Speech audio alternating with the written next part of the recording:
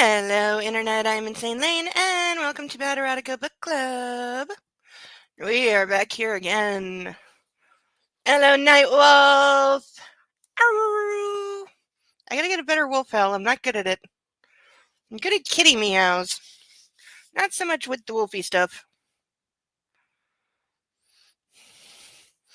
Well, I just opened the book, and holy hell does it smell like burnt.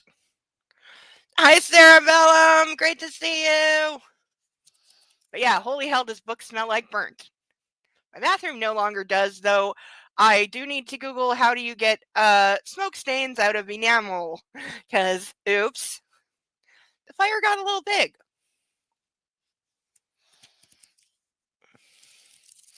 But yeah, book smells like burnt. Still have a list of burnables. Forgot to get a pillow again. Damn it.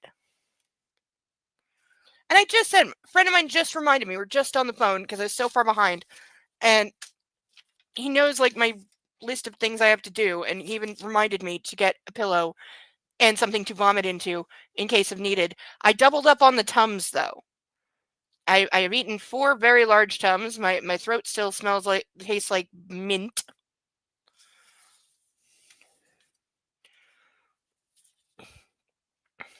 Now I'm looking at the wrong page. Where's my notes?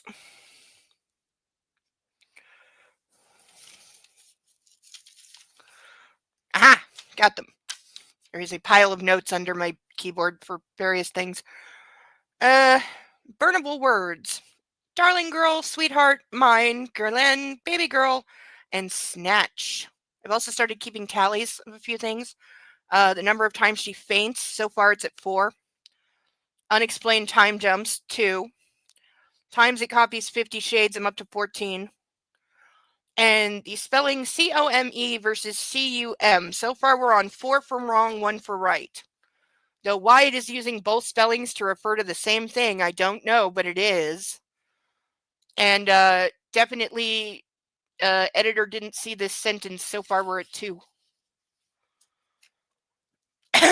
As for what happened last week, I don't remember at all. I do remember we're starting in the midst of a sex scene, so that's just where I set myself up to be. Remind me to never do that again, please.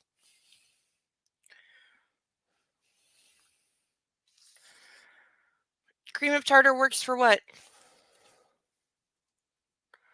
I don't even know what cream of tartar is.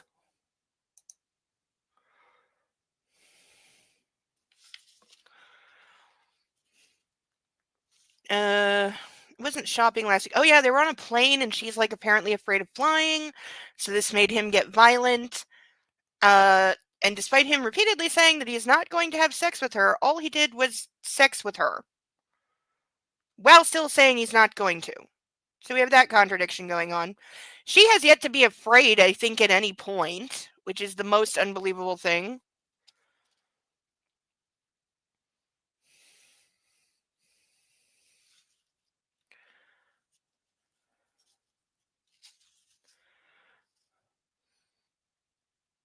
Oh, cream of tartar might take the stains off the enamel. That would be good.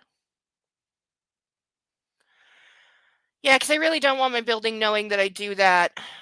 You know, I always wrap the shower curtain up nice and tight so it doesn't burn. And, like, it's in I figure it's in a steel bathtub surrounded by tiles. There's nothing that can catch. And as you can tell, there's always water in the bathtub. So literally all I have to do is take, you know, anything and just shove the bowl down and it'll flood and go out immediately. So I'm always very safe about that. It just gets some soot on things sometimes. But it washes off for the most part. Sometimes it takes a while. Oh yeah, she also alternates between calling him by his actual name, which she knows, and calling him the Man in Black, which is still weird because it's like, girl, you know his name now. Like, why would you be calling him 2 different people?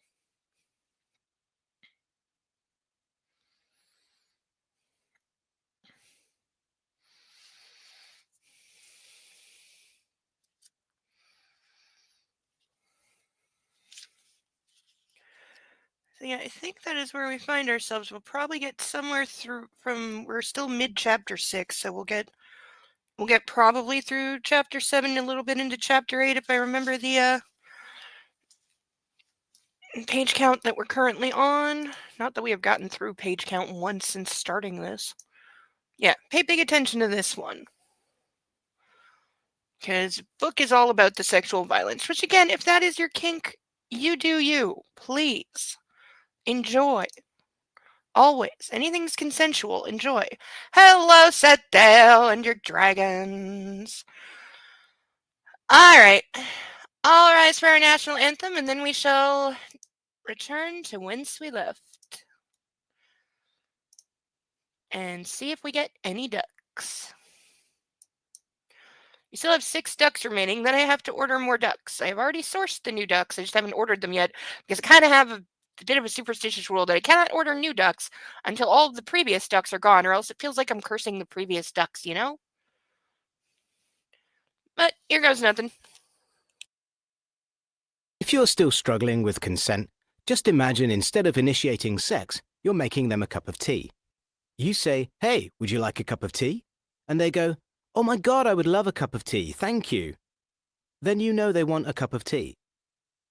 If you say, "Hey, would you like a cup of tea?" And they're like, I'm not really sure. Then you can make them a cup of tea, or not, but be aware that they might not drink it. And if they don't drink it, then, and this is the important bit, don't make them drink it. Just because you made it doesn't mean you're entitled to watch them drink it. And if they say, "No thank you," then don't make them tea. At all. Just don't make them tea. Don't make them drink tea. Don't get annoyed at them for not wanting tea. They just don't want tea, okay? They might say, "Yes, please, that's kind of you." And then when the tea arrives, they actually don't want the tea at all. Sure, that's kind of annoying as you've gone to all the effort of making the tea, but they remain under no obligation to drink the tea. They did want tea, now they don't. Some people change their mind in the time it takes to boil the kettle, brew the tea, and add the milk. And it's okay for people to change their mind, and you are still not entitled to watch them drink it. And if they are unconscious, don't make them tea. Unconscious people don't want tea, and they can't answer the question, "Do you want tea?" because they're unconscious. Okay, maybe they were conscious when you asked them if they wanted tea, and they said yes, but in the time it took you to boil the kettle or brew the tea and add the milk, they are now unconscious. You should just put the tea down, make sure the unconscious person is safe, and this is the important part again, don't make them drink the tea.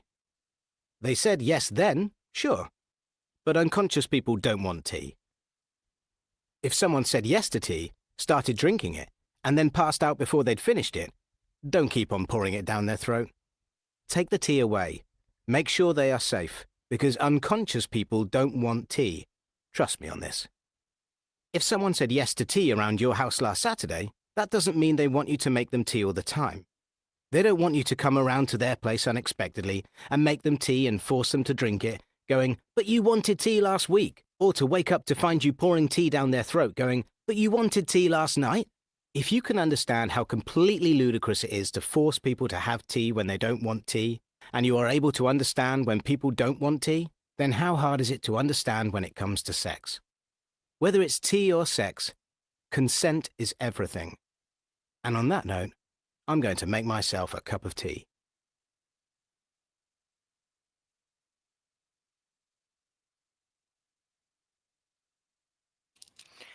Hello, everyone. Yes, please like the channel. Thank you, Deacon. Hi, Deacon. And hi, Cerebellum, Sethdale, Nightwolf. I think I got everybody that said hi so far. We're going to pour a glass of wine, and then we shall introduce our ducks, of course. 2 of them did try to escape today. Ralph and Playboy tried to escape. Fortunately, the puppy was asleep, so they didn't get, gobbled. Because he's waiting for his chance. Like, do not think Puppy is so innocent. He's not. He got in trouble for getting in the garbage twice this week. And I assure you, he's a very well-fed puppy.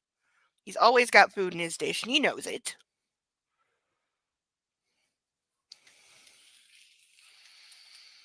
He just prefers to go foraging in the garbage and make a giant freaking mess for me to find in the morning. And yes, I've tried every form of, sealable, containable garbage can known to man. You have to head out early, Deacon, I understand, but we're glad that you're here. We got a little snow like a couple days ago. It's only, there's like maybe like 4 or 5 inches on the ground. It's like nothing. We really haven't gotten hit that hard. We had a 1 day blizzard, but it didn't lay down a lot and it didn't stay. And we really haven't gotten much other than that. Had a couple like very windy, super cold days, just not a lot of snow. But as always, we have our resplendent pantheon of ducks. We have Ralph, Charlotte, Steve, Paddington, Caspian, Inspector Clouseau, Dumbo, Sally, Bill, Xavier, Eloise, Pongo, Mitch, Sasu, Bob with 2 Bs, Sasha Bartholomew, Alex Chuckles, Melman, Naruto, Jeremy DeWitt, Cinemark, Jeeves, Alan Tudyk, Playboy, Jethro, Gilbert, Vixen, Dennis, Rosie, House, Susie, Wolfie, Russell, Mark, Glacial, Cicero, PB Halliwell, John Glenn, Lil Chickadoo, Captain Blaze, and Ferguson. You've been watching a cooking show?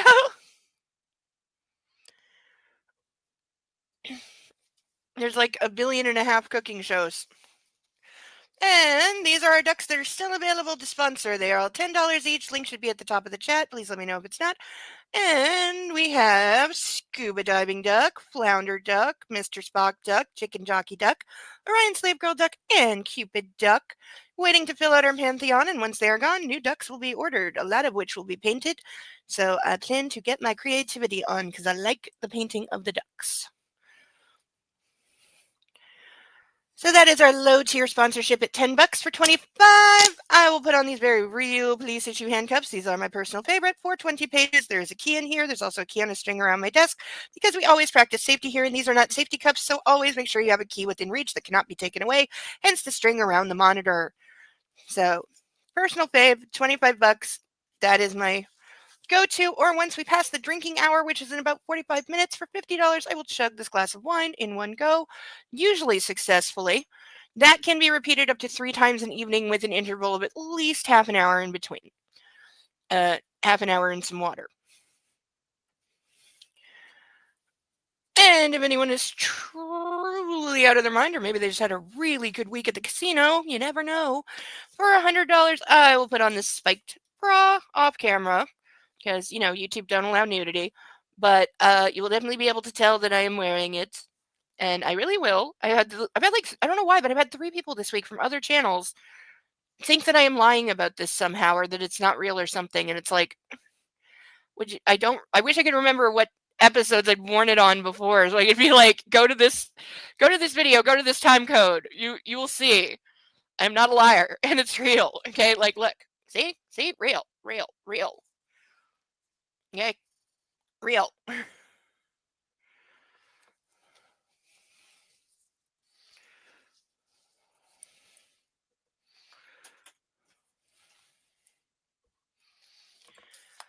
right. I think that is everything we had to cover.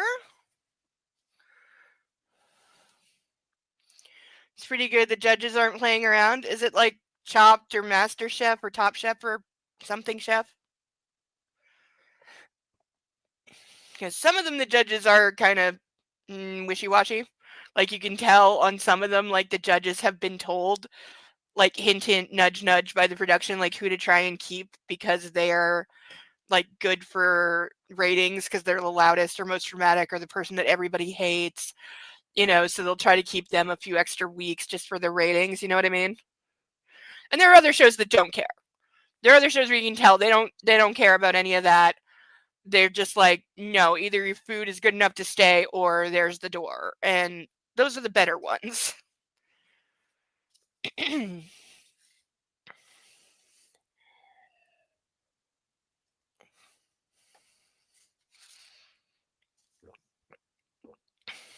Oh, who remembers what's that? I think it's still on even. It's a cooking competition one with the chairman and Alton Brown, and it's known for the catchphrase "a la cuisine." It's like 2 chefs get 1 ingredient, and they have to do like a 5-course meal in like an hour or 2 hours, and they don't know what it is, so it's like on the spot. Bobby Flay got a spin-off show from it. I forget what it was called, but it was themed like Iron Chef. That's what it is. It was Iron Chef. It was like a battle royale kind of thing. Yeah. Those used to be fun. I will say I did learn one or two things.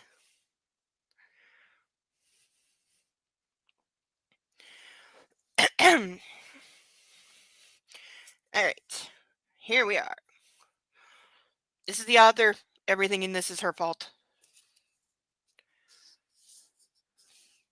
Oh, damn it. I knew I wanted to look something up before stream started. It has nothing to do with this. Because I just saw on Twitter, I don't know if this is true, but I heard somebody apparently, again, this is going to be like the fourth time in 2 years, somebody is remaking, I think, the Resident Evil movies. I haven't confirmed it yet, or whether it's a movie or a series, and I'm like, okay, you just did not one but two series this year. There were two independent, separate from each other, somehow happened in the same year, series of Resident Evil that nobody watched. Because even I was intending to watch one of them. I didn't, because just from the trailer I watched, I knew it was utter garbage. It had a budget, for sure. It had a budget. They had some creativity. They had good makeup effects. I'll give them that. Good makeup effects. But it didn't follow the story of either any of the games or any of the movies. And the original Paul W.S. Anderson movies, I'm calling them original now because I think somebody is remaking them, those have nothing to do with the games either. They never did. Though they did, the weird thing is on the first one, before Anderson got involved, they asked, who was it? I forget who, but they asked somebody super famous that actually knew the games, and they wrote a first draft of the script that actually was basically the first game just turned into a movie, but the studio hated it. And so they let Anderson completely rip it apart and do his own thing, and he wound up doing a prequel to any of the games, which oddly enough is the only movie that people like. I like the second one too. I cut it some slack. But the rest are garbage, and it is one of the few film franchises, I think there's only a handful, that has an actual body count with the production. Not one, but two people died while the Resident Evil movies, different ones, were being filmed. They also had one of the highest injury counts of any franchise ever, because not only did they literally cause a stunt woman to lose an arm and a leg, that's not a joke, she literally did after a motorcycle stunt gone horrifically wrong. That was in the sixth one, where also somebody died. The second one, they caused 80 to 90 people to go to the hospital in Toronto when the scaffolding they had set up that was not cleared and was not safety certed and wasn't bolted into the building like it should have been, collapsed and sent over 80 people to the hospital. It blocked a major road for 4 days and damaged 2 skyscrapers. That's why they got kicked out of Canada and then moved the production away from North America. And the other 4 were filmed in, let's just say, countries that don't have safety standards, like Czechoslovakia, Romania, where as long as you're paying, you can do anything you want. And that's when, they went from causing mass casualties to causing fatalities. But also, they haven't been, the movies haven't been gone that long. So I don't know if whoever's remaking it is doing a show or a movie, but I'm just kind of curious to see if anybody will actually even attempt to make something that is one of the games. Because so far, nobody has actually done that. There have been so many things called Resident Evil movies or series, and yet none of them follow the events of the games at all. It's like, how have you gone 20 years and you've yet to actually make the thing whose name is on it? But hey, Anderson got a wife and a kid out of it, so... And their kid is in the sixth one. Their daughter, Mila Jovovich and Paul W.S. Anderson, their actual daughter, who is like 10, is in the last movie. Which is kind of fitting, because the two of them met on the first one. They got married on the second one. She had the kid between 3 and 4. So it kind of makes sense. It's a nice family moment. It makes no sense in the movie, and they destroy their own canon, but they do that every movie. The Resident Evil movies have no consistency.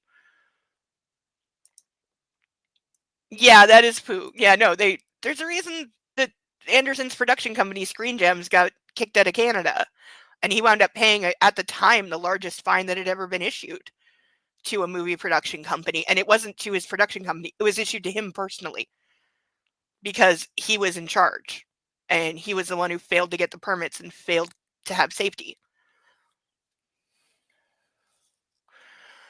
Mortal Kombat? I heard those were cheeseball, like the 80s ones? Or are there new ones? I don't know much about Mortal Kombat other than like the iconic sayings. Okay, so we're in the middle of a sex scene where he has oh yeah, they also mistakenly use the word collar instead of cuffs because he puts her in like wrist and ankle cuffs. The 80s ones, are they good? Are they like secretly good? Do you, are they like the kind where you have to be high first and then they're good? So yeah, he's got her cuffed and shackled to a bed. This is like the 5th time they're having sex, even though he swears he will not have sex with her until she asks, and then says he's punishing her with sex by going down. I don't understand this. Was it 90s? Yeah, probably. That's a franchise that'll probably come back around. I mean, somebody will do a series out of it just because they can, like Netflix or Amazon or somebody. It feels like Amazon. Oh yeah, he like kissed. Where am I getting? Oh yeah, he put her in a spreader bar because it's literally copying the spreader bar scene from 50 Shades. Yeah, literally just copying it. I was hoping you would do that. This is a telescopic bar. It can elongate but will not shorten unless you know where to push. I started panicking. Well, that's a first. She's been held captive by this guy for like a week now, and this is the first time she's even a little bit afraid. I was immobilized with my legs spread wide, an invitation from my tormentor. Suddenly, someone knocked on the door. I stiffened. Um.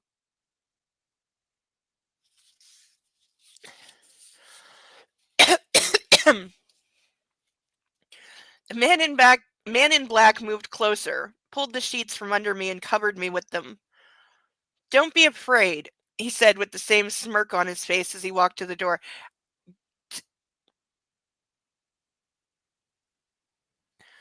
I want to punch him in the face.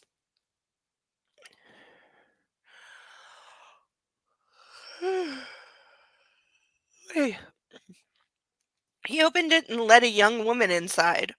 I couldn't see her clearly, but she had long dark hair and wore impossibly high-heeled stilettos that accentuating the shape of her toned legs. Oh, is this the girlfriend that we saw in only the opening scene? She's not dead. Is that her? Are we going to see? Do we know? Massimo told her something and the girl froze. That's when I realized he was still naked. The woman didn't seem to care. Then he covered the distance between us and leaned over me, lifting my head and putting a pillow beneath it so I could see the whole room without having to exert any muscles. That's an odd way to phrase that. I'd like to show you something. Something you're going to miss out on, he whispered, biting my earlobe gently. Is he gonna fuck the other girl in front of her?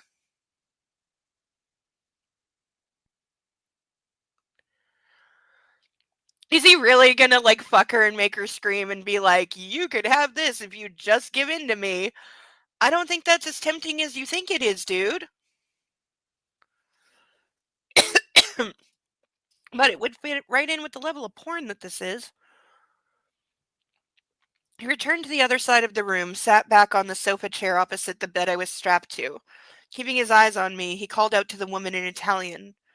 Hearing it, she burst into motion, stepping out of her dress and standing before Massimo in her underwear. My heart started pounding as she dropped to her knees and promptly started to suck my oppressor's cock. There we go. Just go right. Yep. Yep. Yep. Yep. Yep. Yep. Oh yeah, and she saw him in the shower, and ever since she can't stop talking about his dick and how much she wants it. And it's like, girl,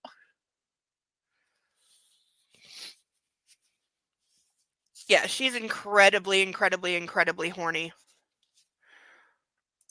Night, Deacon. Sleep well. Don't dream of this. How long till I can drink? 35 minutes? Okay.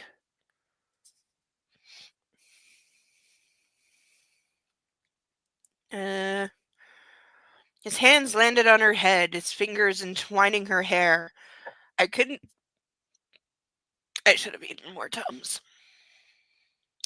I couldn't believe it. His black eyes, what is it with the black eyes?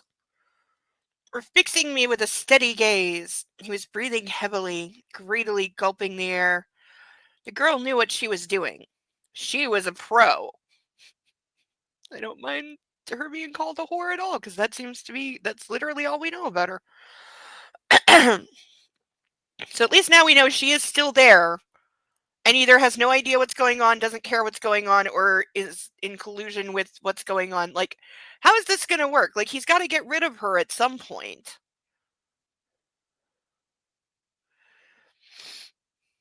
Unless this isn't the girlfriend, because he hasn't confirmed her name.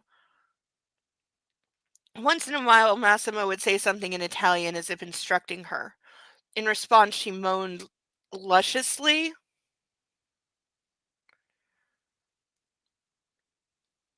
Okay, see, I was looking for the word lasciviously, but it says lusciously. I watched them, trying to come to grips with what I was feeling. His piercing gaze made my body burn with desire. I couldn't take my eyes off him. His ecstasy. Girl, are you on ecstasy? Because that would make more sense. The fact that it wasn't me between his legs chafed at me. Was I jealous? Did I envy this woman over that bossy prick? I pushed that thought away. Girl, all you have been doing is whining about how much you wanted to suck his dick. That's all you did in the previous half of this chapter. And she knows. All she has to do is say to him, okay, I consent to be yours, and he'll get it on with her in a second. So, and it's not like she's been telling him no. I pushed that thought away. I wouldn't want what she's having. All you've done is want it. But I couldn't stop staring all the same. At one moment, Massimo tightened his grip on the girl's head and brutally pushed his cock into her throat, making her choke. She wasn't sucking him off anymore. He was fucking her mouth. He went in deep and fast. I squirmed on the bed, making the chains holding me in place rattle against the wooden posts. I was breathing heavily now, my chest heaving too fast for my liking. The show Massimo was starring in was exciting me, stroking the flames of my passion. But at the same time making me angry. I understood the words he had said to me before the girl approached him.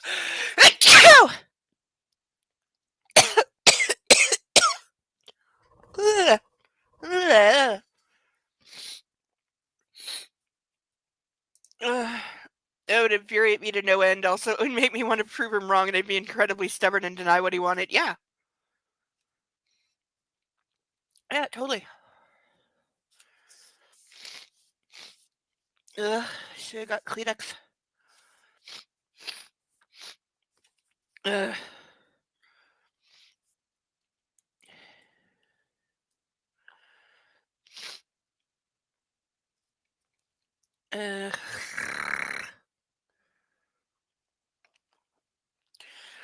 Yeah, I was jealous. It required a conscious effort, but I managed to close my eyes and turn my head to the side. Open your eyes and look at me right now, Massimo hissed. I will not. You can't make me, I replied with a croaky voice barely audible. If you won't look at me right now, I'll lie next to you and she'll finish the job rubbing against you. Your choice, Laura. I want to kill this guy. The threat was enough to make me open my eyes again. When my stare met his, I could see the satisfaction in his eyes. His parted lips spread into a faint smile. The man in black rose from his seat and moved closer to me, so the girl kneeling before him was now sitting with her back to the bed, some 5 feet from me. My hips were moving of their own accord, brushing against the satin sheets. My tongue trailed along my parched lips. I wanted him. If not for the fact I was tied down, I probably would have thrown that woman out and finished what she started. Girl, okay. One, she's a slut, which, again, I got no problem with, but what in the actual fuck? Like, what is he dosing her with daily? Is there pheromones and oxytocin being pumped into this room? Like, what? Like, seriously, what?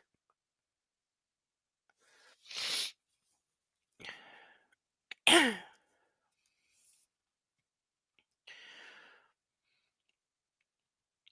Massimo knew that. After a while, his eyes grew darker and emptier. And beads of sweat formed on his chest, and I knew he was going to come. Spelled wrong. Where's my page?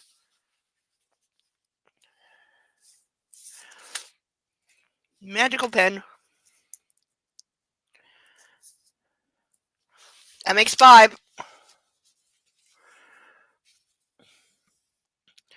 The movements of the girl kneeling in front of him grew fast. The movements of the girl kneeling in front of him grew faster. Yes, Lara, yes, Massimo moaned, as all the muscles in his body tensed. He came, flooding the girl's throat with sperm. I'm gonna puke. I was ecstatic, burning up with desire. I felt like I was orgasming with him. No, you don't, because that's not how that works. Seriously, what is it with erotica authors having no goddamn clue how anything works? A wave of heat crossed my body. Massimo's eyes didn't waver even for a second. He was looking straight at me. I breathed out slowly, relieved that the show had come to an end. The man in black barked something in Italian and the woman pulled away, got up, picked up her dress, and left the room. Massimo left too, disappearing into the bathroom. I heard the sound of the shower. A few minutes later, he emerged and walked over to me, rubbing his head with a towel. I can put you at ease, baby girl. Now we get to play with fire. I have to read the other side first. I'll lick you slow, make you come. Wrong again. I'll make it last, unless you prefer to feel me inside you. Dude, just bang already. I opened my eyes wide. My heart was thundering fast and hard, like applause after a Beyonce concert. What? What? What? I wanted to defy him, but I couldn't speak. Not even a word came out of my mouth. Girl, you think it matters? You've not figured out yet that it doesn't matter what you say or don't say? With a quick snap, Massimo tore the sheets from over me and untied the bathrobe I was wrapped in. Wasn't she naked? I like this hotel for 2 reasons, he said, taking a seat on the bed. First, it's mine. And second, it has this apartment. I've been looking for the perfect furniture for a long time. His voice was calm, sexy. You see, Laura, you're immobilized now, so effectively, you have no chance of escaping or offering any resistance. She has done neither this entire time, or even attempted.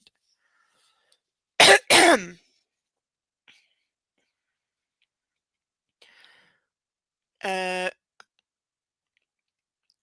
he licked the inside of my thigh.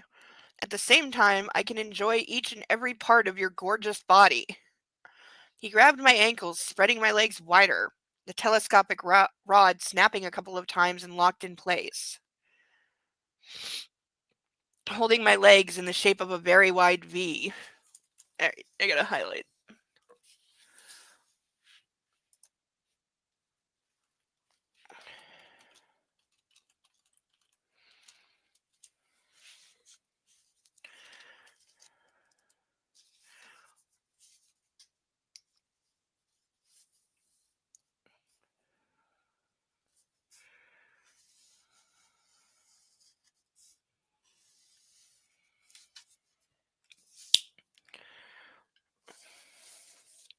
I'm having such a hard time remembering which of them said the lines I'm highlighting later. Because it's hard to tell. Please, I whispered. It was the only thing that came to mind. Are you asking me to begin already? Or stop? It was a simple question, but the answer wasn't coming. I only let out a soft yelp of resignation. I don't want to know what that sounds like. The, the man in black crawled toward me and hovered over my face, pinning me with his eyes. His lower lip brushed against my nose, lips, cheeks. Ew. He's just slobbering on her.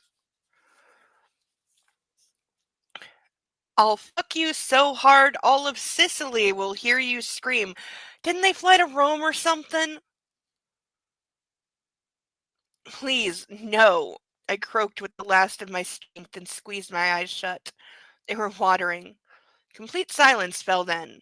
I was too afraid to open my eyes, terrified of what I see. I heard a click and felt my right hand falling to the mattress free. Then more clicks. After a while, I was completely free. Oh, so this time he's not going to go down on her against will. The first couple of times was what? Warm up? Or because she actually said no this time, he's listening? Like, is that how it works with him? He'll go until you actually tell him to stop?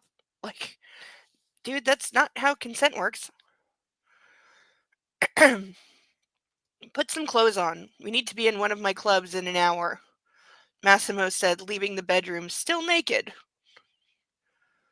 I stayed on the bed for a moment longer, analyzing what had happened. Suddenly, a tsunami of fury rolled over me. I jumped to my feet and rushed out, chasing him. This is not a good idea. He was already standing in his suit pants, sipping on champagne. Would you care to explain this to me? I shrieked as he slowly turned, hearing me stomp out of the adjoining room. What is there to explain? He asked nonchalantly, leaning against the table. Yeah, seriously. What are you wanting an explanation for? He's an evil crime lord, he kidnapped you, and he's delusionally infatuated with you. Like, what? I'm not seeing where you're confused here. Of course I had to go and fuck up my makeup. Of course I did. Of course I did. Of course I did.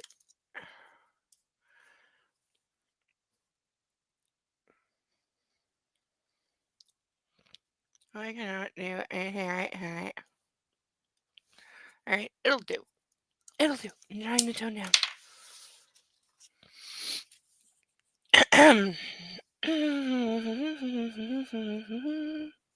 We're 108 pages into this already. I feel like nothing has happened.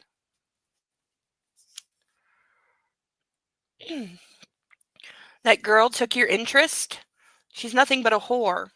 I own a few brothels and you didn't want to help me blow off some steam. The bed and the toys on it didn't seem to be to your liking. That doesn't require any further comment, does it? Just like Veronica and what she did. Okay, so it's not the girlfriend. It's literally just a whore that he had brought from one of his clubs. Okay. Judging by your reaction, at least. He lifted his brows. What more is there to say? Massimo crossed his arms. I won't force myself on you.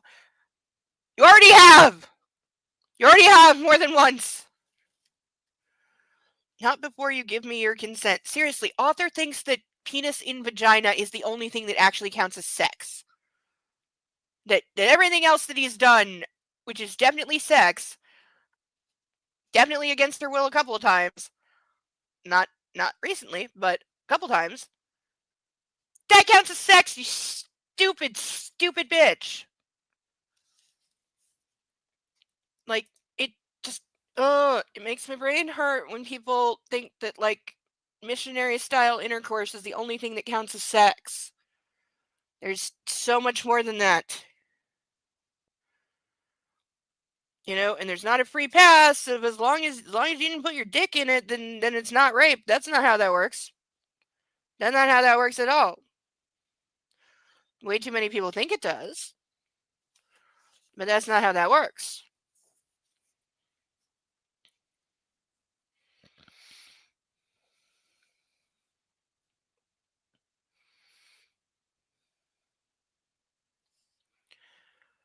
I promised. But it's hard for me to control myself fully. But I won't rape you, said the rapist. He turned away and headed towards the door. Despite that, we both know perfectly well that it would have been the best sex of our lives, and that you would beg for more when it ended. I hate that he is probably right, on that count at least. He can still absolutely go to hell. I stood rooted to the spot, not able to deny what he was saying. He was right. There was no point fighting the obvious.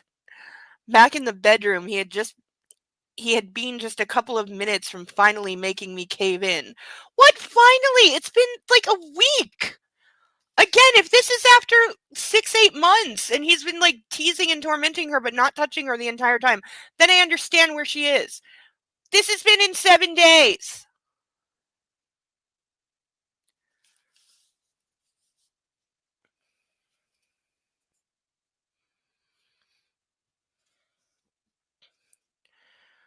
What Massimo wanted, though, was for me to give myself over out of love instead of animalistic desire.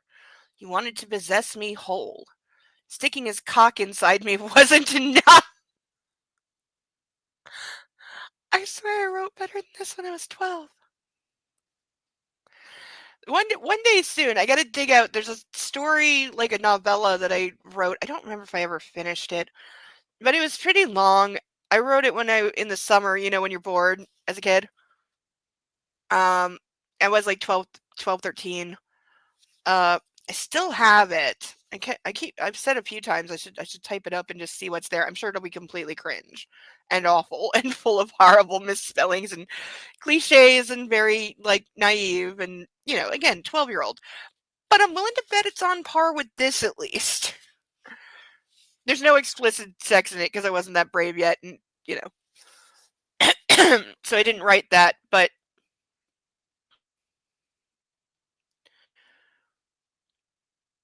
I remember I was on this weird obsession where remember gel pens? Remember when gel pens ruled the world? Especially scented ones if you were a teenage girl. I remember I would only write in cinnamon scented red gel pen. Don't ask me why. I had an obsession thing going on, and it was the only pen that I would use.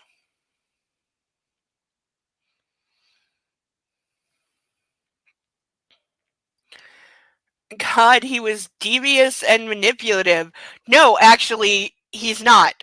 Manipulative, yes. Devious, hell no. Nor is he being intelligent about his manipulation. He's very much being the very blunt end of the stick about it. Like,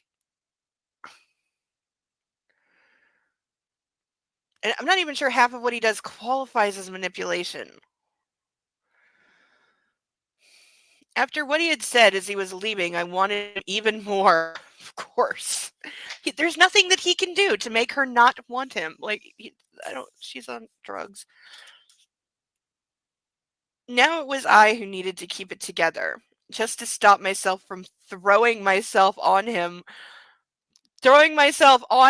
on one of those gigantic sofas. I screamed, helpless, balling my fists, then went to take a cold shower. It was what I needed. If you reverse the roles, this is better, but it's still terrible. Like, come on. What the hell? So she's horny as hell and frustrated. And I guess he's saying, "Oh no, I'm not gonna fuck you until you love me." But he just went down on her as a punishment. And he's sexually touched her like how many times? Like, she shouldn't be this pent up for one, because she's been getting off pretty rag. But what is the appeal of him? Yeah, I forgot. He's got the world's most beautiful penis and it's huge and blah blah blah. So what?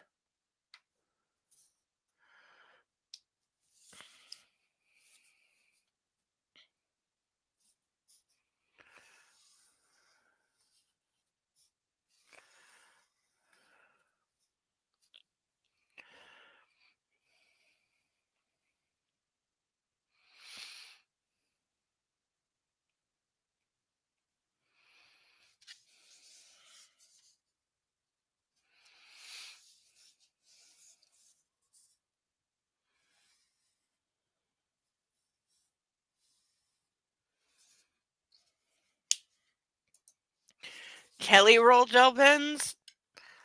I don't know. I had generic from the dollar store ones. I don't know those. But I know, like, I think Sharpie did a line of them, and, like, maybe Starburst or like the candy companies got in. They got their money in.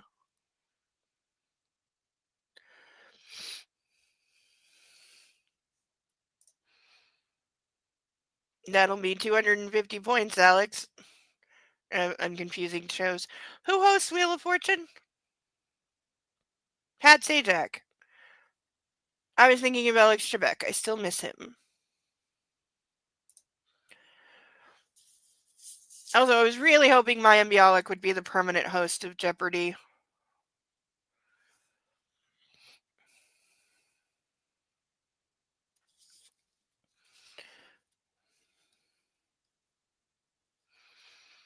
So you're just screaming at the universe, or are there more letters coming?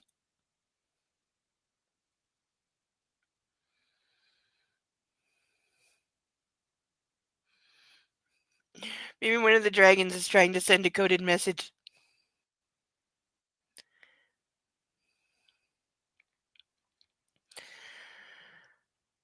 When I left the bathroom, I met Dominic in the living room. He was leaving another bottle of champagne on the table. How much does this woman drink? I mean, I fucking drink, but not like this. I'm surprised you aren't sick of him yet, he said, pouring me a glass. Who said I'm not? And you never ask me what I'd like, instead making me drink all these fizzy carbs all the time. I said with a laugh, sipping the beverage. Again, it's been 7 days. She's talking like it's been months. Like, if you want to say it's been months, fine, do that, but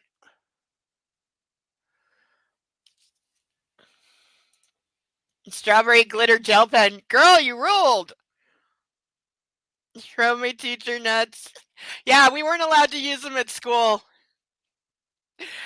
Yeah, there was a letter sent home saying standard black or blue non-scented pens only at school, please.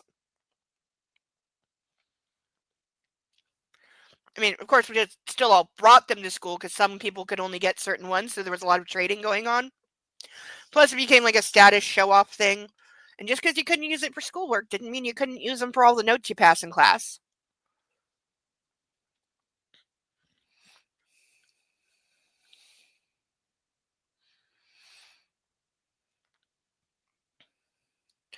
What is this place we're about to go to? It's called Nostro, Massimo's favorite club. He keeps an eye on all the comings and goings personally. It's a pretty classy spot. Only politicians, businessmen, and... He trailed off, making me all the more curious. And who? They're whores? Like Veronica? I spun on my heel, facing him. Girl, what do you care that he got a blowjob from a hooker? Who cares? Seriously, who cares? I'd be grateful. Because as long as he's fucking her, he's not fucking me, and I'm good with that. Also, do you really want somebody who's regularly in the company of those women? Nothing against them, I'm just saying, there's a reason couples make each other get tested. Because brothels tend not to care if their girls get sick, and, clients tend not to think of those women as being worth protecting, so...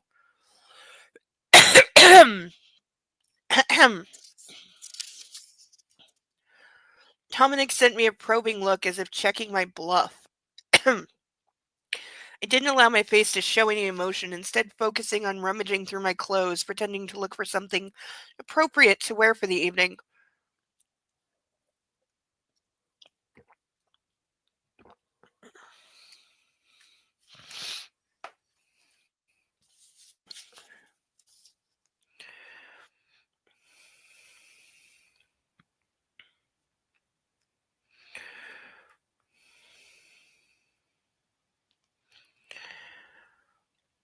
Once in a while, I pressed the champagne glass to my lips, sipping.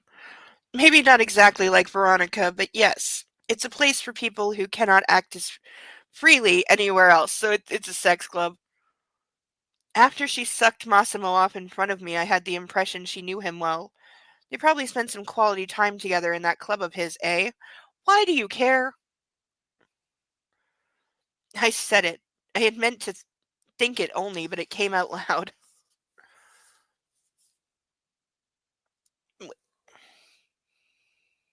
But it came out aloud. Now I didn't know what to do.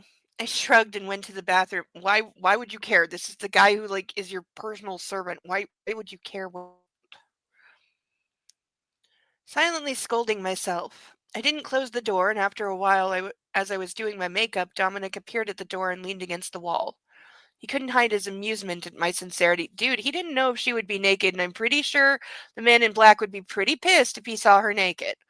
But, again, pretty sure the guy is gay, and that's why he is the one allowed to attend to her personally.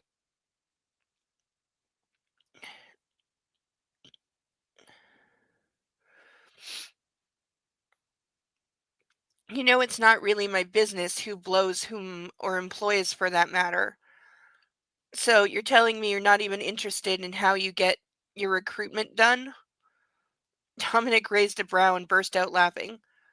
Forgive me, Laura, but are you jealous? I felt a shiver run down my spine. Was I that bad at pretending not to care? When were you supposedly doing that? I'm just losing my patience. I want this year to end and I want to go home. Now, what should I wear? Again, this makes more sense if it's 8 months on. I asked, changing the subject and turning away from the mirror. Dominic smiled charmingly and turned eh, turned to head back to the living room. You can't be jealous about a whore you know. She's only doing her job. And I've already prepared a dress for you. As he left, I collapsed, hiding my head in my hands, bent over the sink. If it was so clear that I couldn't keep my wits about me, it would only become worse with time. Focus, I said to myself, slapping myself in the face. Okay. just did her makeup and smacking herself in the face. Yeah, okay. If this is your way of disciplining yourself, I can gladly hit you harder. There we go. That's a line. That's a line in a thing. That can I drink yet? Can I drink a lot, please? Not a lot. 8 minutes. Okay, I can survive 8 minutes. But God, do I need a drink? You know, always nice when your captor offers to hit you harder. Ugh. You'd like to slap me in the face? I asked, grabbing my eyeliner. If that's your thing. Okay, I can support the if that's your thing. I tried to focus on doing my makeup, but those piercing eyes of his were making everything harder. Even the easiest thing, it seemed. How about you tell him to get out? You want something? If not, leave me. See, that's the first thing she said that I approve of. Veronica is a prostitute. She comes over, sucks my dick, and sometimes I fuck her if I'm in the mood. She likes the violence and the money, and she's working with the most discerning clients, myself included. All the girls work for me. Okay, so I'm guessing the first one that I saw was another whore. So not the girlfriend, she was just a hooker. Do I have to listen to this? I spun around and crossed my arms. Would you like to tell me how Martin used to fuck me? Or would you like me to tell you how Martin used to fuck me? Or maybe you'd like to watch.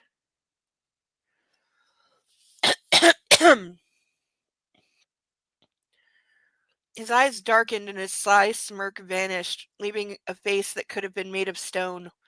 Massimo got up and walked over to me, grabbing me by the shoulder. He's always grabbing her, just like Gray. Lifting me and perching me on the counter next to the sink. I forgot to set the book on fire. You know, tisk tisk chat. You're supposed to remind me when we're supposed to play with fire.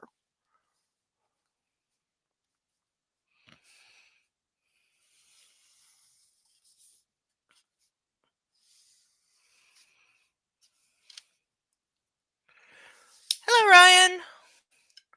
Good to see ya. We're about to play with fire.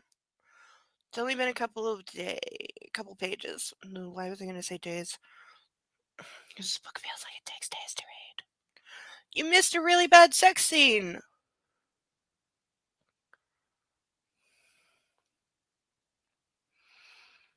Wait, it was like mid-page.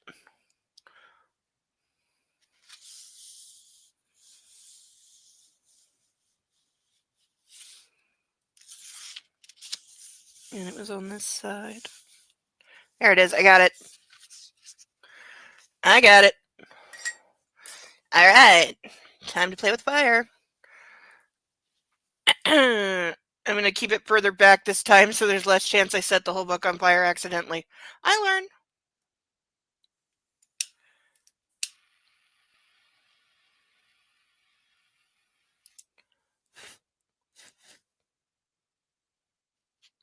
will call that good enough. See, I didn't fully set it on fire. I only charred the part that I wanted to.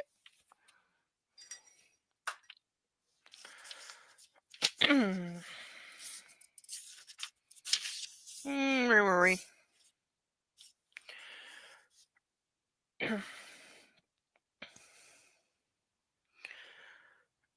Perching me on the counter next to the sink.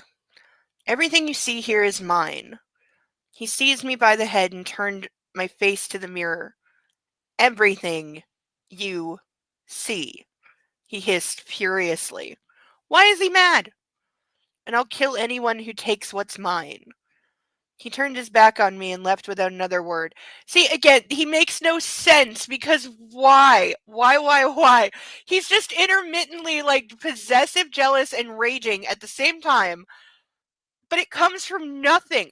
Like, what if she was looking at another guy or something like that? Then to get his sudden burst of jealousy. He walked in on her getting ready to go to the club, acted like a possessive, jealous douchebag for no reason, reinforced the you're my property thing, and I'm a bad guy, and then leaves. This is like the third time he has done this. It is just completely random and comes out of nowhere. And it makes no sense. It's not connected to anything. It's just random. I'm going to be a bad guy and terrorize you for 5 seconds moment. And then they both act like nothing happened. Set the whole thing ablaze and pirated digital. I can't read off a digital screen while I'm on live though. Also, I don't like reading books off a digital screen. I have an original Kindle that still works, by the way, because it hasn't been used. It was sitting in a drawer for like 12 years. But I couldn't get into it. I couldn't get into reading off a tablet or whatever. I mean, I do, like, I read news articles on my phone, but a whole book? Mm-mm. I don't know. I think I'm too old. I'm old school. Like, even in school, I hated when we had to start typing all our reports and stuff. Mostly because I didn't have a printer at the time, and for whatever reason, like, back then, the school wouldn't let you print out your assignments in the computer lab, and it's like, then why the fuck do we have one? And also, it's your idiot teacher requiring me to type this up and print it out, and I don't have a printer at home like 99% of students at the time. Most students didn't even have a computer at home. I was very lucky that I had a computer. And yeah, I used to type up assignments for other students because I was the only one in the class that had a computer. But then you get to school and it's like, well, I need to print this out to hand in for English. And the computer teacher's like, well, no, you can't print it out here. And it's like, well, then what do you want me to do? Because at the time, like, getting something printed at the library or whatever, it was expensive. It was like 50 cents a page. And it's like, I'm sorry, I'm not spending money that I definitely, as a 13-year-old, don't have because you want to be a dick and insist that everything be printed and then you don't want to let me print it at school. Like, go to hell. This is why a lot of teachers got handed floppy disks quite frequently. It's like, hey, talk to computer teacher. They wouldn't let me print it, so here it is on a floppy. That is my assignment handed in. Do what you want with it. And yeah, I actually told a couple teachers that when they were like, well, I can't just take a disk. You have to print it out. And I'm like, computer teacher wouldn't let me take it up with them. It's like, I tried. You're being a jackass by making me type it. They're being a jackass by not letting me print it. Screw you both. But that was largely my philosophy to school. At least by that point. By the time I was in high school, I was so over it. And then I inexplicably spent 8 years in high school. Not because I ever failed anything.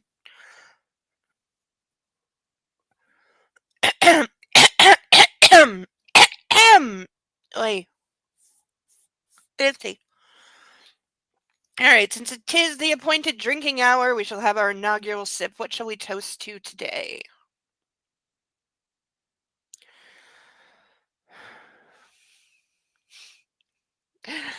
The Dead Irish Poets.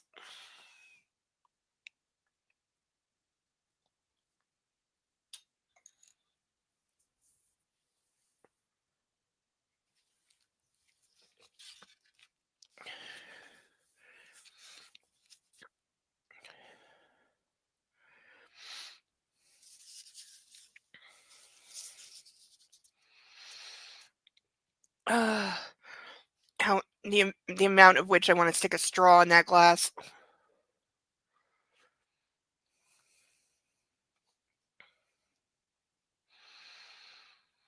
Everything was his. The hotel, the whores, and the game. All of a sudden, I had a plan. I would punish Massimo's hypocrisy. How is he a hypocrite?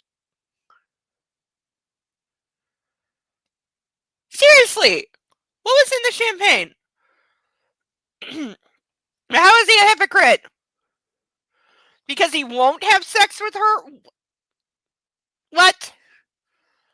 This woman makes negative sense. She makes my brain hurt and she makes me ashamed that she's female. I went to the bedroom and glanced at the dress splayed on the bed. It was golden, bare-backed, covered with sequins. A beauty. Okay, I'm sorry, but that is such a club hooker dress. Come on. We can all picture this dress. This is not a nice dress. This is an I'm a whore dress. Which, again, if your reason for going to the club is to get some, this is what you wear. Whether it's because you want to get some or you want to get some paid, doesn't matter, but that's the dress you wear. Regretfully, it wouldn't do for my plan. I went to the closet and looked at all my dresses. You like whores? I'll show you a whore, I murmured in Polish. Okay, misunderstanding the point a lot, and this is just a very bad idea. I picked a dress and a pair of shoes and then went back to the bathroom to redo my makeup.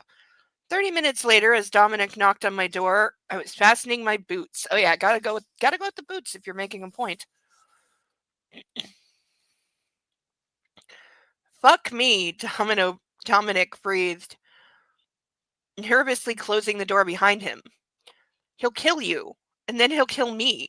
You can't go out like that. Hey, he said she was free to do whatever she wants. I laughed mockingly and went to the mirror.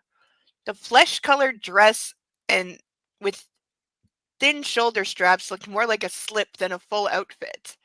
It revealed the entire back and sides of my breasts. It didn't really cover much at all, but that was the whole plan. As the dress had a high neckline, I hung a necklace, a large cross studded with black crystals, on my back, so nobody could miss my nakedness. So you're wearing a necklace backwards. Yeah, see, cerebellum knows. No to the sequins, silk and satin, yes. Yes, sequins equal whore. Which, again, no problem. I approve of whores. Whores get paid. I approve of whores more than sluts because whores get paid. You know, this is why I always say, I am not a slut. I am a whore. You want to call me that, I will take it as a compliment. Unless you're somebody who doesn't have permission to call me that, and then I will slap your teeth right out of your face. It's the way gay people can call each other certain things, but straight people can't. It's that. Don't ask me to explain why. It's just a thing. It also depends how you mean whore. I mean, if you're using it as a job description, I will take that as a compliment. You know, if you're using it in the biblical way, I'm going to beat the shit out of you, but...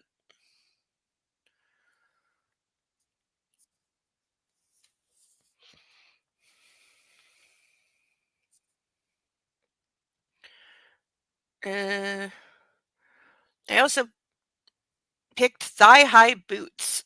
They served to emphasize the fact that my dress barely covered my ass. Okay, the thigh-high boots are a mistake with this kind of dress. You look like an uncoordinated whore. You look like somebody who's trying way too hard. It was hot outside, but fortunately, Emilio Puccini? Pucci. I know how to say this designer. I just don't remember right now. The designer of this particular pair had foreseen everything. Women who loved high boots wanted to wear them all year round, so he had designed them to be airy, with laces going all the way up and toeless. They were obscene, and obscenely expensive. Not the first time we've gotten some clues that she is like fairly wealthy, or she was earning a very good income. Very, very good. I tied my hair into a very tight ponytail on top of my head. The sexy, simple, and lifting updo perfectly complemented the smoky eyes and bright lip gloss. Okay, so she's going to the club in 1998. That's what I'm getting, because the outfit and especially the ponytail and the smoky eye, that is some 90s club right there. And I would know, because I was into clubs by the end of the 90s. You know, backroom, private show kind of thing.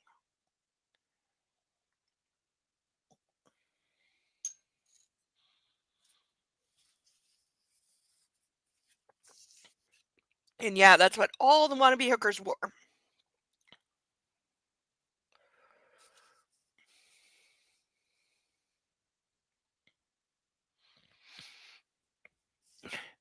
Who bought me all those things, Dominic? If you paid for them, he had to realize I'd wear them. I said, adding, "You look pretty nice yourself. Are you coming with us?" The Italian stood immobile with his hands clutching his head, his chest heaving. "I'm going with you because Massimo has some other business to attend to first. You realize I'll be in big trouble if he sees you like that." Why? Why? She's right. He bought the clothes. And he didn't say, I order you to wear what Dominic tells you to wear. I mean, not that we're saying he's a rational or sane person, so I believe Dominic, but.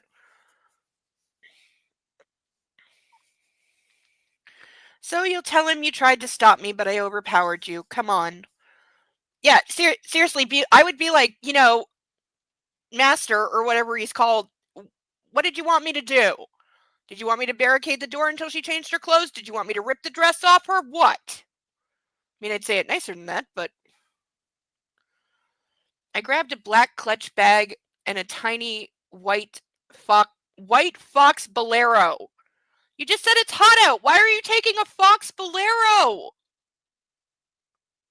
Also, who the fuck are, she's now wearing basically a chemise, a super short one, with thigh-high, expensive hooker boots, hair up to here, smoky eye with bright, slimy lip gloss that tastes like Starburst, and now you're adding a fox bolero and a black clutch bag? Girl, you look like a mess. You look like a hot, uncoordinated, I don't know what I'm doing mess. I promise you, in the movie, this is not the outfit that they would wear because it would look utterly ridiculous on screen.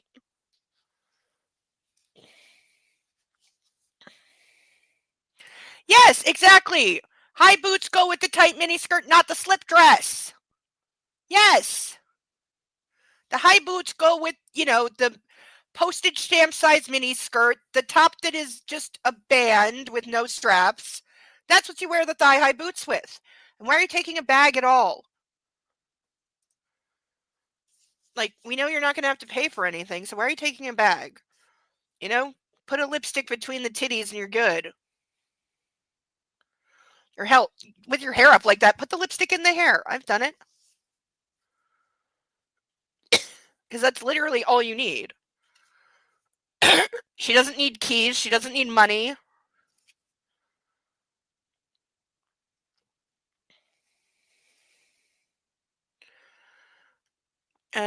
Passed Dominic with a happy smile and left the apartment. He muttered something which I didn't catch but followed. As we left the elevator and crossed the hall, the staff all froze. Dominic nodded at them, but I just kept walking with a big grin on my face. We stepped into a limo parked by the entrance and drove to the party. "This is the day I die," Dominic said finally, pouring himself another glass of amber liquid. "Why are you doing this to me?" He drank it all in one gulp. So, Massimo cares so much about what she's wearing that he doesn't, do a drive-by inspection before they go to the club? They're not even going together. She's just being chauffeured there to, I don't know what, be on his arm later?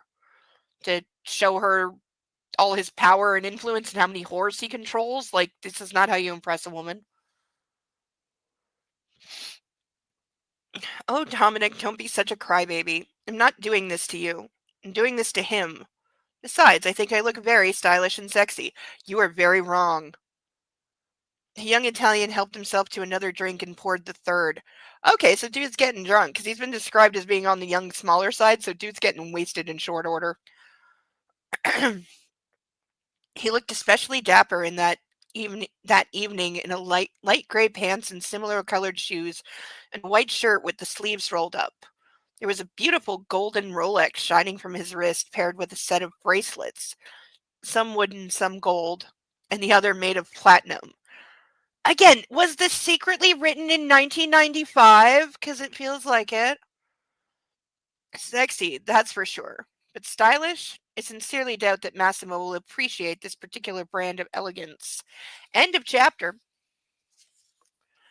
Which means time for a stretch break. Everybody remember to stretch. Get up, move around, drink some water. Get a snack if need be. Sincerely wishing I could smoke a joint, but YouTube wouldn't like that. She put on blindfolds and dug into the laundry pile and put on whatever she pulled out first. Yes! Yes, that is what she sounds like she is thus attired. Yeah.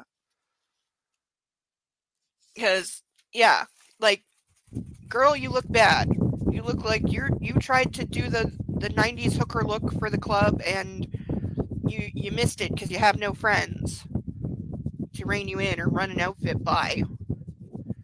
Like, when my cousin slash sister was having her phase of going out and hitting the clubs in Toronto, she literally, and this is when like doing a Skype video call had like a 50-50 chance of even working at all. And we're only like 3 hours away from each other. And it would freeze like after like 2 minutes and then never unfreeze. And she would still like Skype video call me and be like, check my outfit. Do I look okay? Check my makeup. Is it even? Do I need to fix anything? Do I look like I go together? You know? Of course, she almost got herself killed going to the clubs, but she still doesn't believe me.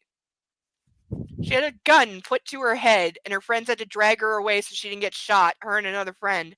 And she still does not believe that the guy on the docks at 4 in the morning, guarding an illegal rave in a warehouse at the piers of Toronto, which are known to be incredibly, like, dangerous. People definitely get killed there on the reg after midnight area of town. But she still doesn't believe the guy guarding the illegal rave at 4 in the morning had a real gun and really was about to shoot them if they didn't leave. But she was with a group of idiot friends. They'd been bar hopping all night. They were all wasted. And somebody told them about, hey, go to this warehouse. There's an after hours rave. And they're all underage, of course. They were all like 14, 15. Not that that'll stop you in Toronto if you got money, and they did. So, yeah, they were trying to get into the rave, and the bouncer was like, you're a bunch of kids. Get out of here. And when they wouldn't leave, and one of the friends, not my sister, got mouthy, he pulled a gun and put it to her head and said, get this bitch out of here before I blow her brains out. And fortunately, the guys in the group were either a little more sober or had more self-preservation skills because they grabbed the girls and got out of there. But yeah, my cousin refuses to believe that it was a real gun. It's like, girl.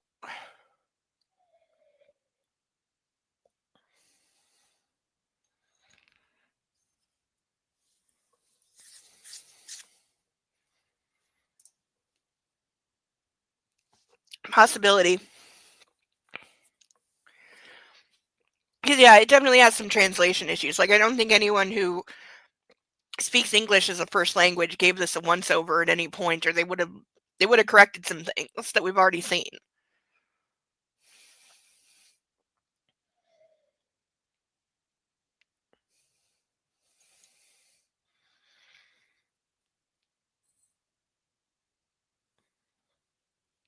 Okay, I'm drank about half that in 15 minutes, so I better slow down.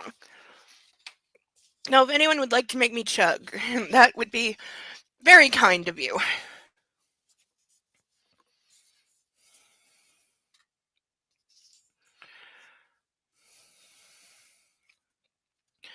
Nostro reflected Massimo's personality perfectly. Oh, chapter 7.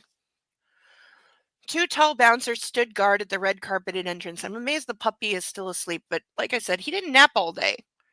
And then he got in trouble for bugging me right before I started because I was busy trying to get ready and he was begging for attention for about the 400th time today. So he got told to go take a nap. He is under the puppy bed beside me. Earlier, he had to whine at me for 10 minutes before I realized he had, because when he gets up, he just stands up under the puppy bed, so it's like a turtle shell on top of him, and then he walks out of his crate wearing it, and then it winds up outside the crate, and he doesn't know how to put it back, but it's supposed to be inside, and so he whines until I notice and put it back for him. A flight of stairs led down, straight to the elegant, dark interior. Tables were nestled in alcoves, divided with dark, heavy drapes. Walls of ebony and the dim lights of the candles gave the impression of sensuality, eroticism, and luscious appeal. So I told you it was a sex club. I told you it was a sex club. It's the Austin Powers fembot. Yes, very much so. Very, very much so, yes.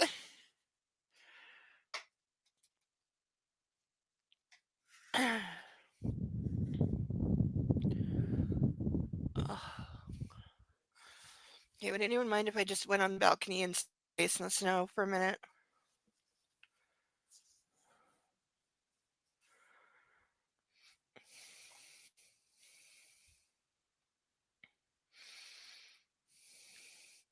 There were two platforms where scantily dressed women in mass writhed to the rhythm of massive attack. Oh, I've heard of them. The bartenders standing behind a long black bar covered in quilted leather were women.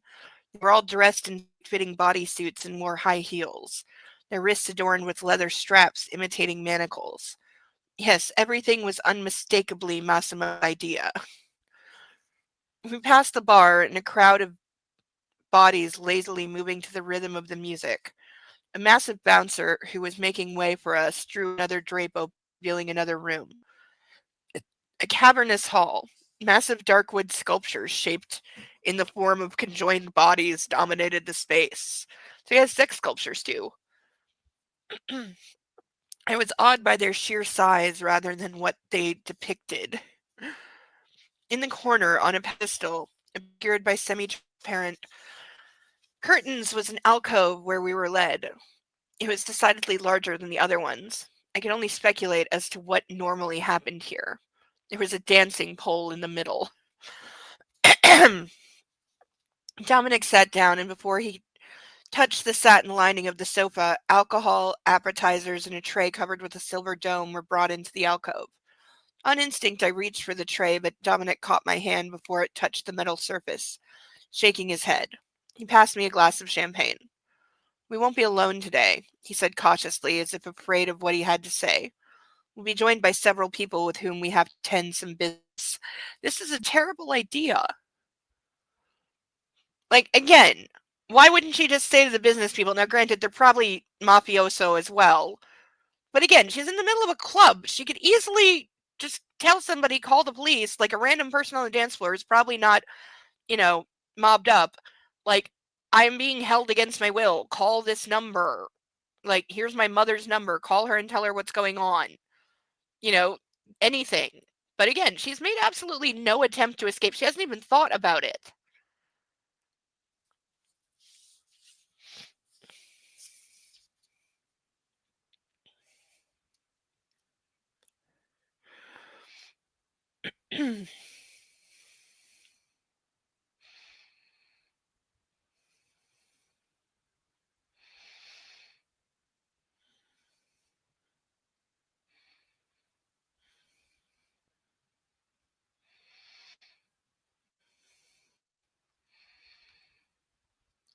I nodded and repeated after him.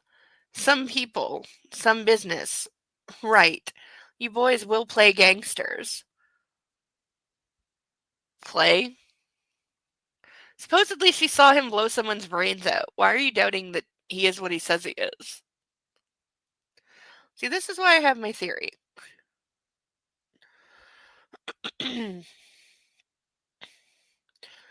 I poured the content of the glass down my throat and stuck my hand out to Dominic so Dominic could refill it. "We're doing business. Best get used to it."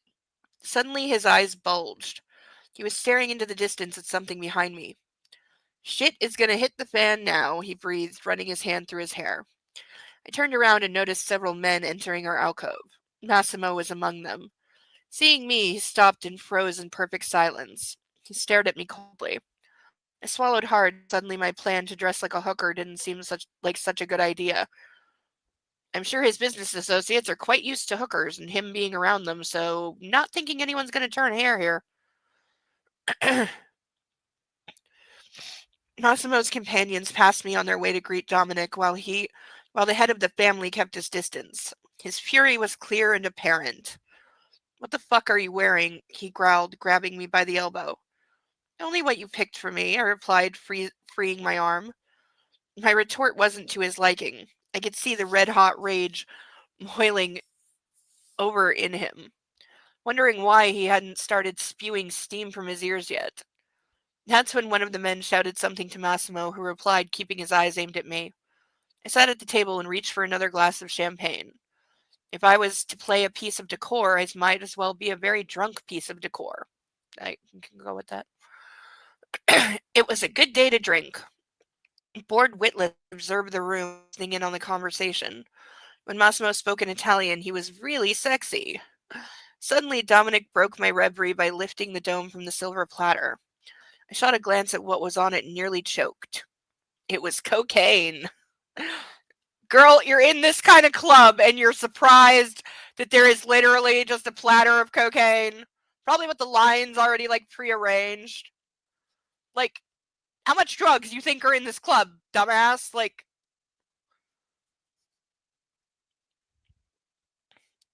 it was cocaine. The drug. Yeah, because we're gonna be unsure what cocaine is. Divided into several dozen neat little lines. Called it! Called it! Called it! Covering the entire platter. I called it! I called it! I called it! I called it! Yeah, because of course if you're rich and you own the place, you can have somebody do the boring shit of arranging your lines for you. How else are you gonna flex your power? Also, this guy is a violent rage monster all the time. Do we really want to see what he's like on cocaine? But no, I predict right now, everybody else will do. He will abstain. But everybody else will do. And maybe she gets bold and like rolls up a dollar bill and tries to go for it. And either she does and he can't stop her or he stops her. Because hell, if I'm in this situation, I'm being kidnapped, and I would have been way less compliant. So I've been dragged here against my will, and I'm probably wearing whatever dress he laid out because I don't care. Hell, I've never done cocaine in my life, but in this situation, might give a little bit of it a try. Just you probably get angry because the guys might expect to share. Yes. Expect to share what? Do you mean that he plans to do all the coke for himself, or that the guys are expecting him to share her with them?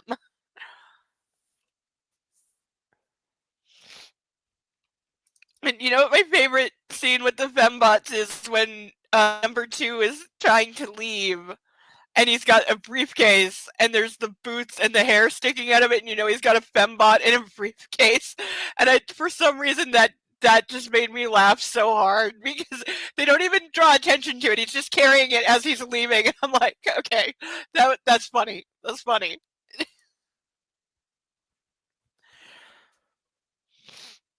He'll have powdered sugar. Yeah. Make it look like he's indulging, but he's not. Though according to Nicolas Cage, when substituting cocaine for your movie and you need your actors to snort something, don't make it vitamin B powder, because that's what they did in Lord of War. And the scene where he's first dropping his brother off at rehab and they both do huge bumps in the back seat. They obviously every scene gets filmed more than once. You do multiple takes, and he did so many takes of it, and he snorted so much vitamin B powder that he actually started acting really strange, really amped up, super wired, couldn't calm down, couldn't sit still, ranting a mile a minute, eyes spinning in his head, twitchy, shaky, running around, to the point where people on set actually subtly asked him, like, Nick, did you do your method thing and get actual cocaine, because you're kind of acting like you're on actual cocaine and we're very worried for you, and they were genuinely concerned. And no, he didn't do that. He was like, no, I understand perfectly why they had the thought, but no, I didn't do that. It was just way too much vitamin B powder because the director didn't know you can actually OD on that shit, and that's what was happening.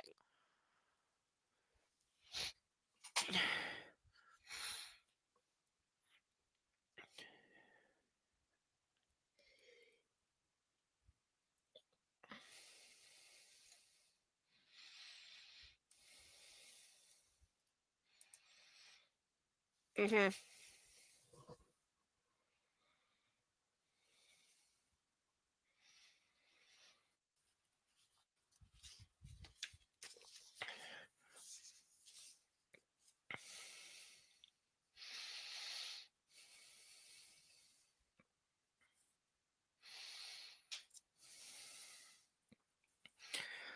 Where I come from, plates like that are what you serve roast turkey on. I exhaled slowly and left the alcove, but didn't even manage to turn my head to take a look around as the gigantic bouncer materialized in front of me. I shot Massimo a look. The man was keeping his eyes trained on me, standing right behind me. I bent over, pretending to scratch my leg, but really it was to show him how short my dress was before I left. I straightened up and met his predatory glare. Don't provoke me, girl, Massimo said. Why, are you afraid I'm doing it well? I asked, trailing my tongue along my lower lip. Alcohol always has that effect on me. I feel bolder. But with Massimo, when I got drunk, it seemed to always bring out the demon in me.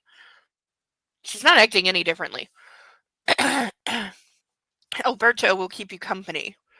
You're changing the subject, I purred, clutching the lapels of his suit and inhaling the scent of his cologne, because that's not a weird thing to do. My dress is so short you could enter me without even taking it off. Are you offering?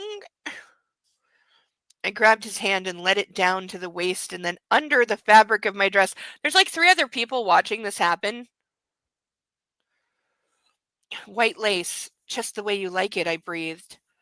Alberto, I called out suddenly and headed towards the dance floor. So she just put his hand.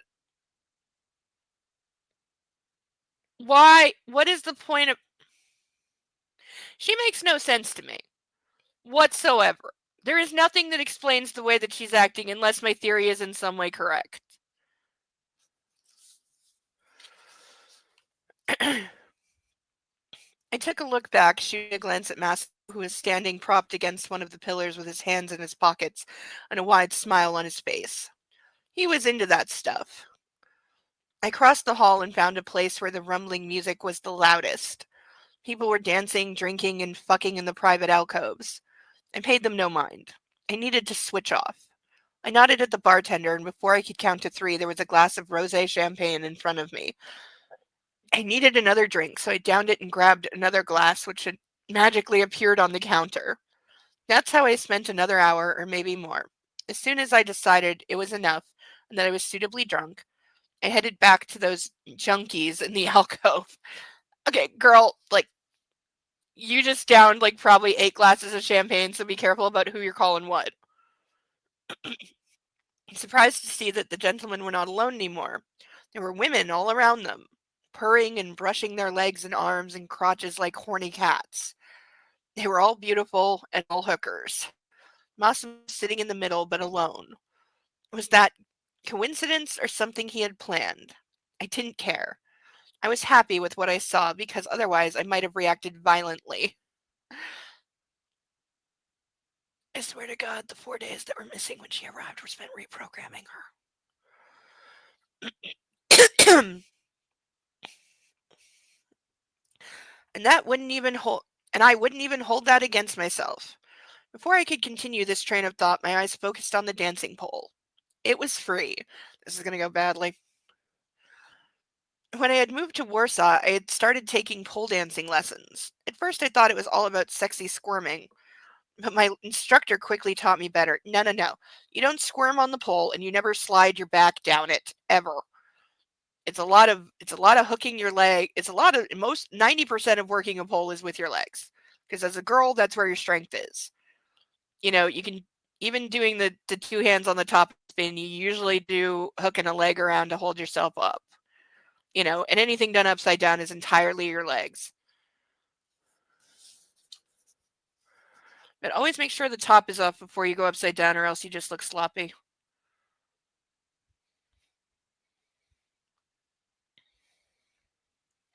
Oh, and never try to hook a heel around the pole unless you want to break your heels.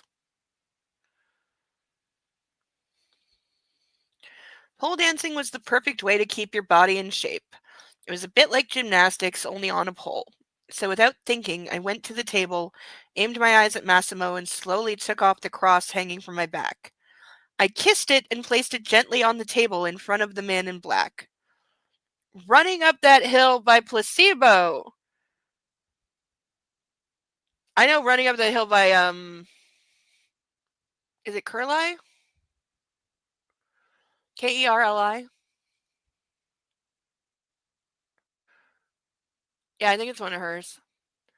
I don't know if that was a cover, but I know Placebo too. I know the band.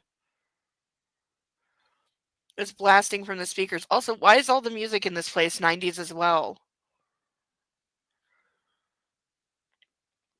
It felt like an invitation.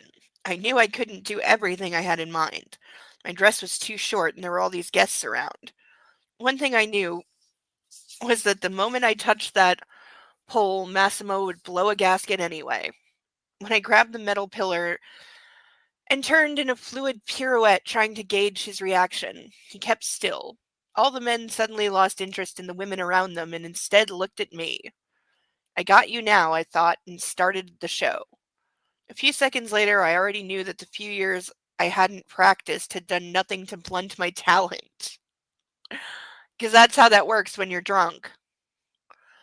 I remembered all the motions and could do it without breaking a sweat. Dancing came naturally to me.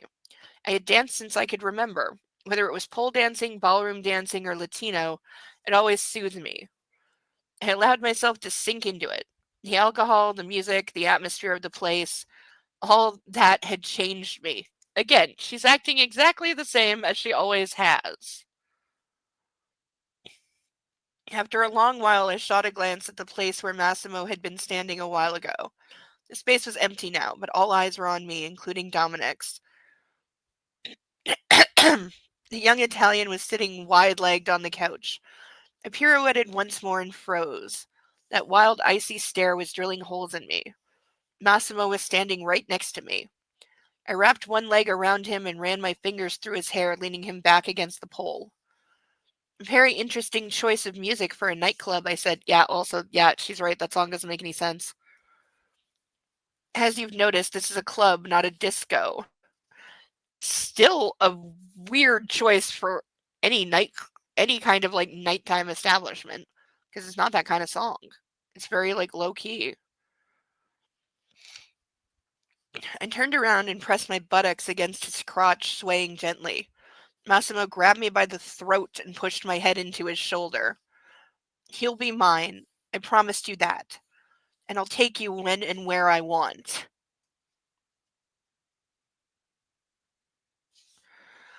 I laughed flirtatiously and slipped down the pedestal, heading towards the table.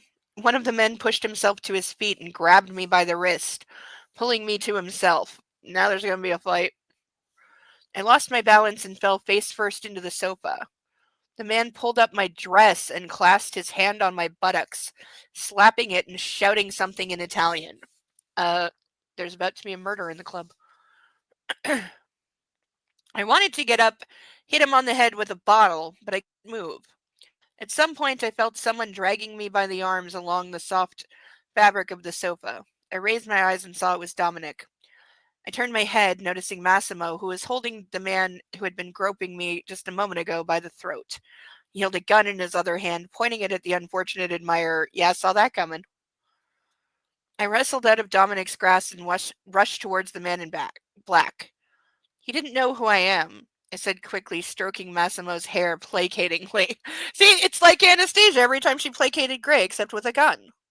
It's exactly the same. I'm adding 2 points to our, I'm adding to the copy 50 Shades, because there was the cuffs as well. And the spreader bar.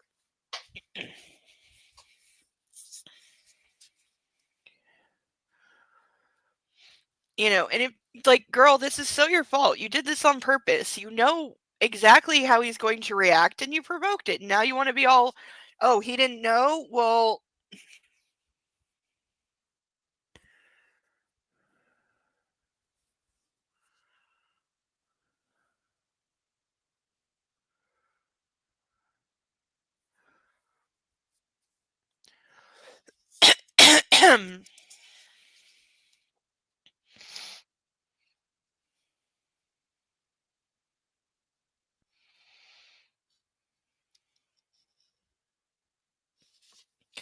I get here just in time for the victim shaming. We do not victim shame on this channel, but she ain't no victim. She decided in some twisted I'm gonna get him plot because we come back with her tied up on the bed. He then summons a hooker from somewhere, has her violently blow him in front of her to somehow teach her a lesson. Then they go out to the club where she refuses to wear the whore dress that he put out for her, then puts together the most convoluted, out of style, you look like garbage outfit ever. Supposedly makes her look like even more of a whore because now she's doing the I'll show you a whore thing to somehow teach him a lesson because she's jealous that he had a hooker in front of her and didn't fuck her even though she, again, doesn't want him, supposedly. And so now they're at the club where she's been getting very, very drunk while the guys are all doing coke, and then she put on a pole dance for him and his associates, and one of the associates, rightfully thinking that she's a whore, grabbed her ass, and now the man in black is holding him at gunpoint, threatening to shoot him for touching her, and that's where we found ourselves, and she's trying to say, like, no, don't shoot him, he didn't know that I belonged to you, and it's like, you know exactly what this guy is like. You know what he's gonna do. You arranged this, and now you're pretending you didn't know. I have no idea what in the hell she's trying to prove anyway, because it makes no sense. And the way she's talking, it's as if she's been there for like 6-8 months already, and it's been 7 days. Wouldn't him having sex with her at this point be rape because, her captor? Yeah, it would be. And he keeps saying, I'm not going to rape you. And yet he's done all manner of sexual things to her. Like, he's gone down on her, for Christ's sake, more than once. Like, he's fingered her. He's had his mouth all over her face and breasts and other areas. But he seems to think as long as he doesn't put his dick in her, that it's not sex. That's the logic the book is operating on. That anything other than penis and vagina doesn't count as rape and doesn't count as sex. Because he keeps saying repeatedly that he won't do that until she loves him. But then he ties her to the bed and makes her watch while a hooker blows him. And then she's all jealous and is like, well, I can be a whore too. And it's like,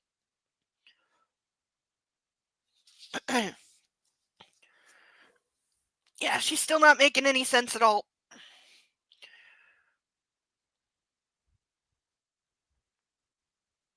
Oh.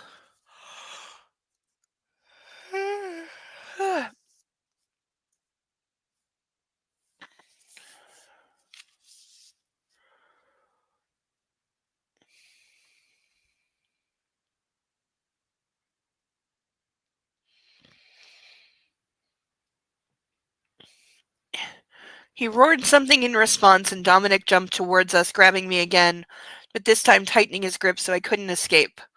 Don Massimo turned his head to the man standing next to the sofa, and a moment later all the women were gone.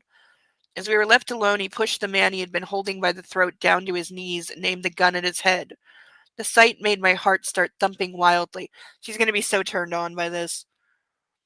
I could see the scene that had taken place on the driveway. It was still too nightmarish for me, and I faced Dominic, huddling my face against his shoulder. You can't kill him, I yelled, certain that a man couldn't be murdered in cold blood in a place like this. It's definitely happened before. Oh, yes, he can, the young Italian replied very calmly, holding me tightly. And he will. I felt all the blood drain from my face when I heard the horrific sound of a gunshot. I was holding myself back, because I was going to say, I bet Massimo shoots this guy in the head, but I thought that's going too far. I have to stop doing that with this book, because nothing's too far. Whatever the most obvious, low IQ, basic, lazy option is, that's what it's going to be. So yeah, you touch my girl, I shoot you in the head in the middle of a crowded club. I am not nearly drunk enough for this.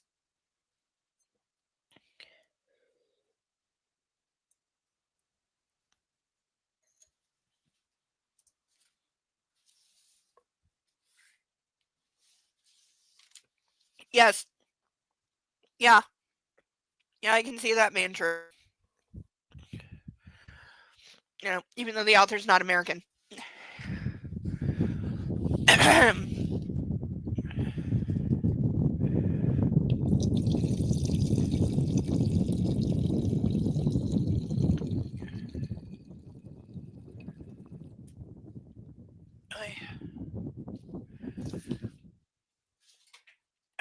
Now would be a great time to make me chug this, by the way. And we'll do our second shout out of the evening for ways you can help a girl out and help the channel is one by sponsoring a duck. For $10 each, you can sponsor a painted duck. Please specify which duck, because otherwise I won't know which one to ascribe to you, and you get to name it. These are our remaining 6 ducks. Once they are gone, we will get more ducks. And I cannot get more ducks until these are gone. It's just, otherwise, it'll be disrupting the system. There's an order to things. So we have these 6 painted ducks available. Please specify which one. We're up on the halfway mark, so again, good time if you want to put me in cuffs for $25 for the rest of the evening. I put them on nice and tight, and I like to struggle. For $50, I will chug this glass of wine. We have the option to chug 3 times tonight with half hour and some water in between because we practice mostly safety when it comes to that. Or for $100, if anybody is absolutely nuts tonight, I will go off camera for a moment and put on this spiked. No, I almost said padded. Why did I say padded? I've never owned a padded bra in my life because I don't need it. And I don't want it. But I will put on this spiked bra, which is uncomfortable in just the best kind of slightly painful way for the rest of the evening. And you will get to enjoy watching both my discomfort and the marks it leaves.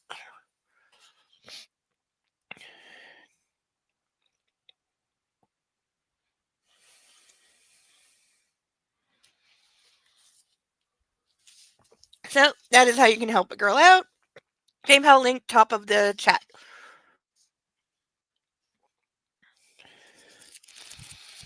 The burnt smell does smell good. But yeah, this book's going to smell like burnt forever. Until I actually burn it. And I will definitely do everything I can to burn the entire book this time, I promise.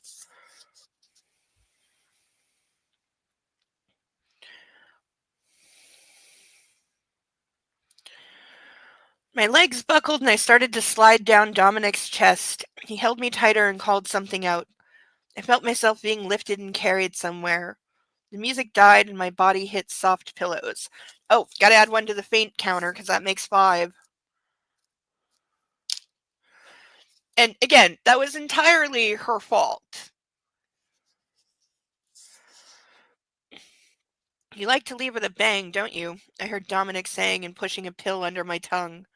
Now, Laura, calm down. What is drugging her with constantly? Because it's about the 4th time he's done that. And there was one mention of her having some kind of a heart condition, but she never actually confirmed that. My heart was pounding like crazy, but soon started slowing down. Then the door to the room swung open and Massimo barged in with the gun stuck behind his belt. Yeah, because again, that is not a good place to put a gun, ever.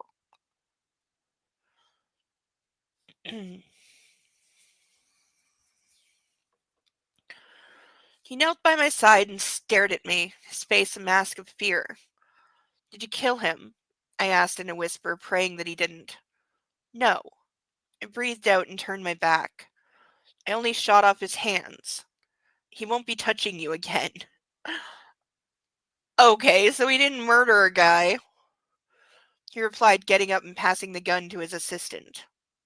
I want to go back to the hotel. Can I? I asked, trying to stand up. The mix of the pill with the alcohol made the whole room whirl. I swayed and fell back into the pillows.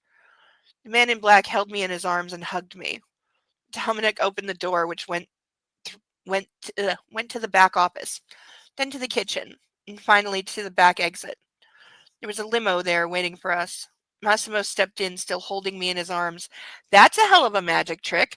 How do you get into a limo while holding a grown woman into your arms without disaster happening?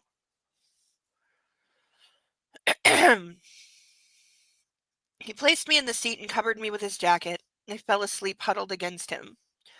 I regained consciousness back at the hotel, hearing Massimo fighting with the laces of my boots, swearing like a sailor. Okay, boots like those have a zipper, you dumbass. There's a zipper on the back. See? Because I had goddess boots like every 90s girl. They're still in my closet somewhere. They don't fit anymore, but I have them. I lived in goddess boots for a solid 2-3 years. I know about them.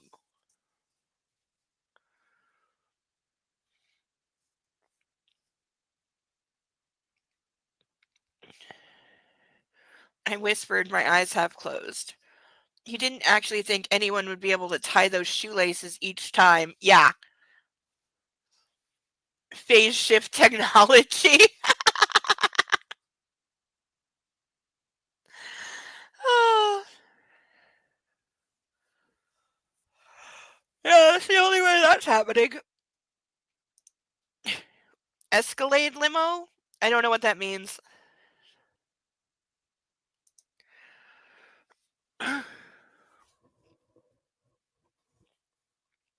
It just says limo, so if that's a brand, it didn't say.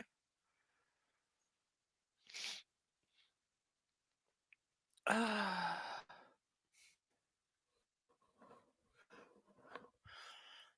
both drinking too fast and not enough, because wow, would I like to down this.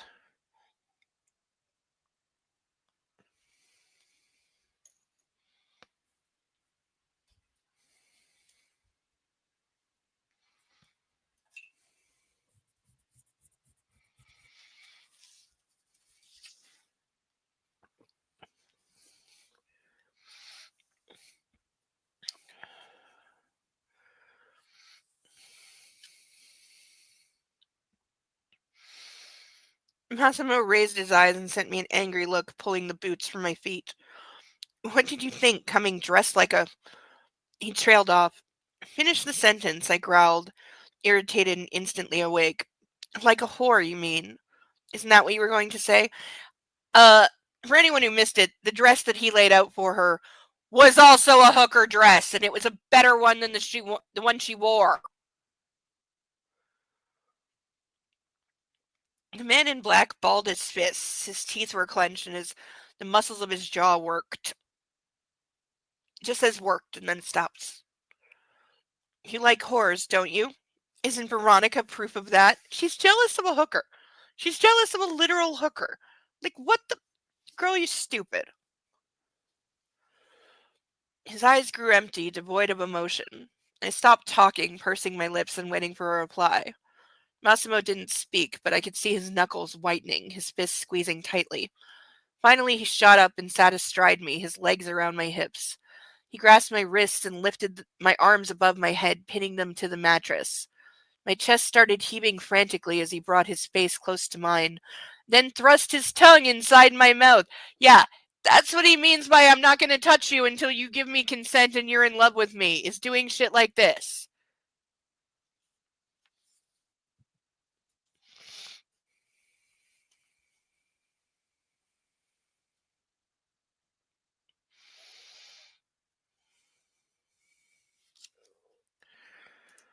If the limo was an Escalade, it would be more plausible he could carry her and then place her inside easier. It said, yeah, the weird thing is, though, it said he got in still holding her. It just seems weird.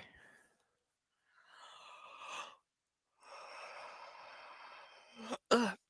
Like, if you practiced a few times, it's probably something you could figure out how to do.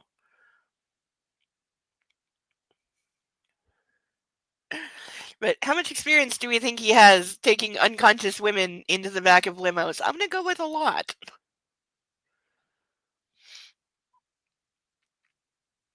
I moaned, writhing beneath him, but I was not going to fight him this time. I didn't want to. His tongue pushed inside me, deeper and deeper and harder. Is his tongue 5 miles long? What the fuck, girl? When I saw you dance, he whispered, pulling away from me. Fuck. He dropped his head, hiding his face in the crook of my neck. Why do you do this, Laura? Are you trying to prove something to me? Checking my limits. I decide what they are, not you. Or maybe you want me to take what I desire. If that's so, I'll do it now. 'Cause you've so been holding yourself back the whole 6 days that she's been here. You've been on your best behavior and haven't laid a finger on her. Oh wait.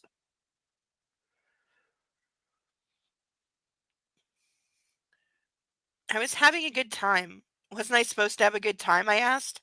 Now get off me. I need a drink. I added. She's had 10 drinks so far, so no, you don't need a drink. Oh, thank you for Snickety for the reference photo. Oh, okay, yeah. That's like an SUV limo. Yeah, that would you could probably get into that carrying somebody. Okay. Sarah Bell, I'm sorry I didn't know the reference. I don't know much about cars. Also, that's a really ugly limo, but I get it's American. I get it. And that would make sense for like a gangster though to have that kind of limo. Like it totally makes sense rather than like the kind you hire for the prom. Probably shouldn't drink after being drugged unconscious with mystery narcotics. Yeah. And again, she's already really drunk. She's had a minimum of like 6 to 12 glasses of champagne in about, if I'm being generous, 2 to 3 hours. And then mystery drugs.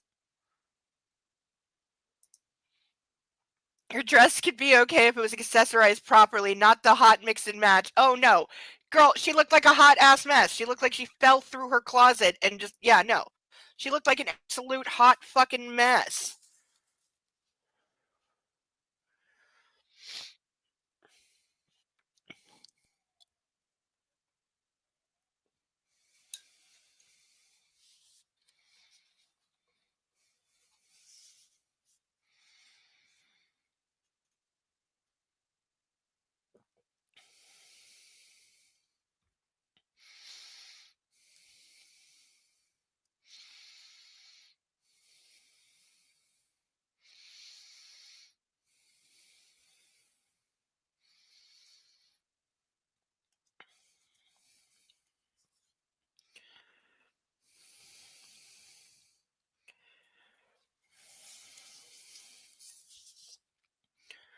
He raised his head, sending me a surprised look.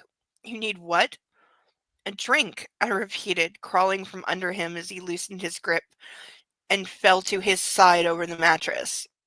You're getting on my nerves, Massimo, I muttered, walking to the table and pouring myself a glass of amber liquid from a carafe. So you don't even know what it is. You don't even know what you're pouring. Lara, you do not drink spirits. And after taking your medication and all the champagne you had at the club, this is not a good idea. Then stop her. Also, that's the second time we're just being told there was an amber liquid. It's not beer if he's calling it a spirit. And I don't know why if it was like scotch, because that's amber, you wouldn't just call it scotch. Also, scotch has a really strong smell, and most women don't like scotch because of the taste. Um, I don't drink spirits, I asked, raising the glass. Watch me then. I tilted the glass and downed it in one gulp. God, it tastes bad, I thought, wincing.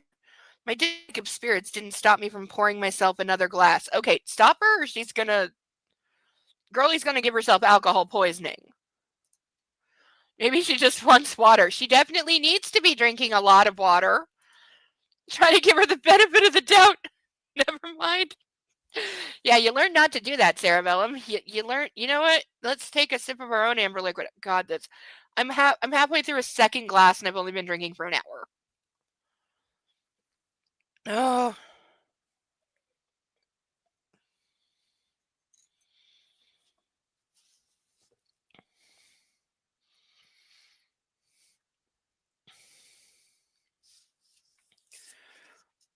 Plodding to the terrace, I turned my head and sent the man in black a look. He was watching my little show with his head propped on his arm. You'll regret this, girl, he called out when I left through the door leading outside. Yeah, she's going to be very hungover, but I don't think that's what he meant. The evening was wonderful. The heat had dissipated and the air seemed fresh, even though we were in downtown Rome. See, I said, didn't they go to Rome? But then he said something that implied they were still in Sicily. It's like, they literally just flew to Rome, and then he says they're in Sicily, and now we're confirming that they're in Rome. I sat on a long sofa and gulped down another sip of my drink. Sometime later, as I finished it, I felt drowsy and sleepy. That's called passing out. My head swam. I usually didn't drink spirits, just like Massimo said. Now I knew why. The spinning in my head made walking difficult, not to mention finding my way through the door. I squeezed one eye shut, focusing harder to appear in control of my body, intending to go back to bed, as gracefully as I was able to. I stopped and grabbed the door frame. Massimo could be watching. An instant later, I realized he was right. He was laying in bed with his laptop on his legs.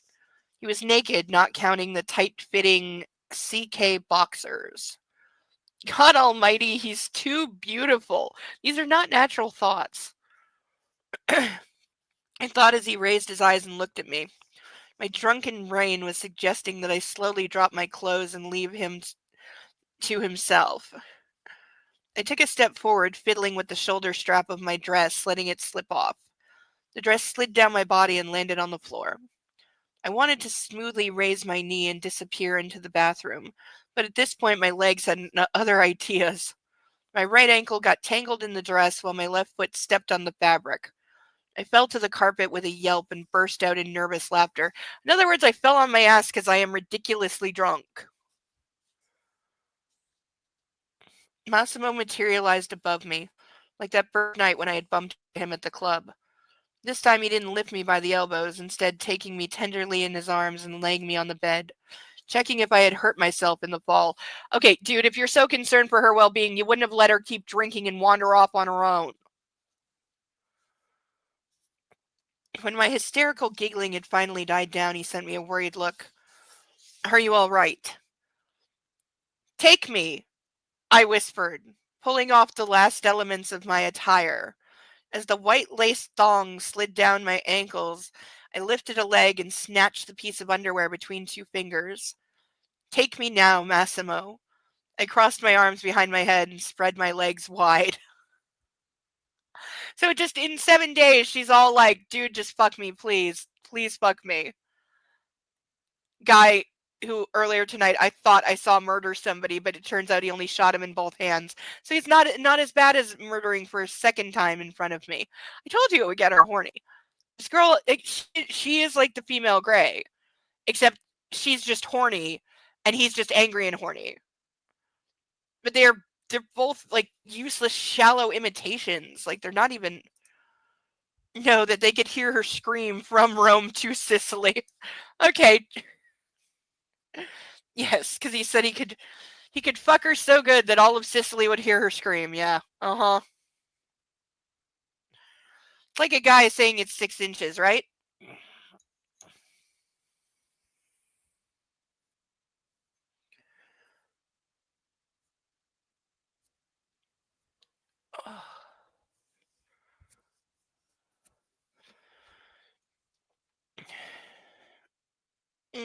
Persnickety, how's Sasha doing? Is she on your legs?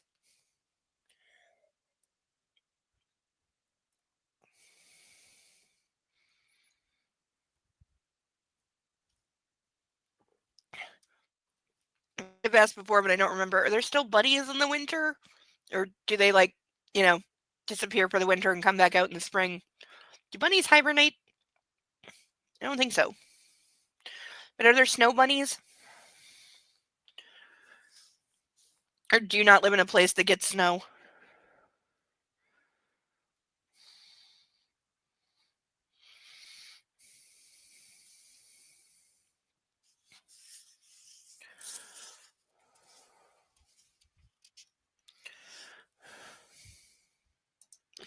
She finally stopped whining for me to give up my spot on the couch and is sleeping at my feet. Well, to her, the couch is just a giant dog bed.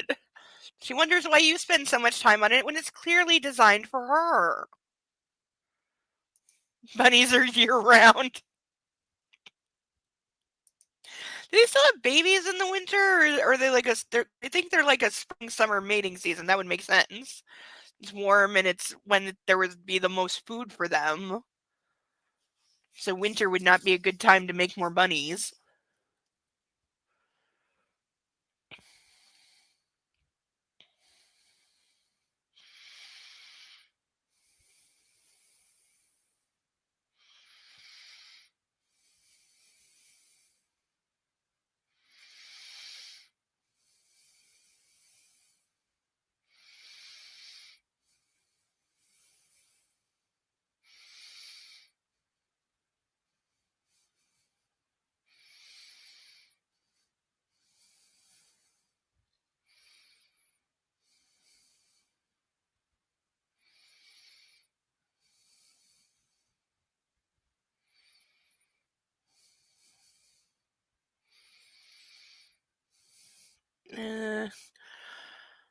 The man in black sat still, staring at me in his intense way, and a slight smile illuminated his face. He bent over me and kissed me lightly on the lips, covering me with the duvet. Oh, now he's gonna have a sudden moment of being a gentleman. I told you it was a bad idea for you to drink more. Good night. His reaction flustered me. I attacked, lifting my arm to slap him again, but either I was too slow or he was too fast, or you're completely fucking drunk. He caught my wrist and tied it to the pillar of the bed just like he had before when Veronica had been doing her show. Then he jumped on the bed, and before I knew it, I was strapped to the bed, thrashing wildly.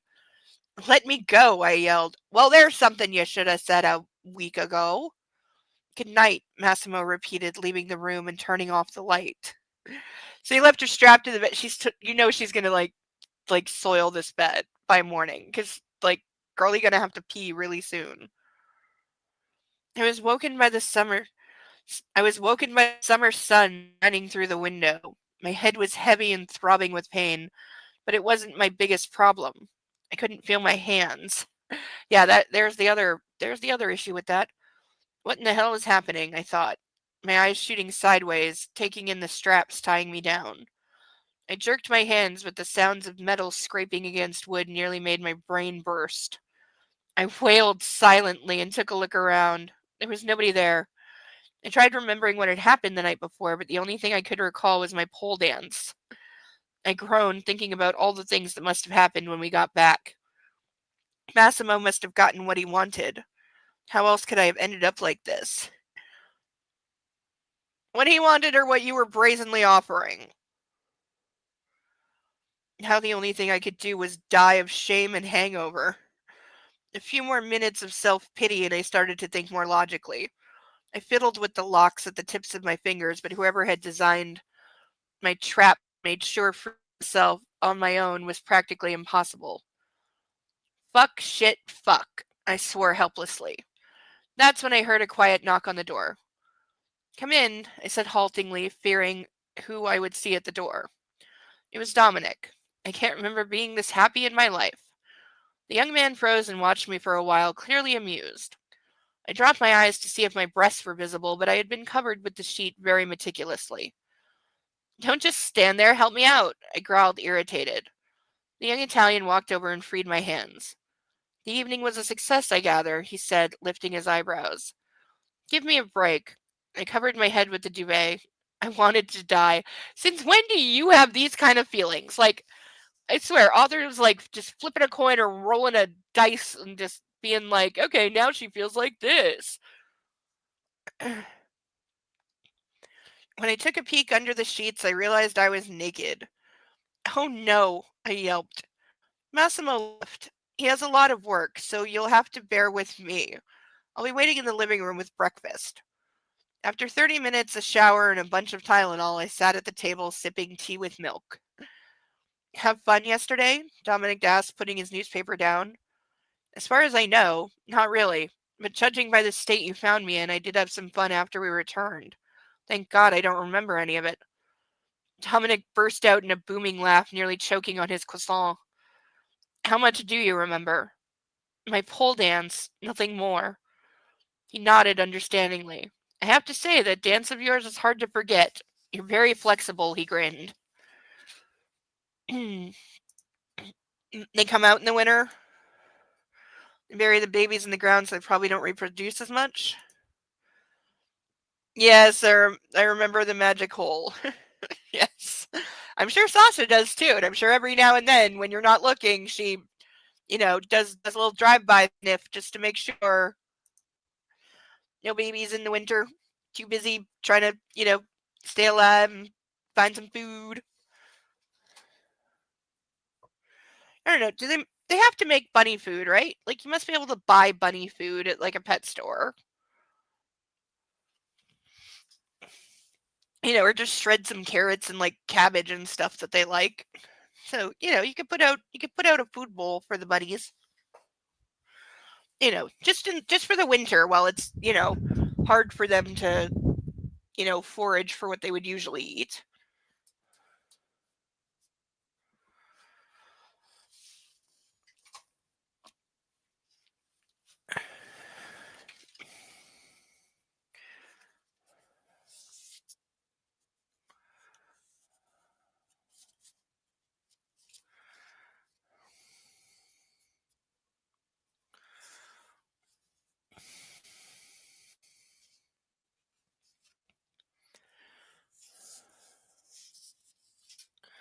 All right, we are actually getting through this at a clip tonight. Let me see, where did we actually start? I haven't been keeping track.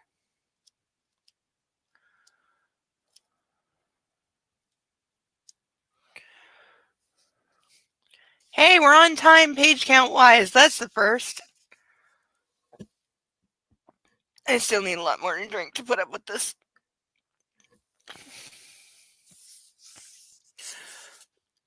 Ugh, kill me. I groaned, my head hitting the table with an audible thump. But first tell me what happened next. Dominic raised his eyebrows and took a sip of espresso. Don Massimo took you to your room and fucked me.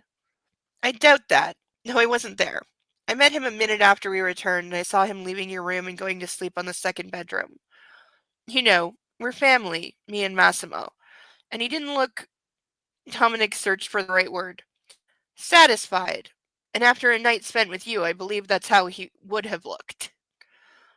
Oh my god, Dominic, why do you torment me so? You know what happened. You can just tell me. I can, but it won't be as fun. Okay, this guy's supposed to be there to help you. I'm like slamming his face into the table at this point and going, tell me, or I'm going to beat you to death with a crap of orange juice.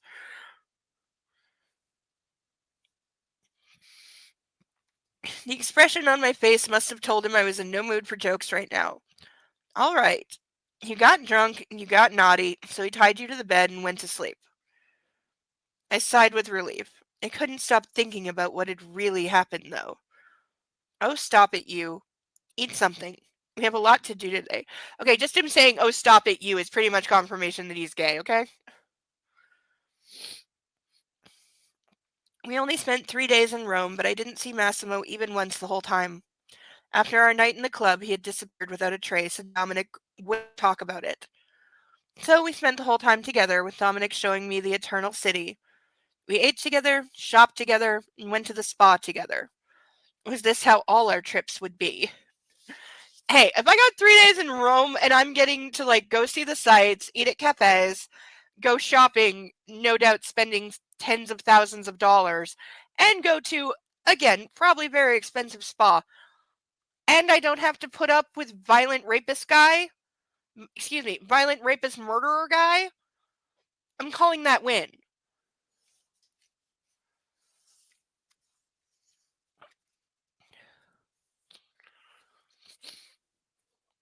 Stretch. Mm.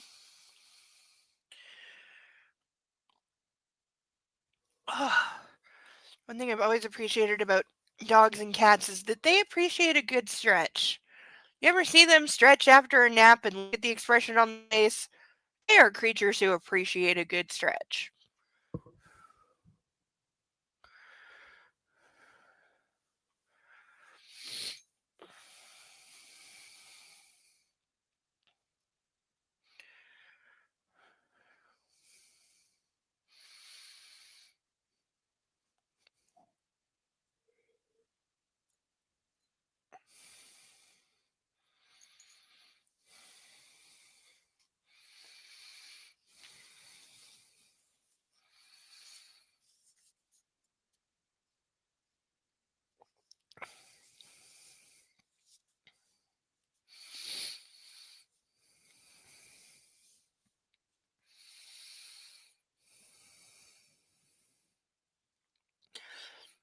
When on the second day we were having lunch in a breathtaking restaurant with a view of the Spanish Steps, I asked him, will he let me work at all?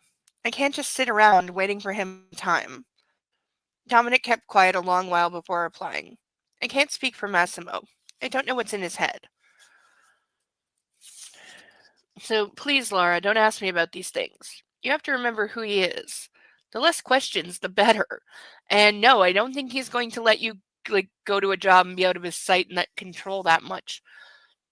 And also, if you're going to be traveling so much, what are you going to do? God damn it. I have a right to know what he's doing. No, you don't. Again, he's the guy holding you supposedly captive. Yet you're acting like this. Like, what the? That's why I say the captive thing isn't fucking real, because neither of them is acting like it is.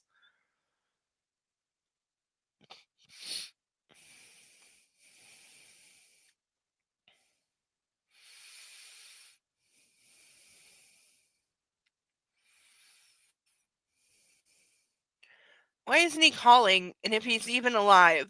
I growled, dropping my fork with a loud clink. Why do you care if he's alive? If he's dead, you're free to go. Isn't that what you want?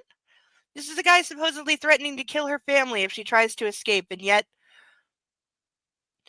He's alive, Dominic retorted gruffly, avoiding my eyes. I grimaced and returned to my meal. On the other hand, this life was as comfortable as it got. But on the other, I wasn't the kind of person who just wanted to sit around doing nothing. Anastasia. I wasn't a trophy wife, especially since Massimo wasn't even my man. Oh, you noticed that, huh? She's too stupid to fucking exist. She's really, like, seriously, Darwinism would have taken her out.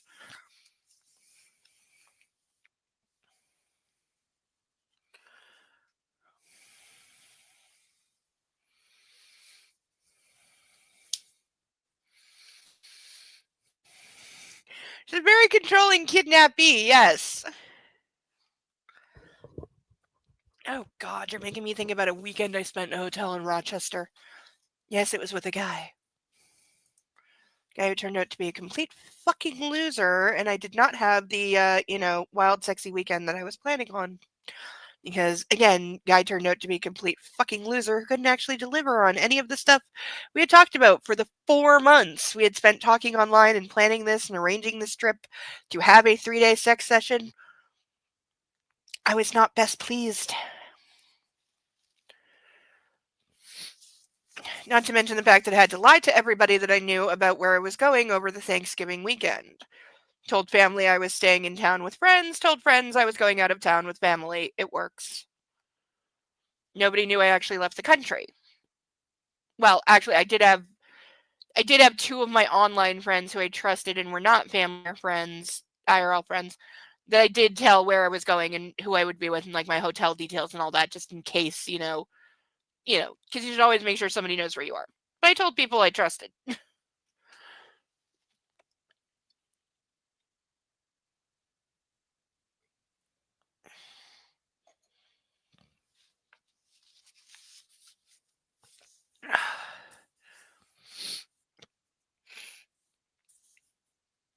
Okay, to avoid really overdoing it, I am not refilling that glass for at least 30 minutes unless somebody orders me to chug, then I will. So for the love of God, please order me to chug. Because if I'm going to get through another 20 pages of this, God, do I need it.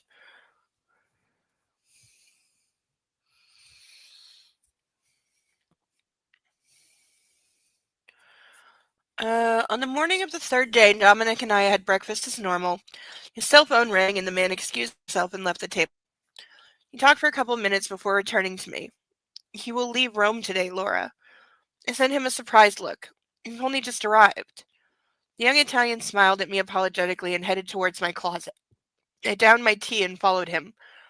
A few moments later, I tied my hair in a high ponytail and put some mascara on. I was getting more tanned by the day, which meant I needed less makeup. Each day, the temperature outside reached 85 degrees. Without knowing where we're going, I put on dark blue denim shorts over a scanty white top that barely covered my small breasts. Today's outfit was a bit of a declaration. I refused to be elegant. Besides, I dropped the underwear. As for shoes, I picked up my beloved Isabelle Marant wedge sneakers. I put on some sunglasses and grabbed a bag when Dominic walked into the room. He stopped, rooted to the spot, and gazed at me for a while. Again, if you told me this was originally written in the 90s, given the fashion, the makeup, and the hair...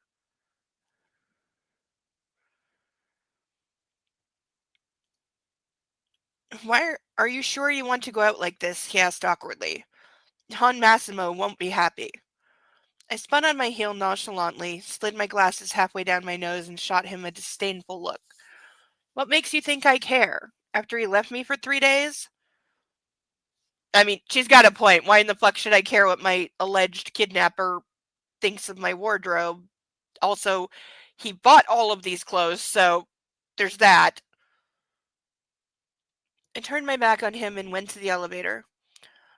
My absurdly expensive watch told me it was 11 a.m. when Dominic showed me the car I would be driven in. Are you going with me? I asked, pouting like a little girl. Again, just roll that reaction dice, author. Let's see. How is she going to react today?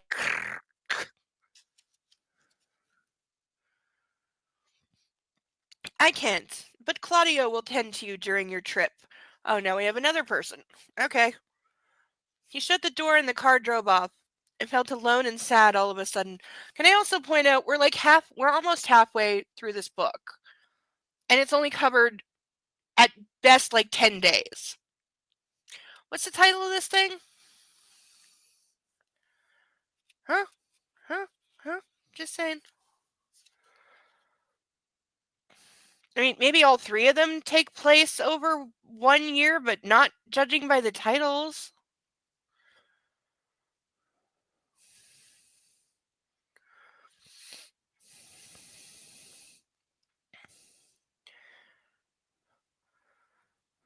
He shut the door and the car drove off. I felt alone and sad all of a sudden. Was it possible I was missing Massimo? Oh, the guy you've collectively been around for like 3 days in total, who's committed murder in front of you, shot somebody else in front of you, violently sexually assaulted you like a dozen times, and you are inexplicably incredibly horny for. Also, again, no fear, no sense of self-preservation. She's never even thought about escaping. Like, my driver, Claudio, who doubled as my bodyguard, was not too talkative. I grabbed my phone and dialed mom.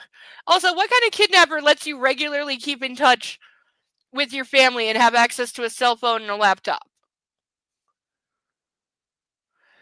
He seemed calmer now, but wasn't too happy when I told her I wouldn't be joining them this week. When we finished talking, the car took a turn off the highway and a few minutes later entered a town called Fi, Fami, I don't know, it's in Italian. Um, Fermacino. I don't know. This is probably a real place. Fiumicino. Probably a real place. Claudio drove steadily, expertly navigating the narrow, picturesque streets in the enormous SUV. At one point he hit the brakes and I saw we were on a large port filled to the brim with luxury yachts. An elderly man dressed all in white opened the door for me. I sent the driver a questioning look and in response he nodded to me, allowing me to step out. Welcome to Porto di Fiumicino, Laura. I'm Fabio and I will take you to your boat. Follow me. Because we had to have somebody named Fabio. Okay. Nobody has named their child that since like 1970. The man gestured at me. After a short while, we stopped to board the yacht. I raised my head and gaped. Before me was the Titan. Because we couldn't just call it the penis. Most boats in the port were white, but this one was cold steel gray with tinted windows. Way to say drug smuggling boat!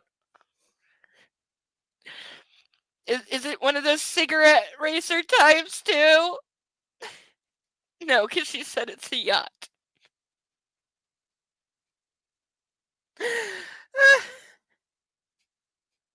I'm sorry, but it might as well be called the I'm a bad guy. Like,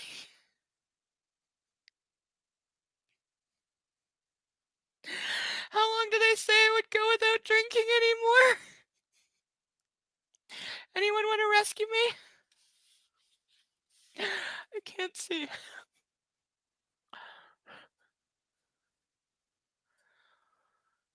Oh. Oh my god.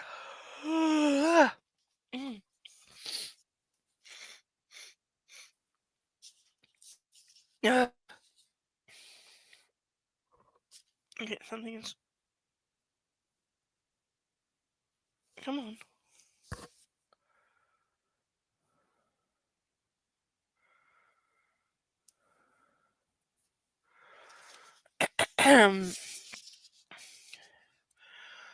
The yacht is nearly 300 feet long. It has 12 guest cabins, a jacuzzi, a cinema, spa, gym, as well as a large pool and a helicopter pad.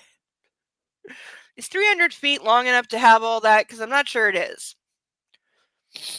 Not too shabby, I mumbled, picking my jaw up from the floor. This is really not that impressive if we're talking millionaire luxury yacht. It's really not. When I entered the first of 6 decks, I found myself in a grand living room, only partially roofed. What if it rains? It was elegant, but very minimalistic.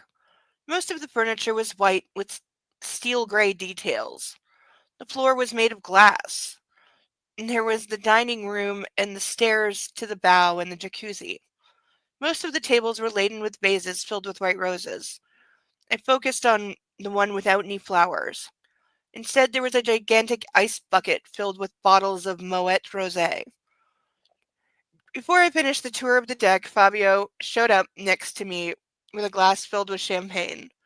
Did they all think I was some kind of alcoholic? My only way of dealing with free time being binging on champagne? Yes.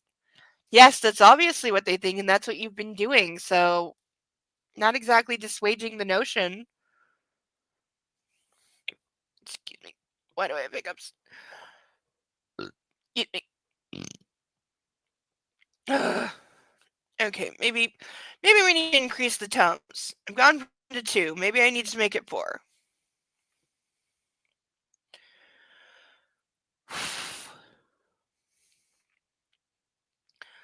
What would you like to do before we set sail? A tour of the rest of the yacht? Some sunbathing? Or maybe you'd like lunch? I'd like to be left alone if that's not a problem. I put my handbag down and headed towards the bow. Fabio nodded and left me. I stayed on deck observing the sea, slowly downing my glass. Then I had another one, and one more, and so on until the bottle was empty. The hangover I was still suffering from started dissipating, but only because I was drunk again. So this is by the way, this is 3 days later. As stated, this is 3 fucking days later because she's pissed off that he left her alone for 3 days after her drunken night out, and she's still hungover. I've had some bad hangovers, but never one that lasted that fucking long. And I only get hangovers when I'm stupid enough to drink and then have a piece of cake. Oh, I cannot drink and do sugar. That's what I learned. I cannot drink and then have sugar of any kind because I don't drink sugary drinks. Because I don't like cocktails and I don't like mixes. So I generally am just either straight like wine or if I'm really going ham, straight vodka, but I don't mix. But if I have like say like 3-4 shots of vodka and then I'm stupid enough to have like a slice of chocolate cake, I will be dead the next day. 2 days. Easily. Yeah, learned a long time ago. Don't have sugar when drinking. I don't know if that's just a me thing or if that's like part of the science of like drinking, but we'll see. What is this? Do we have ducks? Is there ducks? It does cover a drink. All right, we chugging. The instructions are bottoms up. So here, yep, we got okay. Thank you. You know who you are, and I absolutely I heart you. I heart you. I can't do the thing with the hands, but I heart you. I love you so much. So so very much. And thank you for helping me get through this because it's really awful. And I'm definitely helping the Tums.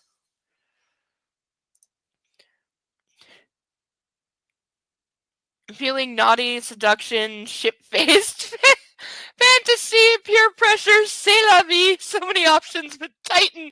I know, right? Really. I swear to God, it's just because they were afraid to call it the penis, which would have been. Somehow I would have enjoyed that more if they just did. Like, just own it. Like, if you're gonna be this bad and this much of a porno, just double down. Like, go for it. Like, I have a scene that I'm quite proud of myself for because it involves a couple having a low-key fight, and I've never been that, but I ran it by people who aren't a couple, and they said I did pretty good, so I'm very proud of that this week. But I have an immature line in it that I'm still debating whether I should do that to one of my characters or not, but it fits. That's the thing. In the moment, it is out of character for the character to stoop to that level, but in that scene, he's tried every other option to get her to laugh or get her to forgive him. She's super pissed. She has every right to be, and he knows it. So he's not arguing with her being pissed. He's just trying to get through the moment. So yeah, he goes a little more lowbrow, cheap shot than usual, trying to make her laugh and saying something immature. But also at the same time, he's also saying, okay, I get where you are. You hate my right now. I get it. But we're still stuck with each other for a little longer. So go ahead and hate my guts. But, you know, I know where you are and this is what's going on. And this is where we both are. And it's like the most civil thing. But they still both walk away with her still being pissed and him regretting it. But, you know, but at least there's the attempt. So in the moment, the out of character moment works because tried all the usual stuff to make her forgive me, not working. Let me try the unconventional and see if I can just make her laugh for a minute so at least I don't feel like such a heel after I did the terrible thing that she's mad at me about.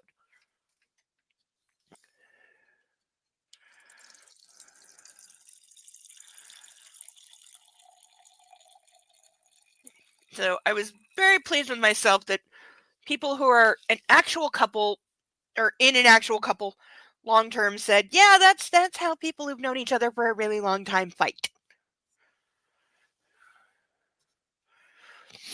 Must have picked it up. I swear, now that I think about it, I must have picked it up watching my grandparents fight because they didn't fight, not out loud, but they had their ways. You knew my grandmother was pissed by how fast her rocking chair was going. If she was going really fast, she was really fucking pissed. Really, really fucking pissed. And, or if she was knitting, because she could knit a whole sweater without looking once, if she was making mistakes in the knitting and then having to unravel it while pretending not to curse under her breath, she was really pissed because the only time she made mistakes is when she was pissed. And who was she always pissed at? Grandpa. Who got very silent around his wife at the dinner table when she was really pissed and he knew that he actually deserved it? Grandpa.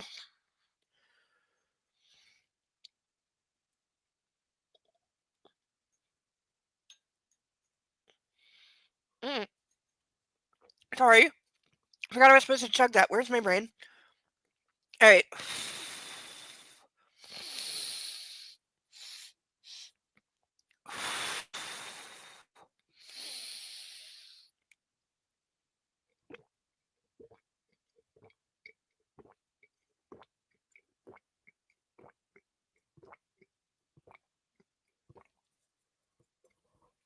Ah. There we go. Ah.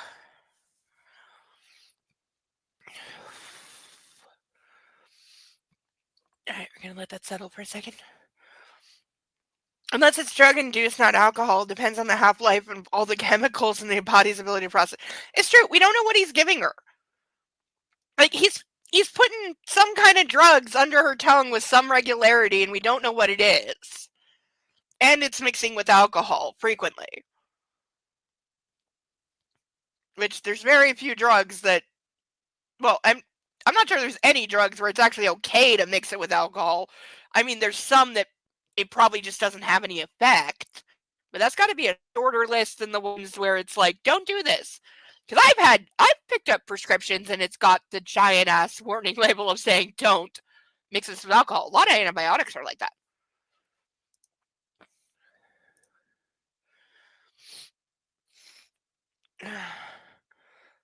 Excuse me. Excuse me. Excuse me. Excuse me. That's from chugging. Also, who said she isn't keeping that alcohol and coming to deal with her situation? Fair point. I mean, if I'm being held captive and I have the option of being drunk or high the entire time, I'll take that. Melville's Moby Dick. I never read that, but that would be a good name for the boat. Cayman cider. What is that? Like, I'm assuming it's some type of booze. But I'm in Canada where cider has a couple of different meanings depending on how alcoholic or legal it is. Because it's one of those things people make on the stovetop a lot, and There's the regular apple cider that you give to the kids, and then there's the very alcoholic apple cider that you keep in the back room. The ecstasy! I need to stop. No, you don't. Cerebellum, keep going. That's awesome. The ecstasy, that is a quality pun, and I normally do not like puns because I think they're like, easy, cheap shot kind of humor. But I recognize when there's a good one, I'm all for points, and that's a very, very good one. That is 5 stars. That's an A+. That's great. But do not stop at all. Keep going.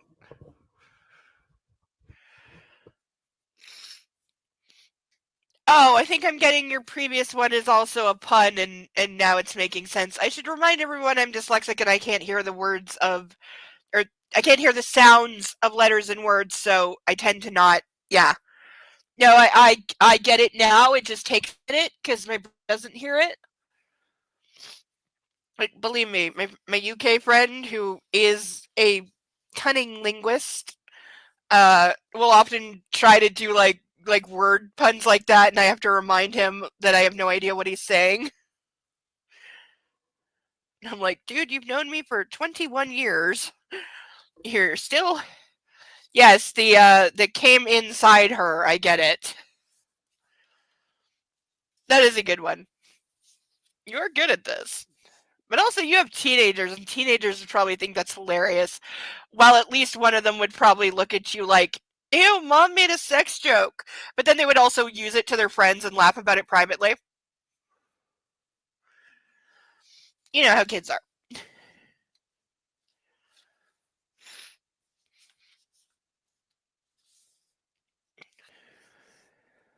Especially if you have a boy teenager, they'll totally use those and take credit for them because their friends would probably fall down laughing at school. You know it.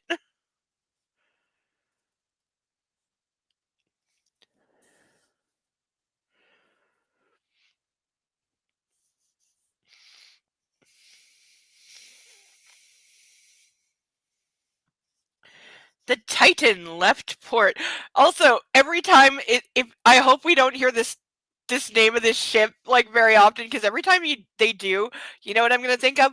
Riker. I'm going to think of Star Trek Next Generation and Riker and the Titan, the ship, because it's a ship.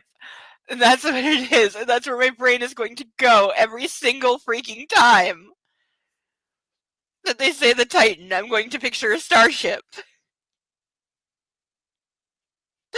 Because it's my imagination and I can't.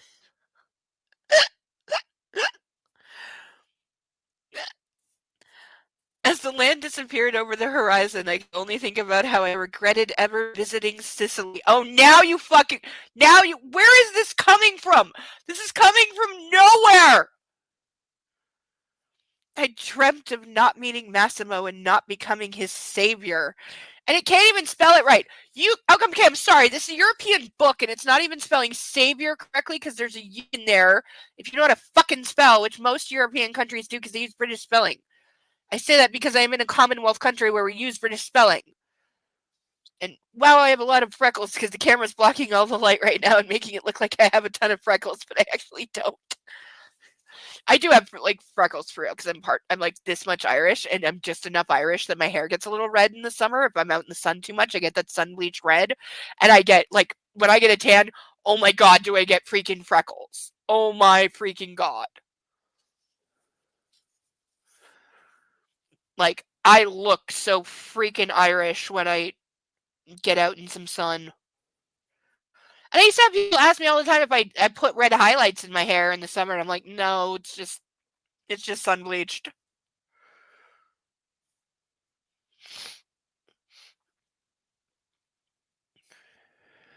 Didn't start happening till I was a teenager, or like not exactly a teenager, but like 11. Didn't start happening. I had jet black hair year round. But then in the summer, like literally by the end of the summer, my whole head would be like auburn, like genuinely auburn, like almost as red as the stripe on the duck stage behind me, just naturally. And then in the winter, back to black.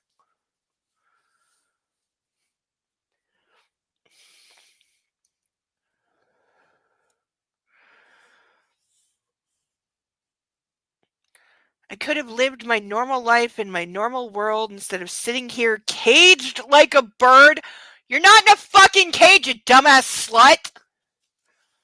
In case you haven't noticed, I have no sympathy for this idiot woman.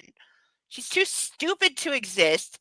She's too horny to exist. She's bouncing between I'm begging him to stick his cock in me because it's so beautiful and gorgeous and I'm worshiping his dick in my head to now we're like, oh, I'm being sent off and I have no idea what's going on and I'm being held captive and I'm so sad and I wish we'd never come here. None of this is earned. None of this is worked up to. This is the first time. Even the initial moments where she wakes up and is informed that you are now being held captive by a powerful mob boss and you're his property and he'll kill your family if you try to escape, but you're stuck here for the next year because he wants you to fall in love with him. And then he violently sexually assaults her several times. This is the first time she's having any thought of, I wish I never came here and that this never happened. And it's only after he's seemingly abandoned her for like 3 days. That's the only thing making her sad, is that he's not around. Like, this is as backwards as it can possibly be.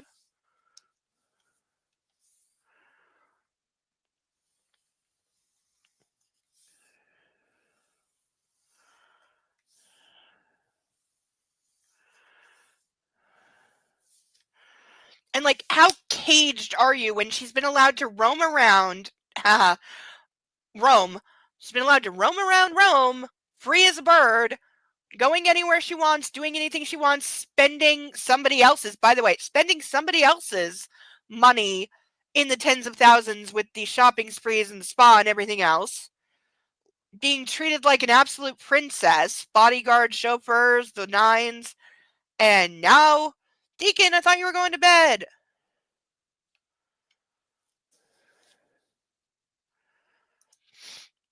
Your son is 18. Oh, yeah, he's right at that.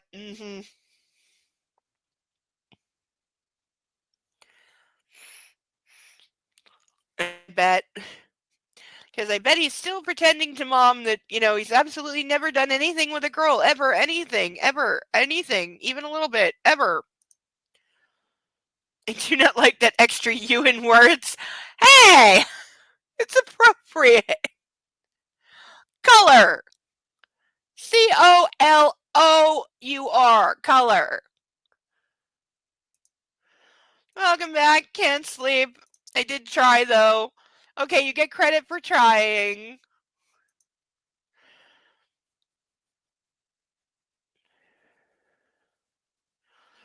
Oh, itchy. I cannot believe Puppy is still utterly passed out. It's because he didn't sleep all day. I got up early for me, which means I went to bed at 5 a.m. and I got up at 11. And even the dog was like, are we getting up? I haven't slept enough. I'm warm. Are we getting up? Okay, I'm getting up. And but then he didn't sleep all day. He usually naps. And he didn't nap. He was just running around being an obnoxious little pup. And then he got told off for annoying me because I was trying to get ready right before, and he's jumping all over me and being like, pay attention to me. It's like it's the 97th time you've wanted attention today. I need to get ready. So he got told to go to sleep, and I think he took me to heart that all his exhaustion caught up with him because he's just curled up in a coma. And I can see the puppy bed breathing. Trust me, he's very warm where he is. Okay, bottom layer, thick puppy bed. Then layer of his personal blankie that he will be buried with. Doggy, 8-pound dog curled up in the middle of pile of blankie that half covers him. Then another puppy bed flipped upside down and on top of him, making a cocoon/oven of insulated warm that his little body quickly heats up and turns into a very cozy little oven for him. So he's quite happy and warm where he is. Plus, I know he's got food stashed in there because he's always got food stashed in there. Whether it's scraps he stole out of the garbage or mouthfuls of kibble that he secreted away, he's always got food in his puppy cave. He's a high-functioning autistic and went to New York City with Dad and had girls flirting with him, and he was totally clueless. Aww. Oh, I want to hug him. I can feel him on the being clueless because I'm neurodivergent as well, and one of the things I miss every time is when somebody is flirting with me. I've literally had friends like kind of yank me in the hallway and be like, "Girl is flirting with you," and I'm like, "Oh, he is really?" 'Cause I just don't see it.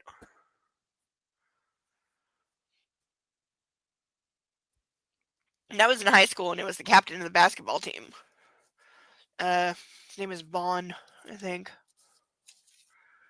Nice guy, but I also knew that there was no way in hell he was going to be flirting with me. And when I confronted my best friend, she was like, "Yeah, I paid him to do that." It's like, okay, thanks. Thank you for trying to make me not a pariah in middle school, but don't need it, so don't.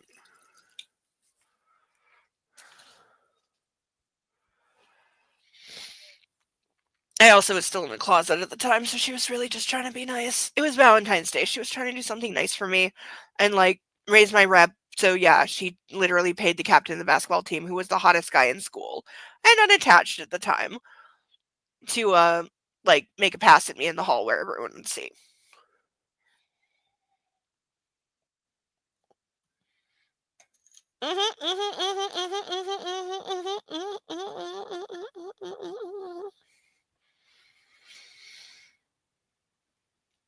Yeah, you got it. It was like that. Started with my finding a, you know how lockers have those slots so you can put things through them, which of course everyone did to pass secret notes and Valentines. And so it started with me opening my locker and finding a Valentine. Who remembers the phrase "fat"? PHAT. Who remembers when that went through the schools? I don't know if it ever made it to America, but it made it big here, at least for that year, for about a month. So I got a mystery unsigned Valentine saying, "I think you are PHAT," and it's an abbreviation, signed anonymous. And that made me giggle like a schoolgirl, of course, because I was a schoolgirl. Also, it could have been from any one of like 2,000 people, big school. Uh, but then when I passed in the hallway, Vaughn and his entourage, and he actually stops, and not only stops, but stops me because, like, why would I stop? I'm aware of who he is because he's the, main stud king of the school. But yeah, him stopping me in the hallway and touching my face and saying whatever the hell he said because I certainly wasn't paying attention and didn't care because I knew instantly that this was bullshit. Uh, yeah, and my best friend was with me too, and I immediately, like, shall we say, took her aside and said, "I know you did this." I'm like, "And the Valentine was from you, right? And you arranged for him to do that, right?" Yeah, okay. Appreciate the thought. Don't ever do it again. Mom got him a cute blankie. No, Bo came with a blankie. He was a rescue. And he came with the blankie, and he's, how old is Bo? I think he's probably going on 12, I want to say. He's going on 12, and he's had it, and I've had to cut the blankie because he paws at it and scratches it, and, like when he's arranging it. So it'll unravel sometimes, and sometimes it takes him hostage, and like there'll be a hole in it, and he'll get his head stuck, but the rest of him doesn't fit, but he doesn't know how to back up and get his head out of it. So I've had to take him out of it, or the parts that have just unraveled into string that I have to cut out and throw away while he whines and goes, "No, don't take me, Blanky." And I'm like, "Yeah, you nearly strangled yourself to death. I'm cutting the string." So it's not really a blanket anymore. It's more like pieces, but God help you if you try to take it away from him. I hated those things. What things? I hate when people don't know what AAVE actually is. I'm gonna need an explanation on the abbreviation because that's one I don't know. Maybe it's not used here. I don't know.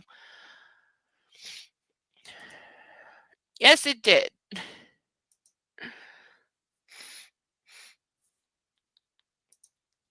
You need to give Butters his Christmas present. Oh, you were saying you got Butters a blankie and you forgot to give it to him? Okay, now I'm on Butters' behalf.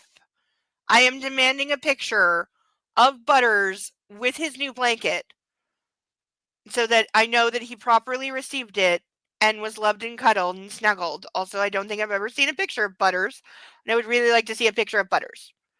And we have a pet tab in my Discord, so please post a picture of Butters and his blankie. Well, I'm just advocating on behalf of Butters.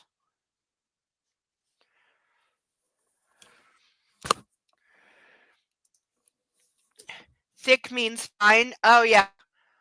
Remember thick, yeah. My friend's son will never say the word fat because she told him saying fat was like being mean, so he just says thick. And also, mommy showed him, this is what he said when mommy showed him a picture of her incredibly pregnant with the huge belly and tried to explain to him, he was like 7, tried to explain to him fat. Yeah, that's it. It at the time it stood for pretty hot and tempting. That's what it was. So I'm sure there were different versions. I don't know what thick stood for if it ever wasn't just meaning like kind of having a juicy booty, curvy body kind of thing. But fat, PHAT, was pretty hot and tempting. It went around for a couple months. It didn't last long. What was I saying? Oh yeah, the kid, because he wouldn't say fat, because that's being mean, and don't be mean to people, because he's 7. So she showed him the picture of her pregnant and tried to explain that the giant belly was her being pregnant, and that's him in there. To which he put on his serious, thinking very hard, thinking very hard, thinking very hard face, and then went, "Don't think so, mommy. Think you were just thick." So he thinks mommy was just fat basically for a while, and then she wasn't. But he doesn't think that she came out of mommy's tummy. That he came out of mommy's tummy. No, no, no. He doesn't think that. Nope.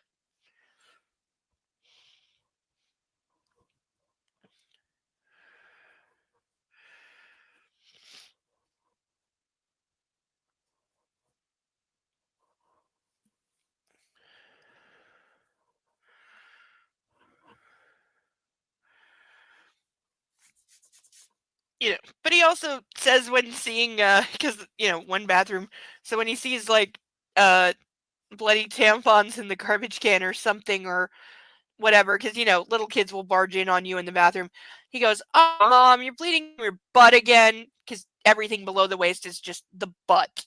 He hasn't figured out the rest yet. He literally has not worked out that other than boobs, which we're not sure he's acknowledged boobs, that there's any difference between boys and girls.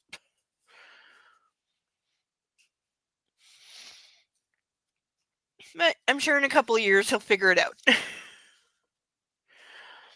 Butters has lawyers. Yes. I am glad to advocate on behalf of Butters, and I want to see proof of life with the blankie.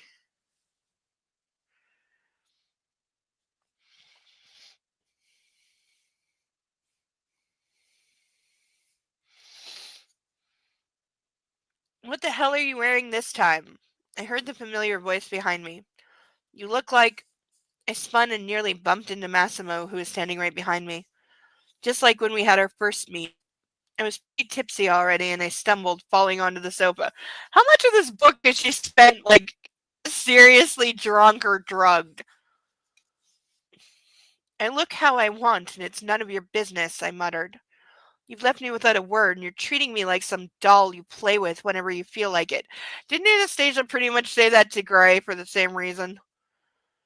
But today that doll wants to be left alone. I got up from the sofa clumsily, grabbed another bottle of champagne, and staggered towards the stern. The shoes I had on didn't make walking any easier, and I realized how pathetic I must have looked. I kicked them off angrily. The man in black followed me, calling out, but his voice failed to penetrate the buzz in my head from the alcohol. I didn't know the ship, but I needed to escape him. I ran down the steps, and that was the last thing I remember. End of chapter. So, in other words, she either fell down and hit her head or she passed out. Or he grabbed her from behind and choked her. this is also an option. But before I turn the page and see what happened, I need the ladies' room, so there will be a brief intermission, and I will highlight some of the...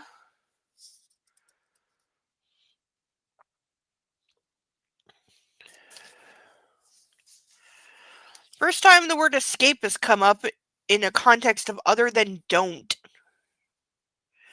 But given that she said she's stumbling, she kicked her shoes off, and she ran down the stairs, I'm going to say she fell. Hey, maybe we'll get to meet the mystery doctor that he claims exists that we haven't met yet. There's got to be a Dr. Flynn stand-in here somewhere. So, I will be right back. Yeah, I am too. I am very concerned about how many women authors write about abuse. Yeah, and not only, there's two sides to that. Women authors who write about abusive relationships, without acknowledging that these are abusive relationships and present them as being romantic and something to aspire to. That's why 50 Shades and this shit is fucking dangerous. Like, Disney will rightfully take all the fucking shit from me for the ideas they put into several generations of women's head about fairy tale fantasies and marrying a guy in a movie where you only spoke 3 lines and Disney relationships happen in 3 days or less, blah, blah, blah, blah, blah, blah, blah, blah, blah. But this is worse. But these were also women raised on the Disney. And then they grew up and discovered sex. And so the toxic spiral, it's the way they write it. Yeah. It's the way they write it as if it's normal, as if it's expected and acceptable. Or I did something to set him off. Because that's what all this is. This is 100% of every time he's violent and sexually abusive, she's like, oh, well, because I dressed like a slut in front of him. So of course he did something violent and sexually perverse to me. Because I earned it. I made him do it. It's my fault. I knew if I did this, he would do that. So it's my fault. That's the disgusting, yeah. I'll say more when I get back. I'll be back in 60 seconds.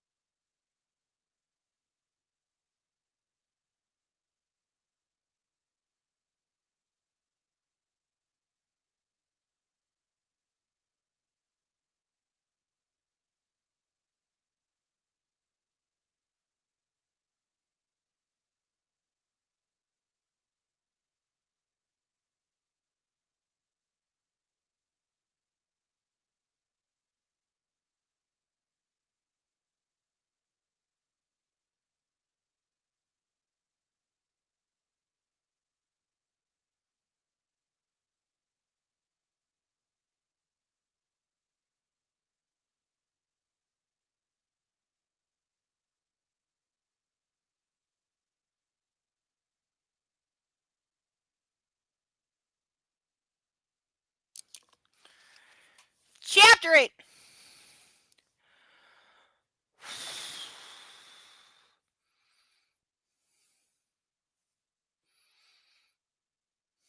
Okay, I just saw a line and I extremely want to vomit. Breathe, I heard someone saying.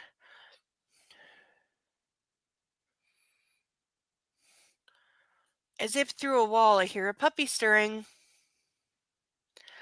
Breathe, Laura. Can you hear me? The voice was growing clearer by the moment. I felt my stomach cramping and I threw up, coughing and spitting out something salty. 'Cause way to make me picture that. Is there a puppy? Where is there a puppy? Bo? Did you just wiggle and rearrange yourself? He may have just wiggled and rearranged.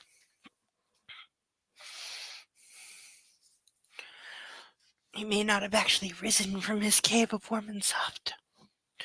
Now he's still under there. There's a big bump.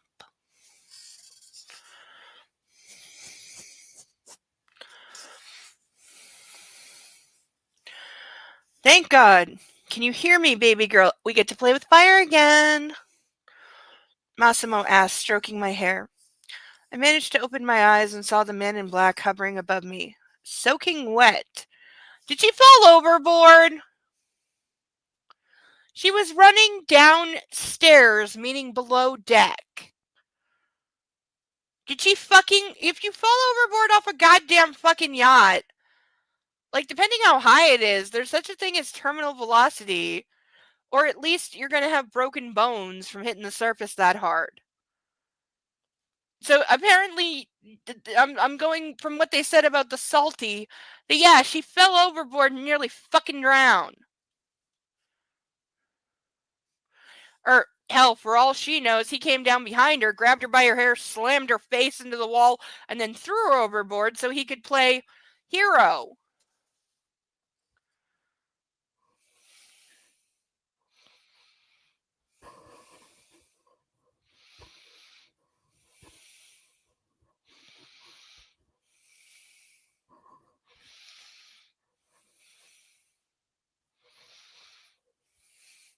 If she fell overboard, she'd be gone. You're correct. My goodness, I hate this author. That's not how boats work. Correct. It is a multi-leveled yacht. Yeah, if she fell overboard, she's gone. Yeah. No, seriously. Like, why do you think international cruises are the number one place that husbands kill wives, especially newlywed wives? Don't ask me why. Because it's usually impossible to prosecute. Because international law is a bunch of fucking shit. And usually, if you're in international waters, it doesn't matter what flag you're flying on. Usually nobody has jurisdiction. So you can commit murder in cold blood in front of 100 people, and there's nothing anyone can do.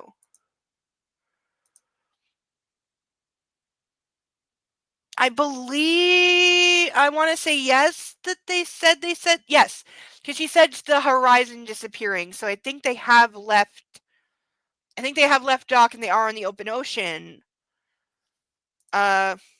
Oh, calm down. Hate is a strong word, but appropriate in some cases.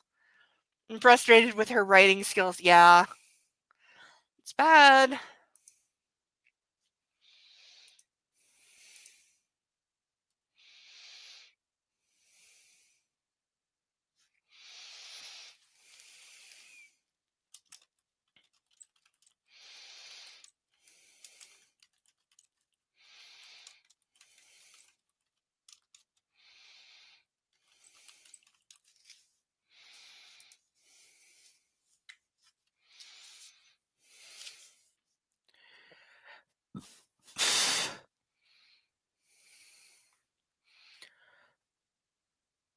He had his clothes on, but had lost the shoes. Did he pull it Jack Dawson from Titanic? Are we having that moment? Did they try to name his ship the Titanic, but they had to shorten it to Titan? I bet. I watched him, unable to say anything. There was a roar in my head, and the sun was blinding me. Fabio passed us a towel, and Massimo wrapped me in it and took me in his arms. He carried me across the yacht, through all the decks until we reached a bedroom where he put me down. Through all the decks. Are you in the crow's nest and he flew you up here by magic after pulling you out of the ocean? All the decks. All of them. All 6. We were told there were 6 decks. All the decks. I want orcas for this boat. I want to see orcas. I liked Free Willy. Oh, I was a kid. I went ham for those movies. I want to know, what's the name of the the girl who like should have been a big star but never was, that plays in the first Free Willy movie. She's the trainer, the girl. I forget her name, but she's like so iconic, and you always know her voice and her face. And she's somebody who should have been like a mega star but wasn't. And I don't remember her name. Oh, but like, yeah, like 7, 8-year-old me had a crush on her hard.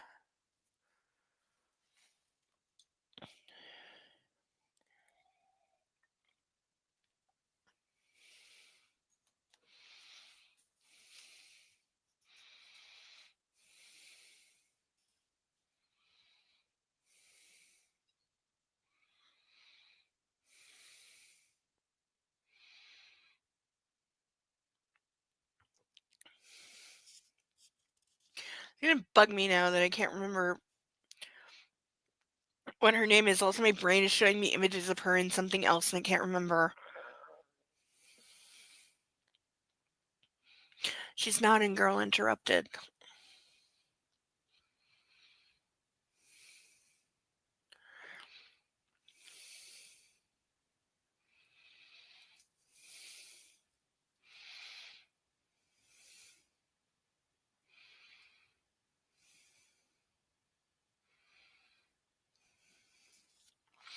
Like, she kind of looks like early 90s Winona Ryder, but not Winona Ryder.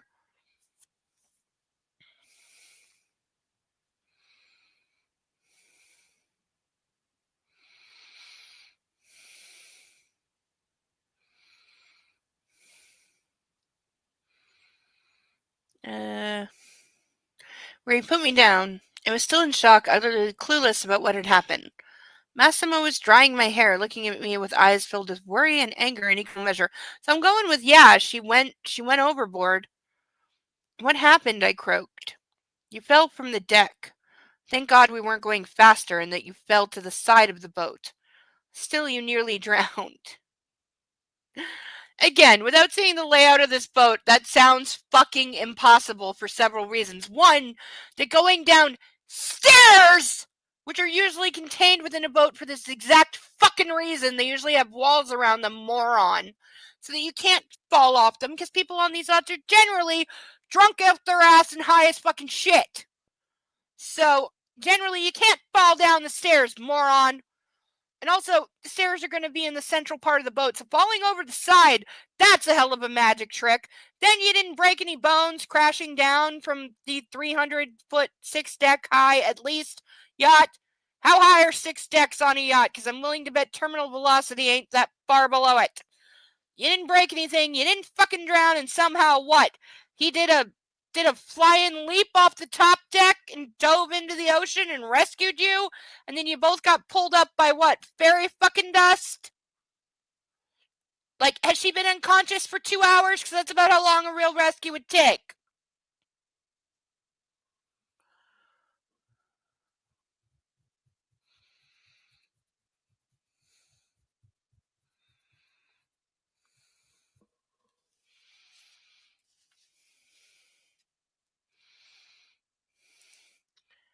Lori Petty, Danielle Harris, I don't know.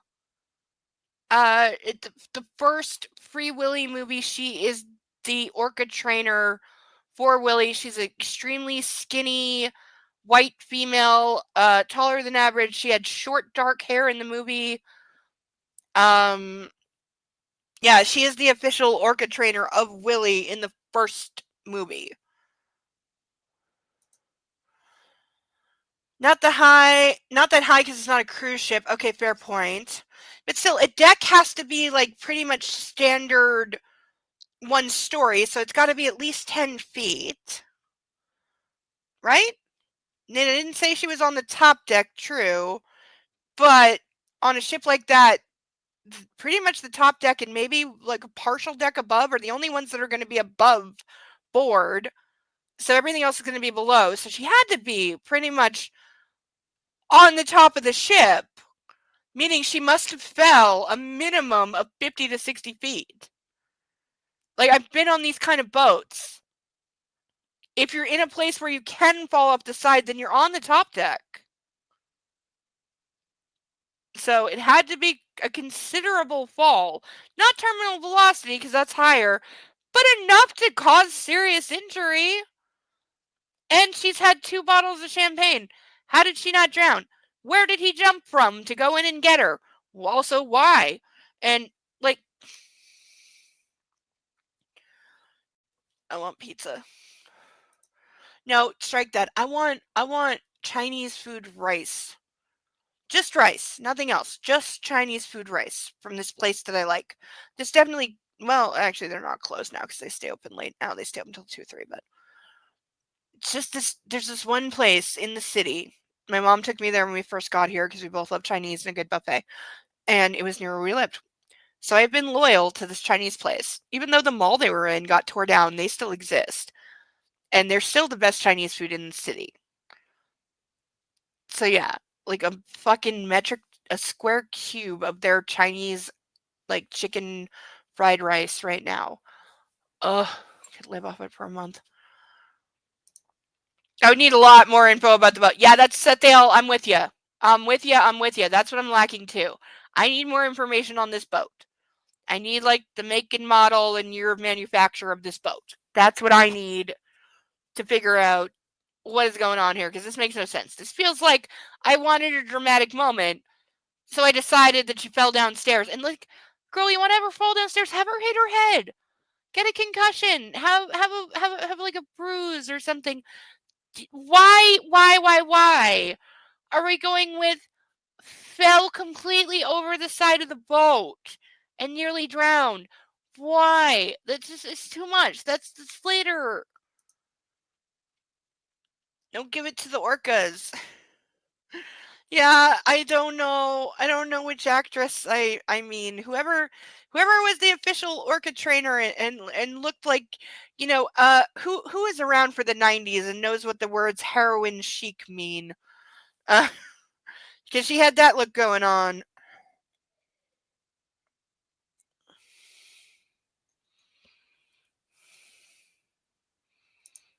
Mm. This is what I'm saying. It depends if it was a 6th-floor boat. Only 3/4 will be above water. The rest is below the waterline. Stairs on the outer normally towards the outside. The pyramid shape at the top. Yeah, we really need to know more about the boat, but this still sounds ridiculous.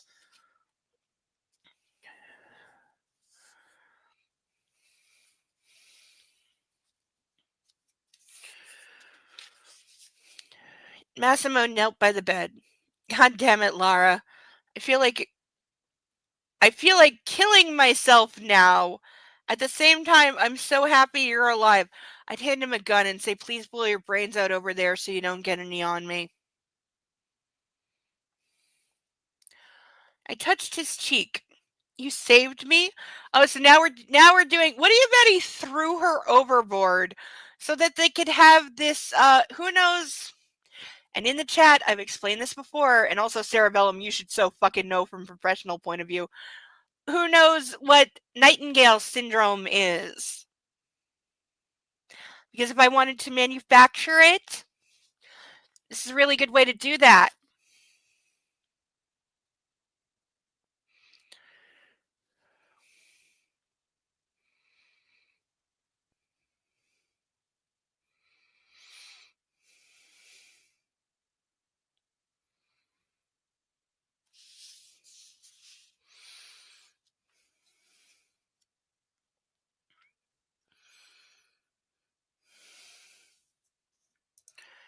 Three to 6 decks above the water, a general estimate for the height of LG motor super yacht above the water could be approximately 15 to 30 meters, 50 to 100 feet.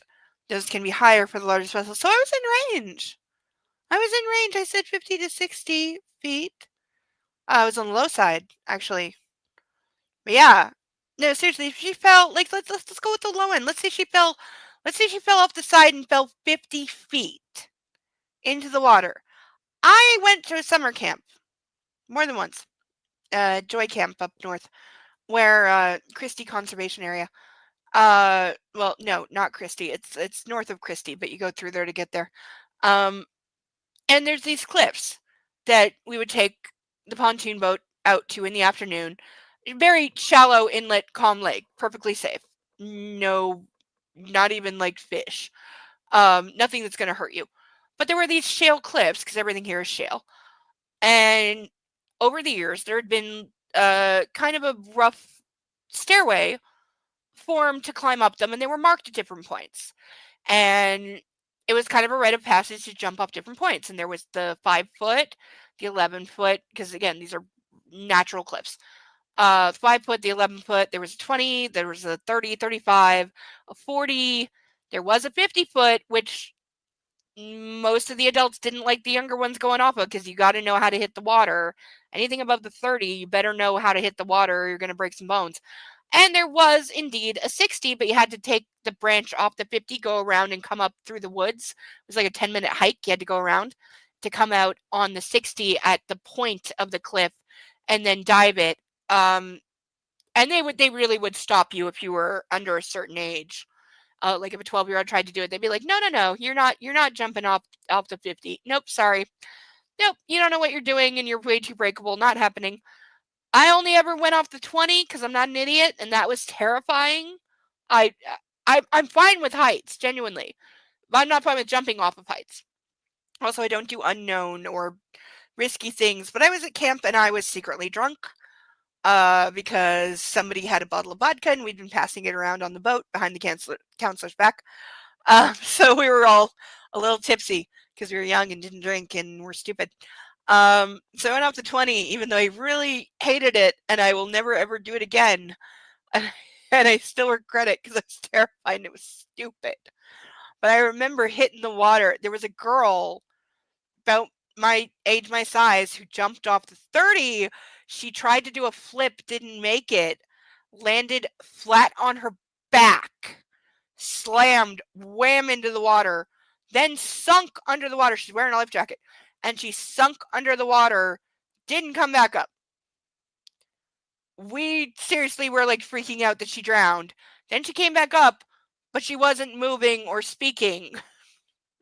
So like a couple of us jumped in and tried to swim to her as quick as possible because we really thought that she died. And she just hit the water so hard that it knocked the wind out of her and she couldn't speak. But she was fucked up for the rest of camp. Like she was fucked up. Like she hurt herself, and that was going up to 30. I don't know about that syndrome. Can you? Oh, Nightingale syndrome. It's where Nightingale syndrome is if somebody does or you perceive that they have saved your life. This happens a lot in hospitals with doctors and nurses. Also happens to EMTs a lot. Where if somebody feels like they're about to die, and then that moment when they wake up and somebody says you're going to be okay, that face that they see, there's a psychological bond that happens. It's a form of temporary psychosis. It does pass, but in that moment, this person just saved your life. You're enthralled to them. You feel like you're indebted, and you get a very sexually. You want to say thank you, and generally the way you do that is by throwing your body at them. But it passes in 2-3 days. And it is seen as highly unethical and immoral, and in some cases illegal, because to sleep with that person, if you are that EMT and you sleep with the person, say it's a junkie you just brought back to life with Narcan, and you slip her your number and she comes to your place at night and you fuck her crazy, you're taking advantage. Because this person is having a form of psychosis right now. They're literally not in their right mind. And if they were, they would never be sleeping with you.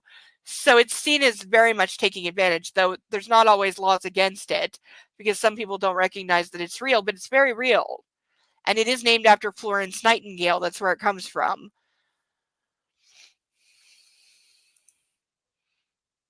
So is Nightingale syndrome where that whole my angel things come? Yeah.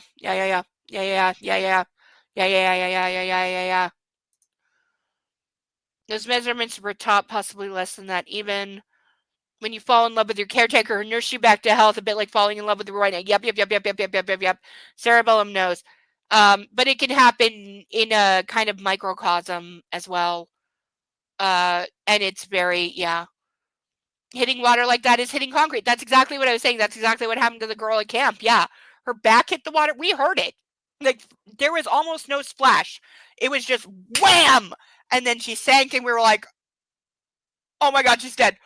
And a bunch of us jumped in to try and get her. And when she came back up and she couldn't speak to us, it was like 5 minutes before she could speak because she couldn't breathe. Because she hit that water so hard directly on her back, just whammed it. And we were like, oh God, somebody's going to die. Notably, the next day, the pontoon boat didn't take anyone to the cliffs because we were told none of the counselors are available to drive the boat. So sorry, kids. Extra crafting and hiking time. No going cliff jumping today. Like we all didn't fucking know. Like we didn't fucking know.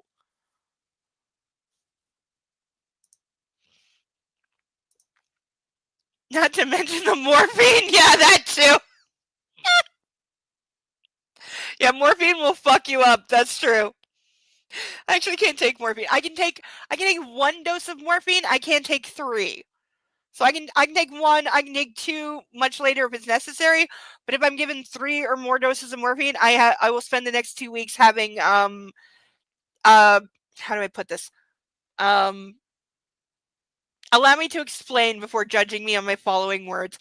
I will have falsely induced panic attacks, meaning I will feel all the symptoms of a panic attack. My heart is racing, I'm sweating, I'm panicking, I'm looking around like crazy, and I feel threatened and terrified and cornered like a cornered rabbit. However, there's nothing causing it. And I can actually tell, oh, I'm feeling all the panicky things, but I'm not reacting to anything. I'm perfectly fine. I'm sitting here, I'm perfectly fine. So why do I feel like I'm panicking and about to lose my mind or die? And morphine does it. Only if it's more than 2 doses. It'll do it though. But it will, even if it's just 3 doses and then it stops, it will still cause those symptoms for the next 2 weeks, about 6-7 times a day. I love learning about new things too. Learning is cool. Learning is fun. Learning is, learning is great. And you should always keep learning new things. I'm like 38. I still learn new things all the time and I love it. Like, you know what I learned today? How to spell Venezuela correctly. And I spelled it correctly. And I was proud of myself for that. I have panic attacks since I woke up. Wakes up, he did what? Yeah, there you go.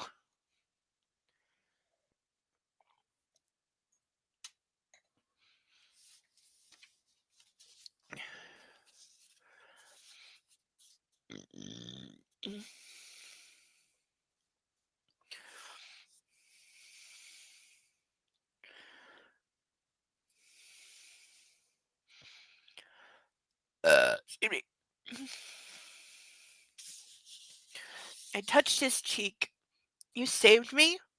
You were lucky I was close. I don't even want to think what would have happened otherwise. Yeah, because there's nobody else on this whole yacht that can swim. Or how about a life preserver? How about anyone with safety skills? How about a rope? Why are you being so stubborn? Why don't you listen to me? He sighed. You kidnapped her like 11 days ago, you fucking... Like, again, this makes no goddamn motherfucking fucking sense unless she orchestrated all of this secretly.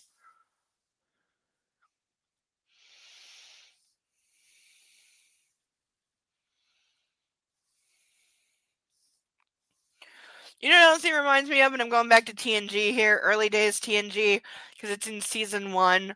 What the fuck is it called? No, what is it called? What is it called? What is it called?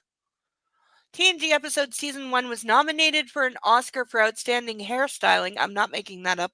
It's the one where Deanna Troi supposedly has an arranged marriage, and they had a rose that was supposed to change color every time she's holding it. It was like basically a mood ring rose because 80s. But they couldn't maintain the effects through the whole episode, so it only happens once and then never happens again. Even though she's holding it constantly, it never changes. But there's been a long-standing arranged marriage, which she's about to go through with, except the guy shows up and goes, oh, you're not the woman I've been seeing visions of my whole life, and reveals that there's this blonde woman that he's been seeing his whole life that he thought was her because she has telepathic powers, and they were bonded as children, so he thought it was her, but it wasn't.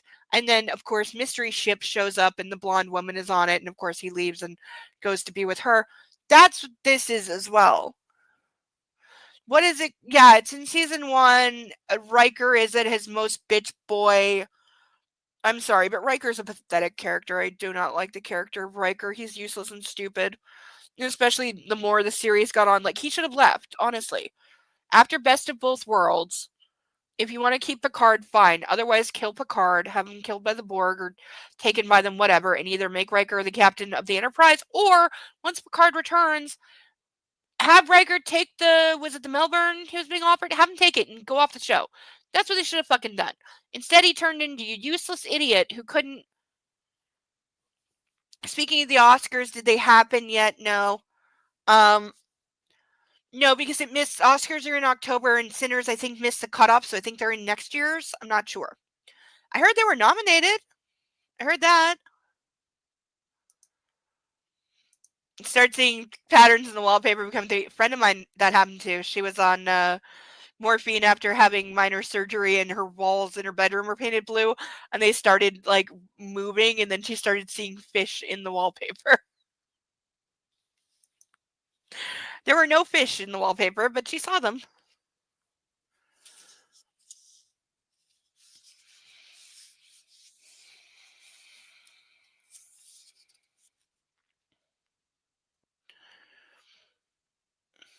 The alcohol was still buzzing in my head, and I could taste the salt water in my mouth. I'd like to take a shower now, I muttered and tried to push myself up.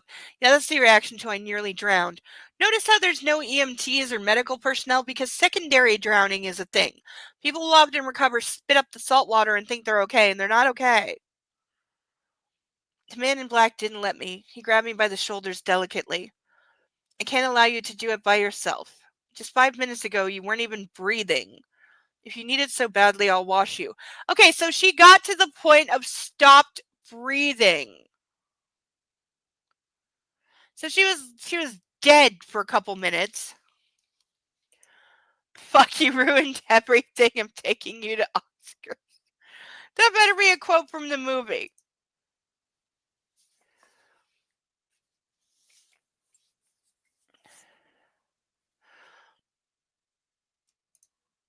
Wait, she was drunk and got pushed in the water?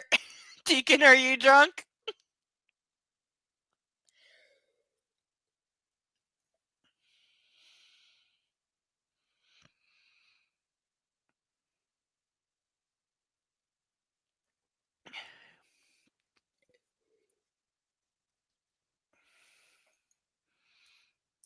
Mm-hmm.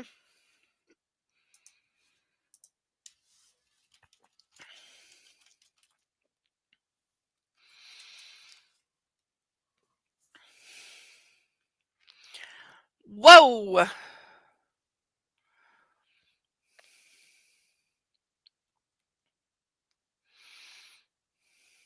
Okay, apparently official Oscar nominations will be announced on the 22nd of this month, though it's incredibly highly speculated that Sinners is expected to be nominated for Best Directing, Screenplay, Acting for Michael B. Jordan, and possibly Best Picture, and also Best Acting for Delroy Lindo. Though again, the official noms are not out until the 22nd, so this is pure speculation.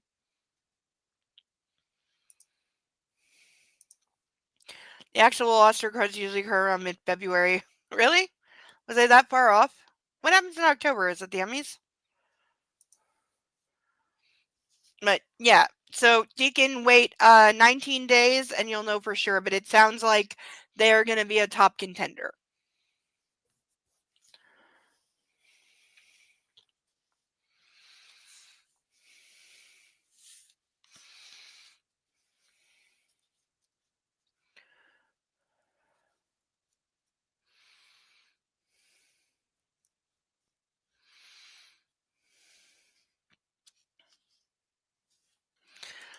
And we'll see.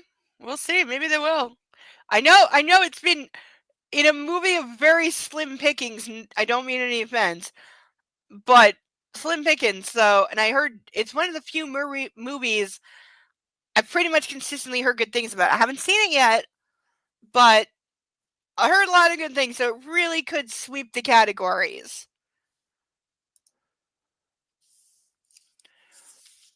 Though I give it a slight snub for the lack of a best actress. Because everyone nominated is male, okay? Now maybe it's like an all male cast, I don't know, but if there's any women in it, why am I not seeing a nom for, best supporting actress or, you know?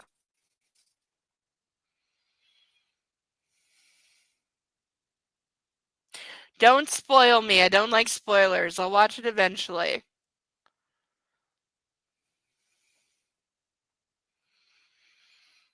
Emmy, Grammy, CMA, People's Choice. Yeah, there's so many.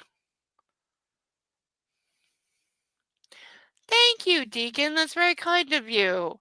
Again, I don't know. Possibly it's like a 99% male cast. I don't know. But I imagine there's at least a couple of, female roles. And it's like, okay, where's their acclaim? If the whole movie, because that's always my thing.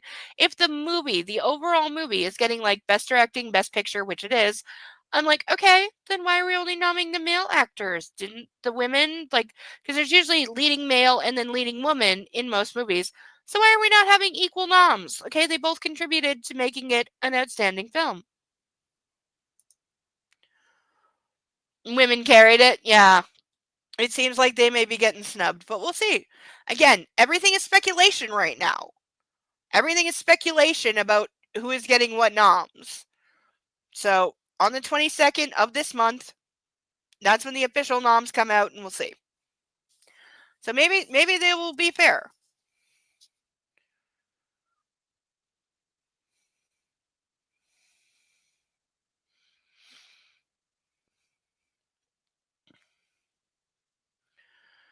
I shot him a glance, exhausted, unable to refuse. Besides, he had already seen me naked. Not only seen, but also touched. So there wasn't any part of my body that would still be unknown to him. I'm going to point out he hasn't fingered her ass yet, so there's that. I nodded slightly. For a moment, Massimo left, but then he reappeared. I could hear running water in the bathroom. He took off his wet pants, shirt, and boxers. In normal circumstances, that view would have worked me up, but not this time. Massimo took the towel I was rolled up in and gently took off my top, seemingly untouched by what he was seeing. He unbuttoned my shorts, discovering I wasn't wearing any underwear. You don't have your panties on. How astute of you, I smiled. I didn't think we'd see each other. How does that help? His stare grew ice cold, and I decided to leave it at that. He took me in his arms and carried me to the bathroom, just a couple of feet from the bed. A huge bathtub stood in the wall, partially filled with water now. Massimo stepped in and sat down and leaned back, turning me around and setting me down between his legs with my head resting on his chest. So he got naked and got in the tub with her. That what? This is not like I'm either too drunk or not drunk enough. But we have 30 minutes left, so let's see how far we get. First, he washed my body, not skipping a spot. Then he went on to my hair. I was surprised at how delicate he could be. In the end, he took me out of the tub, covered me with a towel, and carried me back to bed. With a button on the remote control, he made the shutters roll down on the windows, shading the room. I immediately fell asleep. Again, we have no idea how long she's actually been there because she's spent more than half the time. She's spent 2/3 of the time since we have met her, since the beginning of this book. We're on page 132. We have spent more than 2/3 of the time with her unconscious. I woke up terrified, gasping for air and panicking. Where was I? It took me a while to recall the events of the previous day. There's a dog on my leg. Somebody just woke up and wants a cuddle. Hi. Look at the puppy. Look at the puppy. Everybody look at the puppy. Look at him. He's still sleepy. He's still very sleepy. He just woke up. He's very sleepy. He's a very sleepy boy. He's a very sleepy boy. He's like, Mommy, this is not how you cuddle me. Mommy. Baby, cuddle me properly. I'm a baby. Yes, show everyone my sweater that makes me feel like the happiest doggy. See the big yawn? Yep. Yeah, he's still sleeping. He's still very sleepy. He just decided that we all need to see him and he needs to be a cuddle. He's so sleepy. Look at the face. Look how sleepy this is. Yeah. This is a very sleepy dog. Yeah. This is a sleepy puppy. Little eyes closing. Yes, sleepy baby. Yeah, it's a sleepy baby. Yes. Oh, it's a sleepy baby. Yes, it is. Yes, it's a sleepy, sleepy, sleepy, sleepy baby. Oh, it's a baby dog. Yes, it is. It's a baby dog. Oh, it's a baby dog. Yes, it is. It's so sleepy. It's a baby dog. Yes, a baby dog. Yeah. It's so sleepy. He'll be back asleep in 5 minutes. You just need some love. Yes, you just need some love, don't you? Yes, you just need some love. You're so sleepy. Yes. Oh, come here. Lay down. Lay down. Here, let me hold you. I've got you. I've got you. It's okay. It's okay. I got you. I'm just gonna rub your belly. I know you can't lick right now because mommy has her makeup on. I know. I know. It's very disappointing for you that you can't lick right now. I know. I know. It's not you being a best puppy. I know. Oh, baby. It's okay. It's okay. Yeah, you're okay. Okay. So I'm gonna put you down. You're gonna go back to sleep, okay? Okay? Go back to your puppy cave of warm. Yeah. Go back to your warm little puppy cave of all you're soft and warm.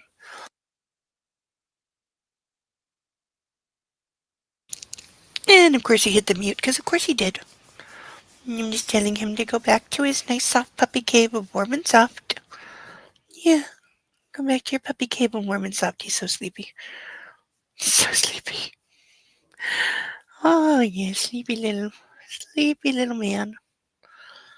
Oh, sleepy little baby. Yes, you are. So sleepy. Yeah. Okay. Go to sleep. Okay. Yeah, you go to sleep. Yes, you know mommy loves you. Yes, mommy loves you so much. Okay, yeah, mommy loves you. Okay, down, down, down, down, down. There we go. There we go. Go back to sleep.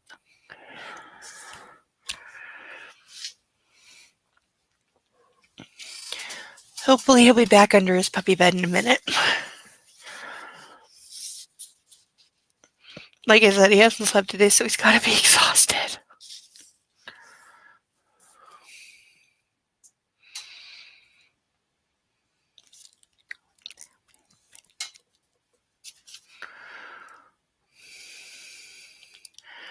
I woke up terrified, gasping for air, panicking. Where was I? It took me a while to recall the events of the previous day. I got out of bed and turned the light on, revealing an impressive cabin. White rounded sofas in the living room perfectly complemented the black floor.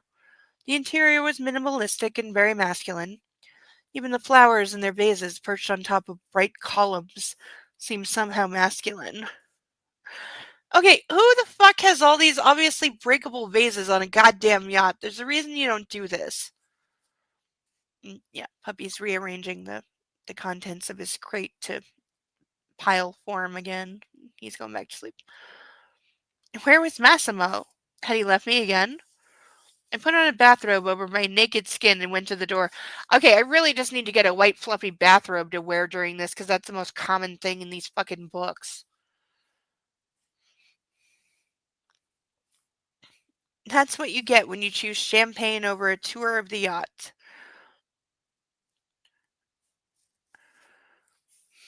The thought of. Oh, wait, I skipped a line.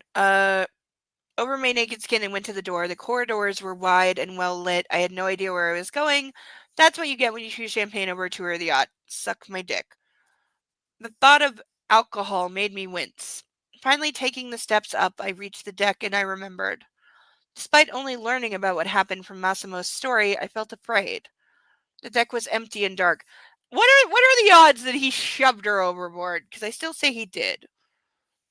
The glass floor was only illuminated by the faint beams of light coming from the sparsely positioned floor lamps. I headed towards the semi-roofed lounge, crossed it, and reached the bow. Sleep well? I heard a voice from the darkness.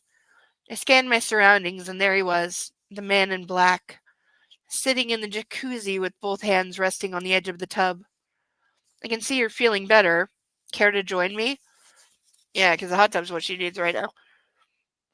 He tilted his head from side to side as if trying to relax his neck muscles.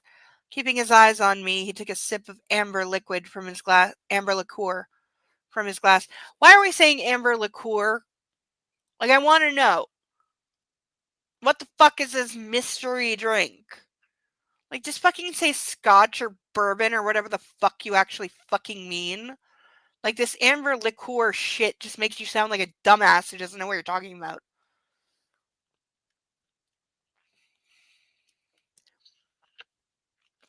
The Titan was anchored, and I could see the lights of land in the distance.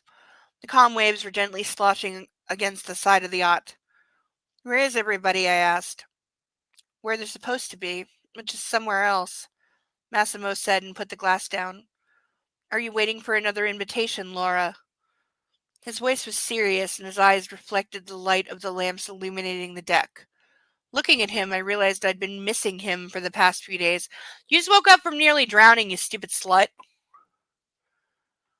I reached for the belt of the bathrobe, pulled at it, and allowed the robe to fall to the floor.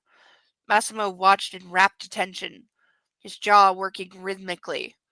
Slowly, I walked towards him and slid into the water, taking the place opposite him.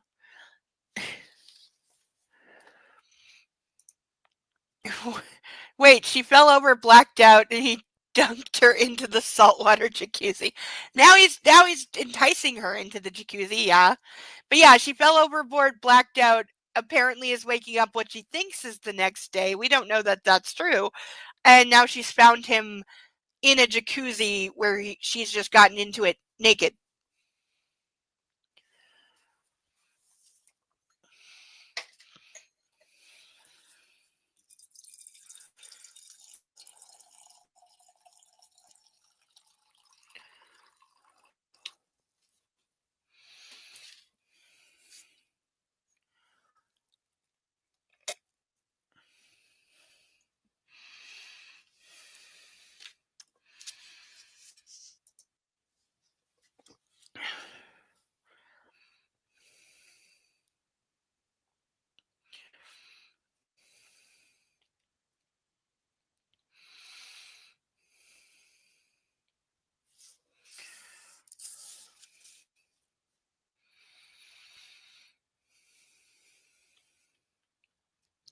I looked up at him as he took another sip. He was so lovely when he was trying to hold himself back. In other words, he's a vicious, violent rapist who can barely contain himself from fucking anything in a skirt he sees. This is literally all I know about this guy. We're 133 pages in. This is all I know about him. That he's a violent murderer and rapist. That is all that I know. And that owl is back. Yep, there it is.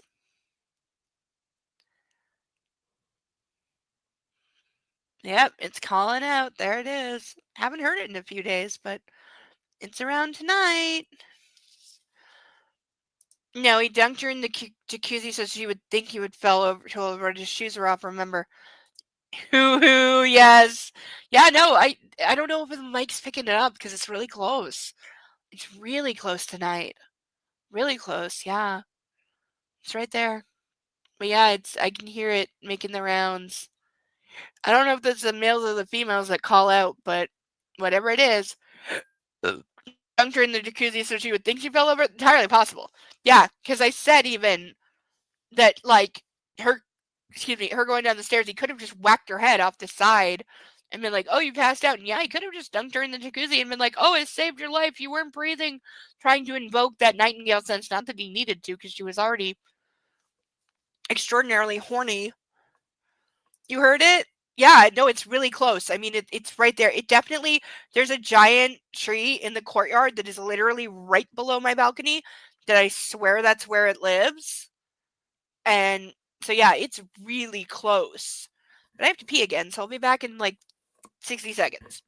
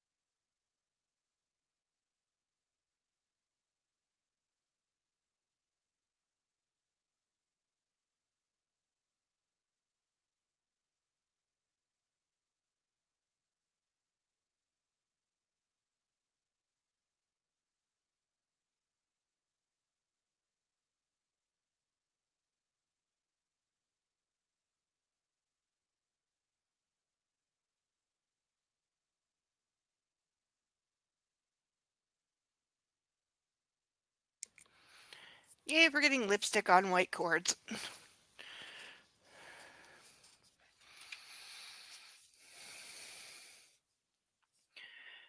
I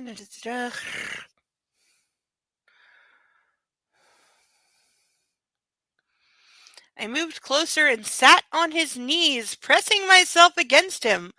Without asking for consent, I ran my hand through his hair. See, that would matter if this wasn't like the 50th goddamn time she's done something like this, and he's done a million times worse. He moaned softly and leaned his head back, closing his eyes. I stared at him for an instant before leaning closer and biting his lip gently.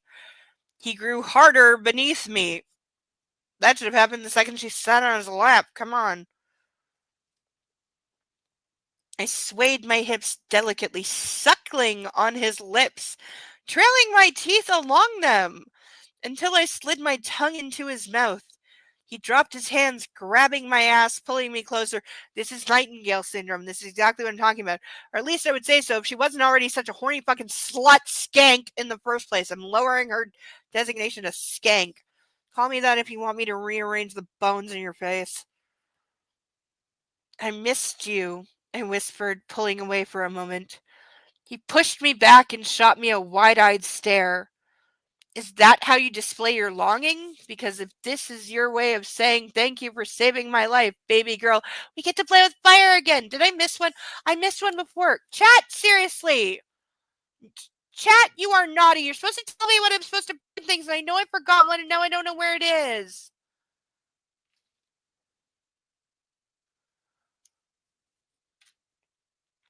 Damn it.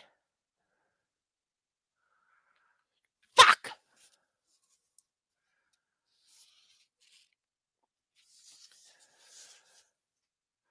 Yes, this is an awful book. Yes, she almost just drowned. And also, by the way, there's like nobody has said anything about any kind of medical personnel being on the boat or like medical equipment or like heated oxygen or like drugs to combat hypothermia because you're in the middle of the fucking ocean. Like nobody said anything about that. But fuck, I know I forgot to burn something. Motherfucking stupid motherfucker.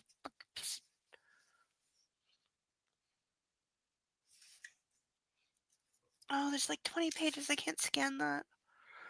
Not this fast.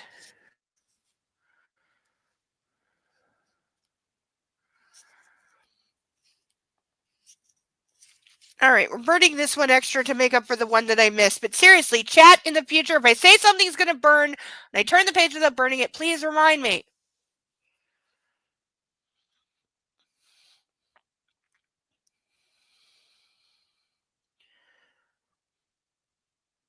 I can't accept it. I won't do it with you until you're absolutely sure you want it. You've done it to her like 9 times just because you didn't involve dick or semen. That's what it is. It's coming in her. I bet you anything it's more than fucking her because I bet you anything he fucks her, but he uses the pull-out method. I bet you fucking anything that happens at some point, and he claims he didn't fuck her because he didn't come inside her, like the old Roman thing where it's only cheating if you in the vagina put semen in a woman because then she can have a child. So that counts as cheating, but nothing else. Because again, ancient Rome, think literally the HBO show Rome, also Spartacus. Men weren't expected to be faithful. Women never expected this. They just expected you don't have a baby with anybody else. I'm your wife. I'm the one you give babies to. You can fuck anything else you want. Men, other women, men, sheep. I don't care. Just don't give a baby to anyone else because I'm your wife and that's my right. The HBO show Rome, by the way, is one of the most spectacular shows ever made. I'm so sad that it only had 2 seasons. They are spectacular, though. And every episode has a commentary. Actually, it has 2. It has a director crew commentary, and then it has a historical commentary, which I fully encourage you to listen to the historical ones with the on-screen pop-ups because, damn, they are fucking A. I got a man killed in the Bible. Funny story. Which one? I'm going to need more detail than that because there's a lot of stupid ways people died in the Bible. Yeah, nearly spilled the glass. No joke.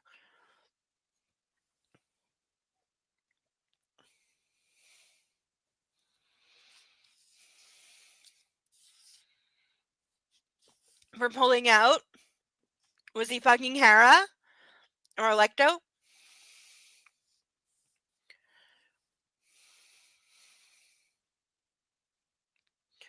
Persephone? If I ever had a daughter, Persephone would be a great name.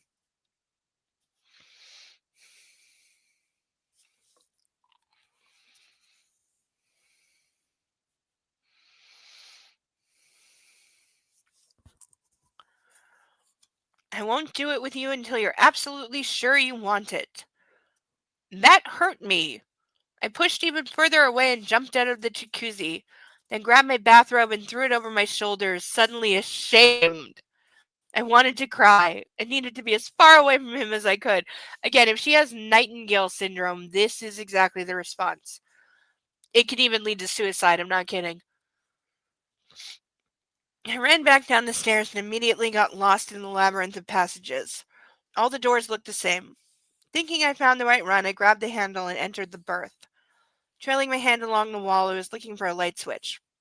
Finally realizing this was not the place I'd been looking for, the door closed behind me and I heard the faint click of the lock. The lights grew dimmer and I froze, afraid to turn around, though I knew he wouldn't hurt me.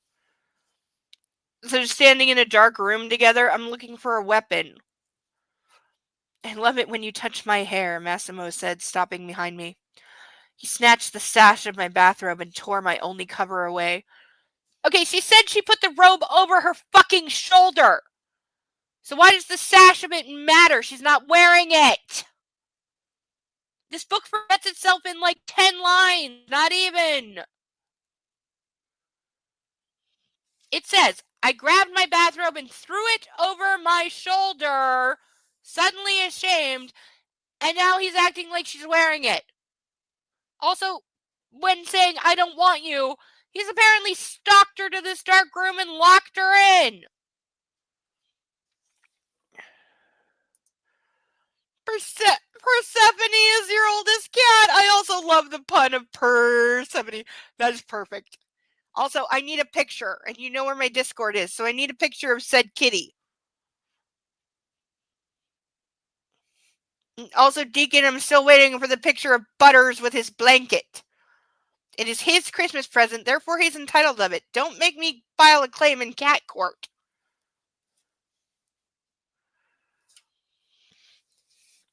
Samuel, you're not supposed to notice that. I know, right? I know.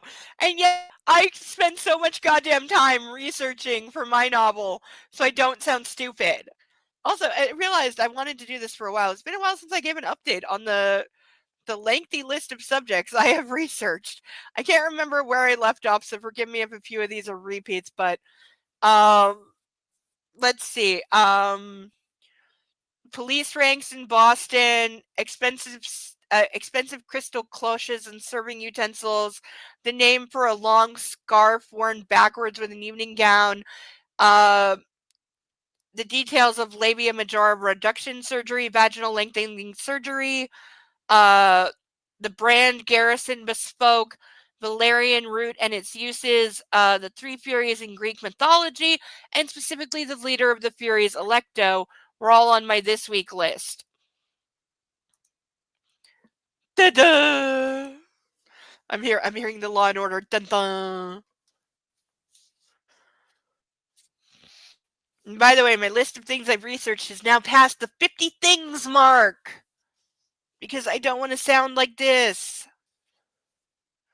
Also, I have one police interrogation scene. You know what I did?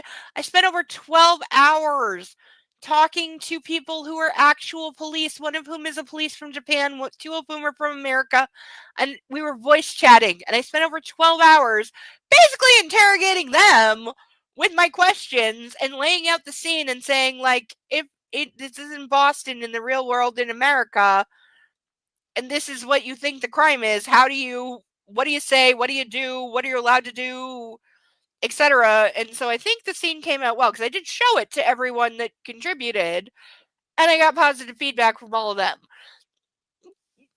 Yeah, so they did have a couple suggestions on moving a couple things around, which I did.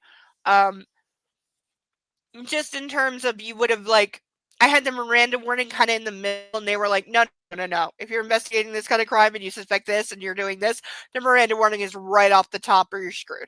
So I did adjust that, and they were right. I just didn't know enough to know that. But getting it, like, guy I spent literally over 3 days. I spent 9 hours with one guy.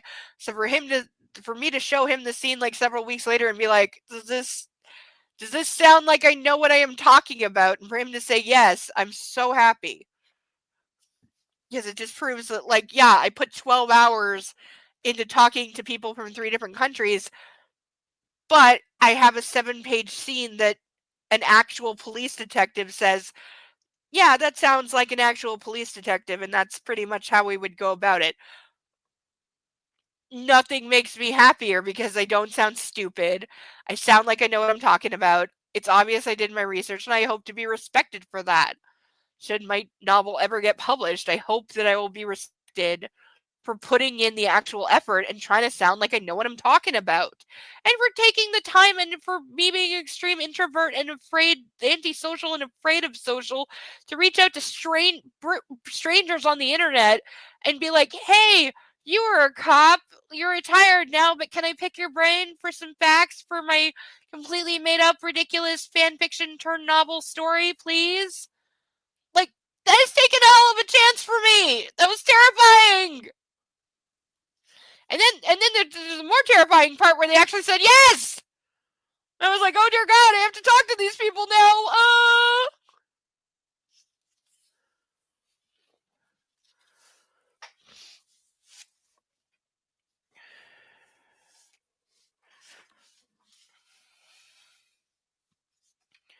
Okay, so we're circling for a landing. Let me flip. Again, this is a book that there's no breaks. It's all, look at this. It's all just solid line. Who the fuck? There's paragraph breaks, you dumbass. And I'm all for supporting the rainforest, but Jesus Christ. I'm not. Listen, I'm. No, I just flipped ahead and I shouldn't have, and I'm not. Okay, I'm not. We're done. We're done. We're done. I'm done. We're done. We're done. I'm drawing a line. Where the fuck are we? We're done because we're going into another sex scene. I'm not starting in the middle of a sex scene. So, the.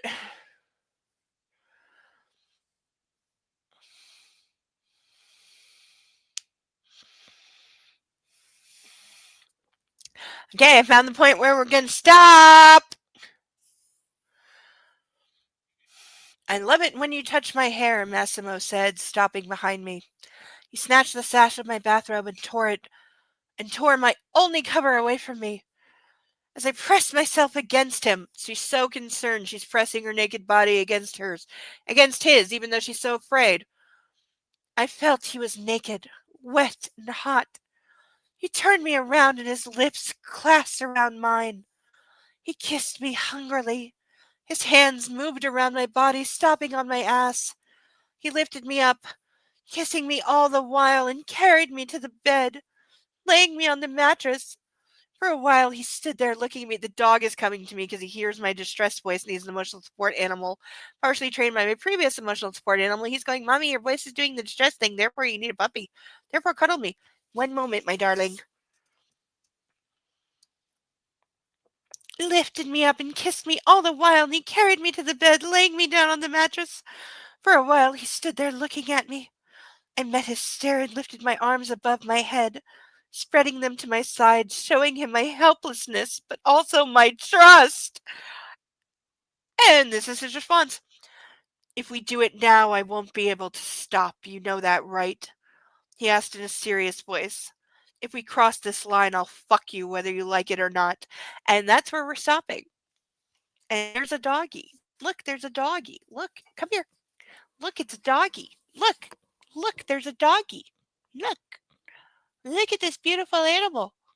Look at this beautiful 8 pounds of fur. He's very sleepy. Look at him, Bobby. Look at him. Look at him. Look how sweet he is. Deacon, look at the dog. Look at the dog. Deacon, all you need is to look at the puppy. Look at the puppy. Focus on him. And go to sleep thinking of the puppy. He was going, Mommy, you're not holding me right, so I'm going to get in your face. Mm-hmm. Yes, I know. No, I know. I'm a bad mommy. I know. No, I know. I should be curled up in the puppy bed with you, right? That's what he thinks. That's what he thinks. That's really what he thinks. He's a very smart doggy. Yes. Oh, you beautiful baby. Okay, mommy's got to say goodnight. Can you do that? Okay, how about you go get on the bed and I'll be there with you soon, okay? So you go under your pile of soft and warm and you fall asleep and then I'll be there really soon, okay? I don't think he's quite buying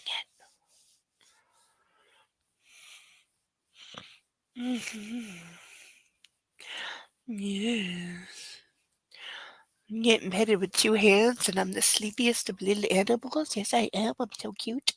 I'm so cute. I'm adorable. I'm the cutest of doggies. Do not see how cute I am. I'm so cute.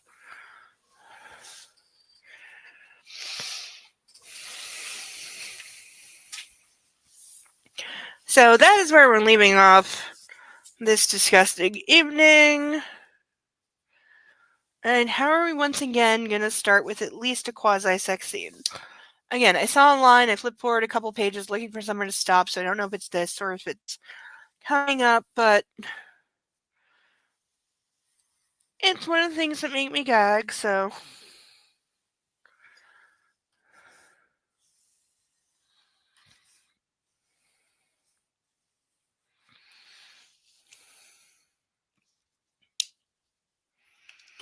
So, I'm disappointed we didn't get any ducks tonight, because I would have liked at least one duck, because we really do. We have 6 ducks that have to be sponsored before I can get new ducks, and I really want to creatively paint more ducks, but I just, it's the rules. It's like anyone who knows theater, you don't look into the opera box or you're cursed. So you don't order new ducks until all the previous ducks are gone, or else you're cursing the previous ducks by making them seem unwanted or unworthy. So I can't order new ducks until these ducks are gone. That is the rule. So hopefully they will soon be sponsored and then we can order new ducks and I can get my creativity on and we can all have some fun. Because I will always take suggestions from chat as to what to paint ducks to. And there will be more and more ducks need to be, shall we say, rebranded before joining the stage. Also, I need to build a third. Oh, fuck, I meant to keep some. Damn it, I had cereal boxes and I just broke down like every box in the house and threw it out. I should have kept those for a new stage. Damn it. Okay, note to self, don't throw out cereal boxes. But we will get to that.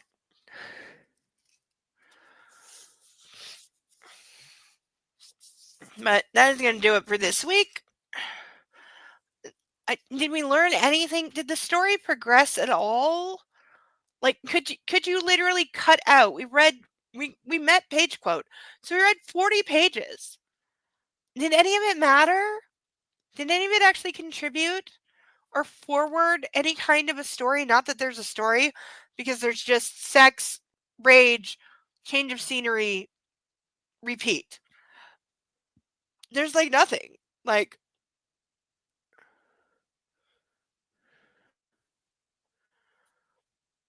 it's not even a cohesive story or plot. Was there anything that actually happened that if it was not there, we would miss something or lose out on some explanation or character growth or whatever? And the answer is no. No, there's not. There's nothing that we read tonight that you could not cut out and not notice. However, chat, shame on you again, because yeah, he said baby girl and I can burn it because it's on the back of the page. So to send off for the evening, we are going to play with fire one last time. And then I shall say goodnight and get really high and get some food. But yeah, right there. And then I am going to go back and find it in the previous pages and burn it silently just to appease the nailed on chalkboard in my brain that happens when I miss. But I also need to be better. But chat, also help me be better, please. Genuinely, please, please, please, please, please. But for now, to send everyone off with hopefully sweet dreams of watching this book and all that it stands for, and the absolutely god-awful messages that it sends to young women, because mommies read this and then teenagers find it and steal it and get really twisted ideas of, oh, I should put up with this physical violent abuse and physical violent sexual abuse because he really loves me and that's how real love works. So you put up with it because he buys you diamonds, even though he beats the shit out of you. And young girls grow up thinking this is normal, or young men, but mostly girls. But to say goodnight, everyone, I intone the following phrase. Bear, bear, bear!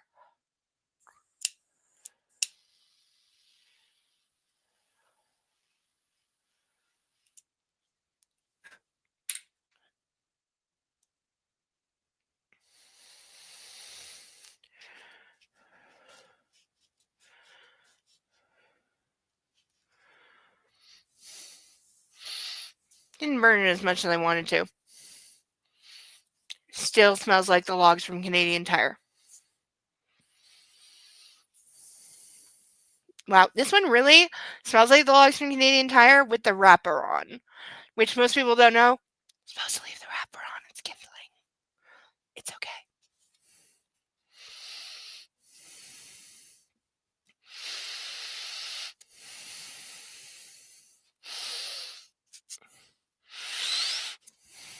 Smell's gone now. Pout.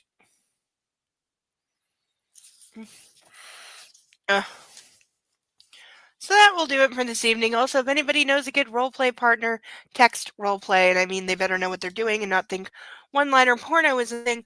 But if you're anyone good in a text roleplay, I'm single and horny, and I need somebody to play with to even just exercise myself creatively.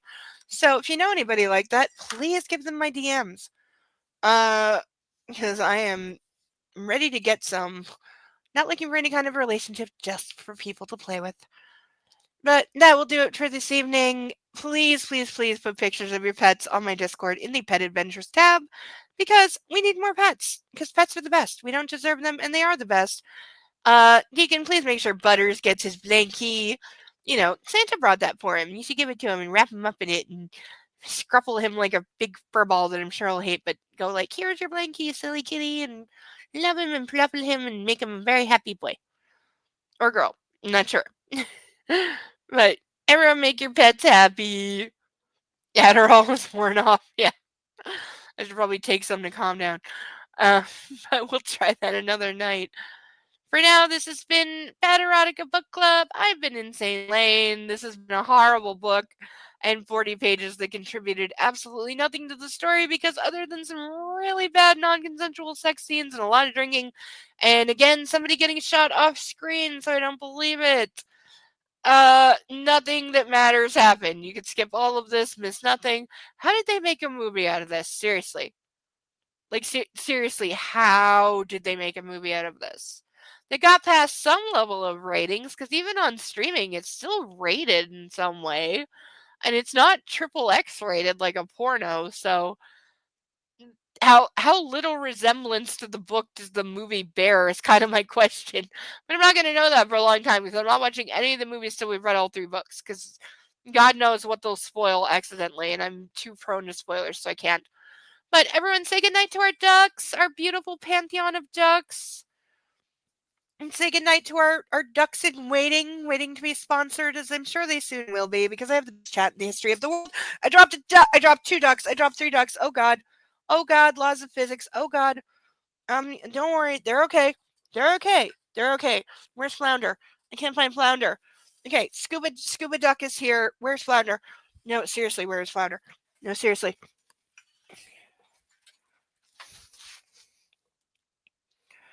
Okay, dog. Oh!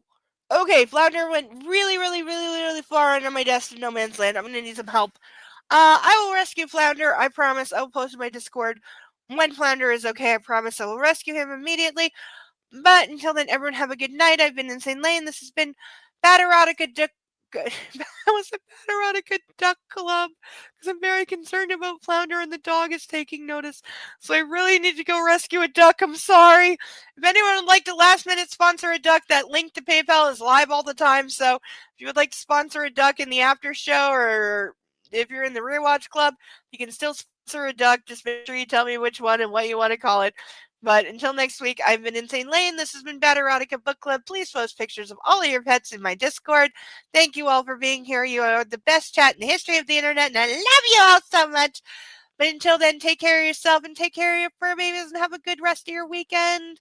Good night, everybody. Please get some sleep, especially Deacon. Good night.